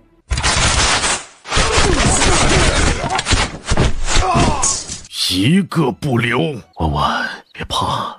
婉婉，重新认识一下，我是东岳的国君施云修，也是你的父亲。施婉婉一愣，东岳的国君？哎呀妈呀，他不用乾元帝封她为公主了，她原本就是公主啊！施云修沉默了一下，他设想过施婉婉知道他们的关系后的反应。他看起来虽然有些意外，却又没有太过意外。施云修见他的反应太淡定了，他反而有些不淡定了。你有没有想要问我的呀？我没见到你之前有很多问题想要问你，但是见到你之后就觉得没什么好问的了。你可是在怪我当初接近你的时候没有说实话？那倒没有，我们从没有见过面。你若一上来就说是我爹，我应该会给你一巴掌。毕竟不管是谁，一上来就说我是你爹，都会被当成骂人，直接送他一巴掌。这大唐的江山你要吗？你要干嘛？这江山可不是我想要就能要的啊！我就问问，毕竟这大唐的江山原本就是你的，你若想要，我便帮你夺过来。你说大唐的江山是我的，这又是什么意思啊？大唐出过好几任女帝，所以大唐的江山并没有传男不传女的规定。长平是大唐先帝众多子女中最优秀的一个，他真正想传位的人是长平。先帝要传位给我娘？你没弄错吧？看来这件事情你根本就不知道。也是，你若知道这件事情，招来的就是杀身之祸。也好在乾元帝是个伪君子，所以他才没有对你赶尽杀绝。那后来呢？后来因为我的出现，让事情的走向变了味儿。我与长平真心相爱，长平原本以为我只是一个外地来赶考的家境还可以的考生，哪怕我只是一个东岳的普通人也没有关系，他便能招我为驸马。但我是东岳的皇族，我注定了不可能做他的驸马。我与长平定亲之后，我的身份被赵志远揭穿，长平与我决裂。我当时以为他与我决裂是因为我的身份，如今看来却不是如此。他那时应该已经怀了你，他也因为你放弃了皇位，因为你身上有东岳皇族的血统，他若登基称帝，必传位于你，大唐皇族的血统便不再纯正。施婉婉方才已经粗略地听他说了他和长平长公主的事儿。长平长公主误会施云修早就已经死了，施云修以为长平长公主另嫁他人，便彻底死了心。他再说出这个误会，他便算是彻底明白他和长平长公主为什么没能在一起了。你对我说这些事情，该不会是想要我来颠覆大唐吧？我知道你对权力没什么欲望，你只是想要好好活着。但以你的身份，其实好好活着就不是一件容易的事。首先，赵仲泽和赵允年都不能成为大唐的皇帝，因为不管他们哪一个登基称帝后，第一个要杀的就是你。其次，赵志远其他那些儿子登基称帝后，你觉得他们能容下你吗？施婉婉知道他说的是事实，他和赵仲泽以及晋王世子赵允年都已经结下了死仇。他们这一次宫变成功后，不管是谁当皇帝，第一个人要杀的就是他。你也不用急着做出选择，因为你还有时间慢慢去想。赵仲泽敢和赵允年一起发动兵变，那必定是有所倚仗，而赵允年会和赵仲泽联手，看中的不过是赵仲泽的蠢而已。他们两人都觉得自己很聪明，都觉得自己是那只聪明的黄雀，成功的那个会把所有的罪行全都推到另一个人身上。所以在这次宫变中，不管他们是否会成功，乾元帝都一定会死。你虽生在皇族，却还有一颗纯净的心，这事儿挺好的。你没有见到皇族那些阴私的丑事，便不会知道他们肮脏的心。这一次乾元帝是必死的，所以你若要争夺皇位，不需要有任何负罪感。舅舅为什么一定会死？他是一国之君，他身边有很多保护他的人，就算赵仲泽和赵远年的人马攻进宫里，他的人也能想办法护着他离开的。他只需要在宫中守上几日，秦王的兵马便会到的。就算秦王的兵马没能及时赶到，他短时间也应该会性命无忧的。施云修听出了他话里对乾元帝的维护，他一时间心里十分羡慕。他们父女一直都是分开的，他对他的感情还不如乾元帝。如果我没有猜错的话，此时赵仲泽已经掌握了皇宫，而乾元帝此时就算不死，那也只剩一口气儿了。赵仲泽这个人渣，当初我就应该弄死他的。你想进宫救乾元帝，你若想救乾元帝，我可以帮你。你帮我？乾元帝当年差点杀了你，你还要帮我救他？我和他的恩怨是我和他的，与你无关。你是我的女儿，不管你想做什么事，只要你开口，我都会替你做到。你不为你自己说点什么吗？为我自己说什么呀？比如说你这些年过得有多么艰辛，又有多么后悔之类的。婉婉，真正的伤心是说不出口的，能说出口的多少都带了一点矫情。我错了，那便是错了，没做对的地方，那就是没做对。到今日，不需要说什么来为自己辩解。我来之前曾发过誓，往后有我在的日子，会让你每一天都开开心心。从今往后，再没有人能欺负你，绝不做任何让你伤心难过的事情。这些年来，我对你亏欠太多，所以如今我愿意为你做任何事情。娘从来没怪过你，我也从来没有怪过你。当年的事情是你们自己的选择，你作为父亲虽然是有些失职，但是却也不能说你犯了大错。但是你缺席了我10几年的生活，如今突然冒出来，我需要一点时间来接受你。无妨，我等得起。其实你不太能等得起，就你这破身体，如果没有遇到我，最多只能再活3个月。我现在先替你试一回针，帮你把毒血再逼出来一些，作为枕巾，你吃些，把你的人手调一些给我，我要进宫去见舅舅。不管他对我是什么样的心思，这段时间的照顾不是假的，关心也不是假的。他如今命悬一线，我不能不管他。好，他真的像极了长平，有情有义，还敢爱敢恨。他如今若说不去救乾元帝，他可能还会有些失望。报应，这是真的报应。哼，没错，确实是你的报应。你这性子优柔寡断，根本就不适合做一国之君。你当年虽然杀了东岳的太子，却舍不得杀长平，只用他腹中的胎儿逼他就范，逼他为你筹谋，为你做事。若是我的话，定会早早的杀了长平，永绝后患。你倒好，在长平死后，还因为愧疚对施婉婉百般爱护，还对他寄予厚望。怎么，你还指望着施婉婉能像当年的长平辅佐你一样，辅佐你的儿子吗？施婉婉可不是长平啊，他若知道当年的事，绝对会造你的反。他如今又有谢玄之相助，他若是反了，你这天下也就落到外人的手里了。与其等到那样的事情发生，你还不如早早将皇位让出来。你放心吧，等到太子继位之后，他第一个杀的定是施婉婉，永绝后患。你真是又蠢又毒！朕这些年来沿用的都是长平当年定下的国策，大唐才有如今。赵仲泽目光短浅，行事狠毒，这天下落在他的手里，不出5年必出大乱。到时候不需婉婉来反赵仲泽，自有天下人反赵仲泽。你有一句话却没说错。哪句啊？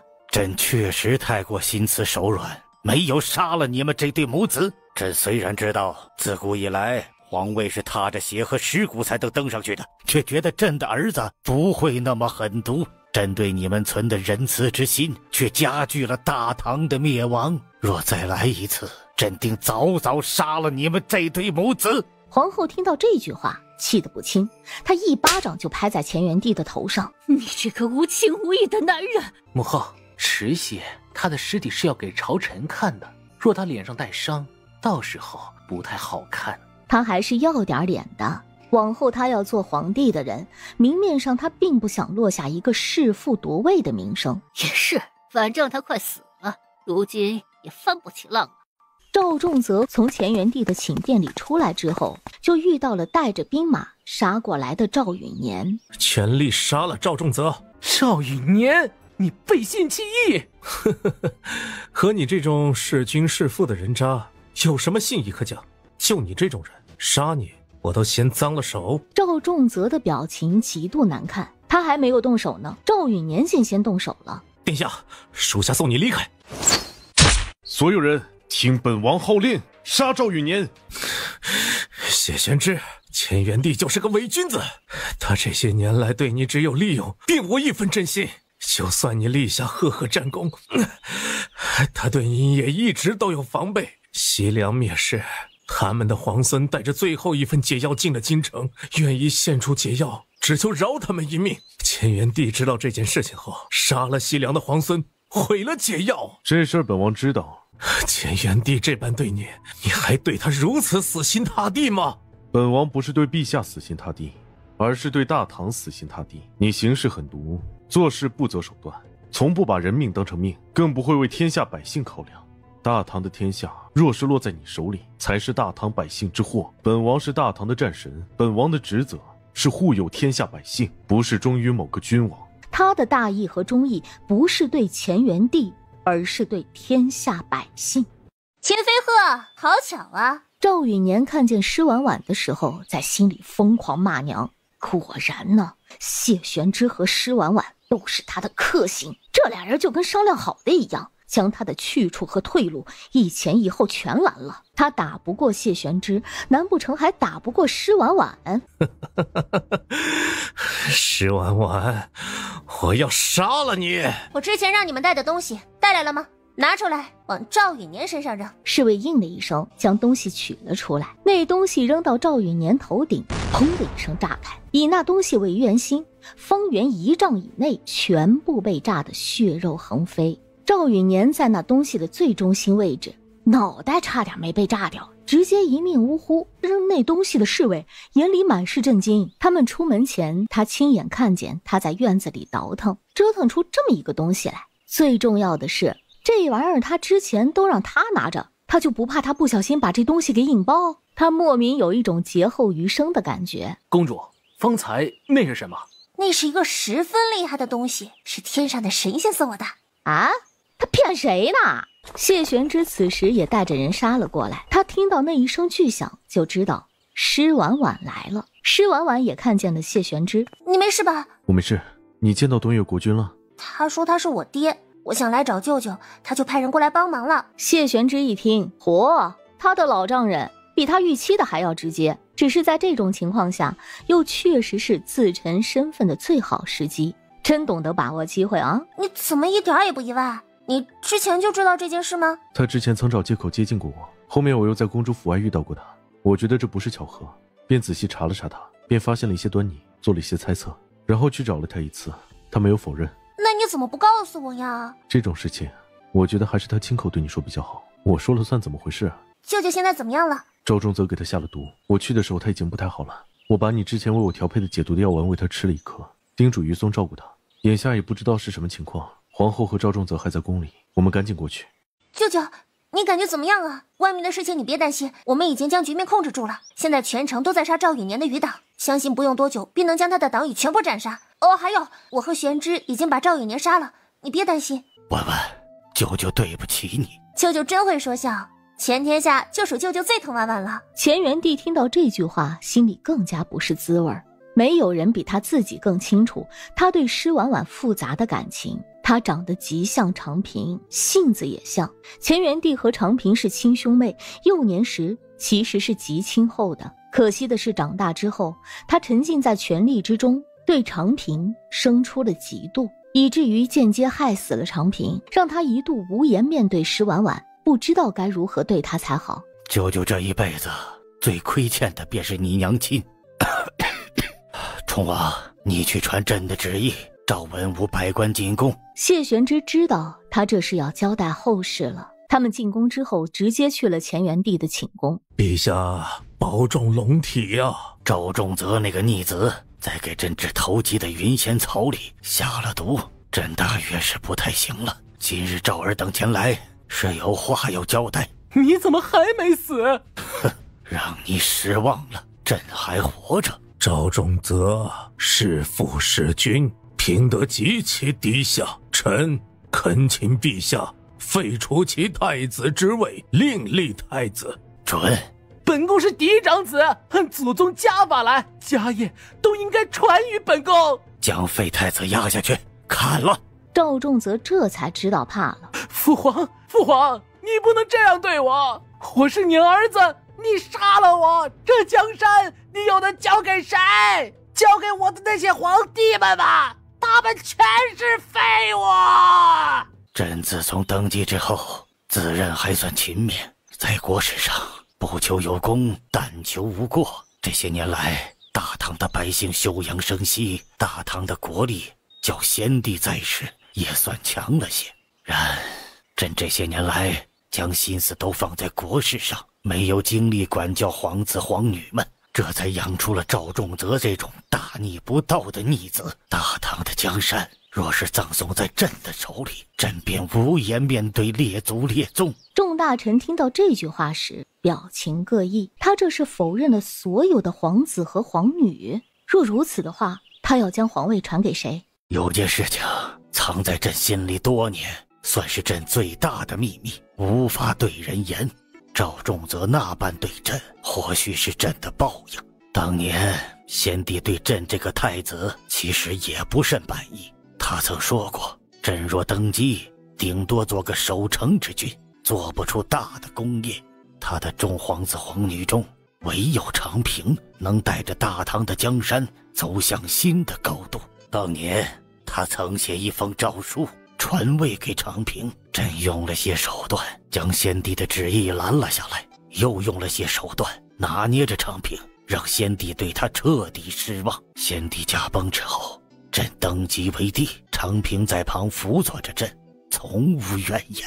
朕对不起长平，朕从长平那里偷来的皇位，如今还给婉婉，传朕的旨意，永宁郡主改姓为赵，从今日起便是赵婉婉，朕立赵婉婉为皇太女。朕并天之后，由赵婉婉继承大唐的皇位。舅舅，这件事情兹事体大，您再想想。这事儿朕心里很清楚，也知道这是最好的结果。之前朕便想培养你做首辅，辅佐赵仲泽，如今朕想来，却觉得当时的想法十分可笑。这个皇位原本就应该是你的。婉婉自小聪慧，其心至善至纯，爱护百姓，胸有韬略，是皇族之中最适合的继位人选。主公行礼吧。太女殿下千岁千岁。太女殿下千岁千岁。舅舅，要不你再好好想想。朕这一生凡事都喜欢求个稳妥，婉婉，你就让朕冲动这一回吧，宣旨好好辅佐婉婉。谢玄之点头，乾元帝看着他，欲言又止。对不起。谢玄之看向他，四目相对，一切尽在不言中。婉婉治好了臣，臣如今一切安好，过去的便过去了。那便好，往后替朕照顾好婉婉。臣爱婉婉，但凡臣有一口气在，就不会让任何人欺负婉婉。好。乾元帝听到这话，心里的石头也便落了地，他的眼睛缓缓闭上，气息渐渐断绝。他对乾元帝虽然有过怨气，可是他穿越过来后，若没有他，他的日子会非常难过。舅舅，我不会让你失望的。今日一早，东岳的国君进宫了，我和他聊了几句，他有个建议，我觉得不错，可以试试。他的话总结下来就是，他只有施婉婉这一个女儿，东岳的江山迟早是要交到他手里的，大唐和东岳肯定会合并。在这种情况下，对大唐来讲是扩了疆土，对东岳亦然。明日我登基，我跟礼部说了，登基典礼和大婚一起办了。谢玄之看向他，他略有些不好意思的道：我也觉得就这么办大婚确实是草率了一点，但是我看了礼部的册子，不管是登基还是大婚，都有一套极为复杂的流程，这2件事情放在一起办，能省很多事儿的。这事儿我听你的。我就知道你不会拒绝的。这次大婚虽然仓促了些，但是没关系，我以后会好好补偿你的。补偿我？是啊，我以后是做女帝的人了，往后就是一国之君。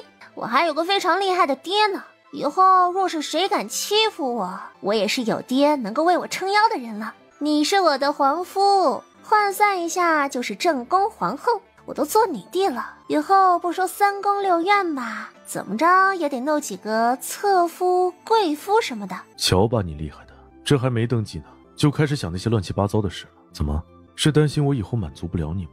要不今晚咱们先试试？我都做女帝了，你还不让我想一想，也太霸道了。不过有一说一，你吃醋的样子真好看。谢玄之一听就知道他方才不过是在逗他玩，只是他今日的话也给他提了个醒儿。施婉婉成了女帝，依着遗制，他确实可以搜罗美男子充盈后宫。他一想到这个可能，心里就有些不是滋味。施婉婉见他的表情凝重，他轻笑了一声：逗你玩的，你要对自己有信心啊！这天底下的男子虽多，但是像你这么好的只有一个。我既然遇到了你，有几回再看得上其他的男子啊？玄之，明日我们大婚，明夜就是我们的洞房花烛夜，期不期待？谢玄之听到他的这句话，只觉得口干舌燥。这1天1夜对他来讲尤为煎熬。明夜你给我等着。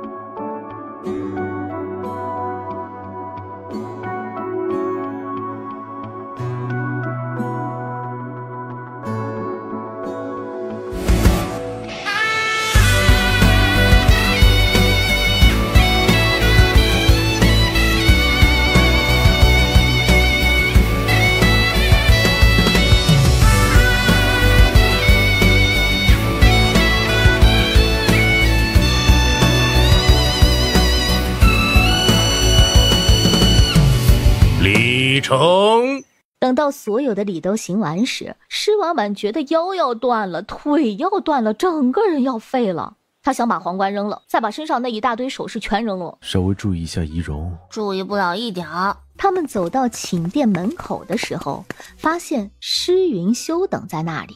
施婉婉今日一早就派人请他进宫，他今日也在观他的登基大典。我觉得我被你们坑了，这皇帝看着好像不太好做的样子啊。习惯了就好，做皇帝是有挺多缺点的，却有一个优点，而这一个优点就能遮盖住所有缺点。什么优点啊？永远不会被人欺负，谁敢欺负你，你就可以杀了谁。施婉婉觉得这个优点听着确实很吸引人啊。送你的新婚礼物。谢谢。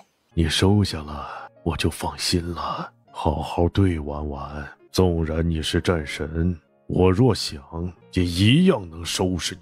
岳父请放心，我此生绝不会负婉婉。施云修轻点了一下头，转身离开。爹，你方才喊我什么？爹！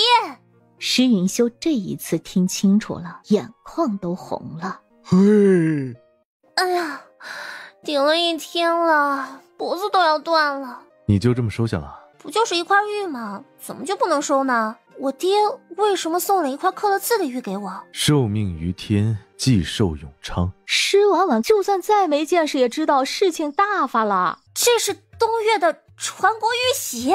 应该是的。你方才就知道了，你怎么不提醒我呀？你方才接得那么自然，我以为你如今做了皇帝，格局已经大开了，收个东岳就跟收根白菜一样。你这会儿就别奚落我了，我去找我爹，把玉玺还回去。这不是奚落你，这玉玺你大概是还不回去了。岳父是个人精，他送出来的东西不可能收回，他又只有你这么一个女儿，他的江山你早晚都得继承。眼下他用东岳的江山给你做贺礼，他是将他所有的一切都给你了，你去还给他，只会让他伤心。难不成我我就这样收下东岳的江山了？大唐的事情我都没有搞清楚，再来个东岳的江山，哎呀，我打理得过来吗？打理起来确实有些麻烦，但是有岳父在，那边的事情他会帮你处理。他若安好，就算东岳的传国玉玺在你手里，大概也不需要你立即打理东岳。若他身体不好，你如今就要打理东岳的话，也没什么关系。左右打理一个江山是打理，打理2个江山也是打理，没有太大出入。施婉婉觉得这天下江山在他的嘴里说出来就跟放羊一样简单，这日子没法过了。这日子我觉得还好过呀，你是一国之君，看的是大局，不用拘泥于一些细节。一国之事那么多，你不可能亲力亲为，所以你需要找一些能为你做事的人。之前舅舅留下来的朝臣，能力强你用得顺的就继续用，能力不行的不顺手的就不再用。他们只要用得好，往后都将是你的得力助手。不同的人都有不同的用处，只要你会用，你这个皇帝就不会做得太累。我觉得他们全部加起来都没有你一个人好用。婉婉，今夜是我们的大婚夜啊。施婉婉愣了一下，对哦，今夜是他们的大婚夜。婉婉，你可知这一日我等了多久？施婉婉其实缠谢玄之也缠了很久，只是那个时候嘛，只能过眼瘾，而到今夜不需要再克制，想怎么摸就怎么摸，想怎么亲就怎么亲。施婉婉觉得身体也算不错，又了解人体所有的构造，她今夜肯定是胜出的那一方。事实证明，她还是太天真了，她的那点本事放在她的面前根本就不值一提。她初时还想着要扳回一局，到后面就彻底放弃了，弄不过根本弄不过。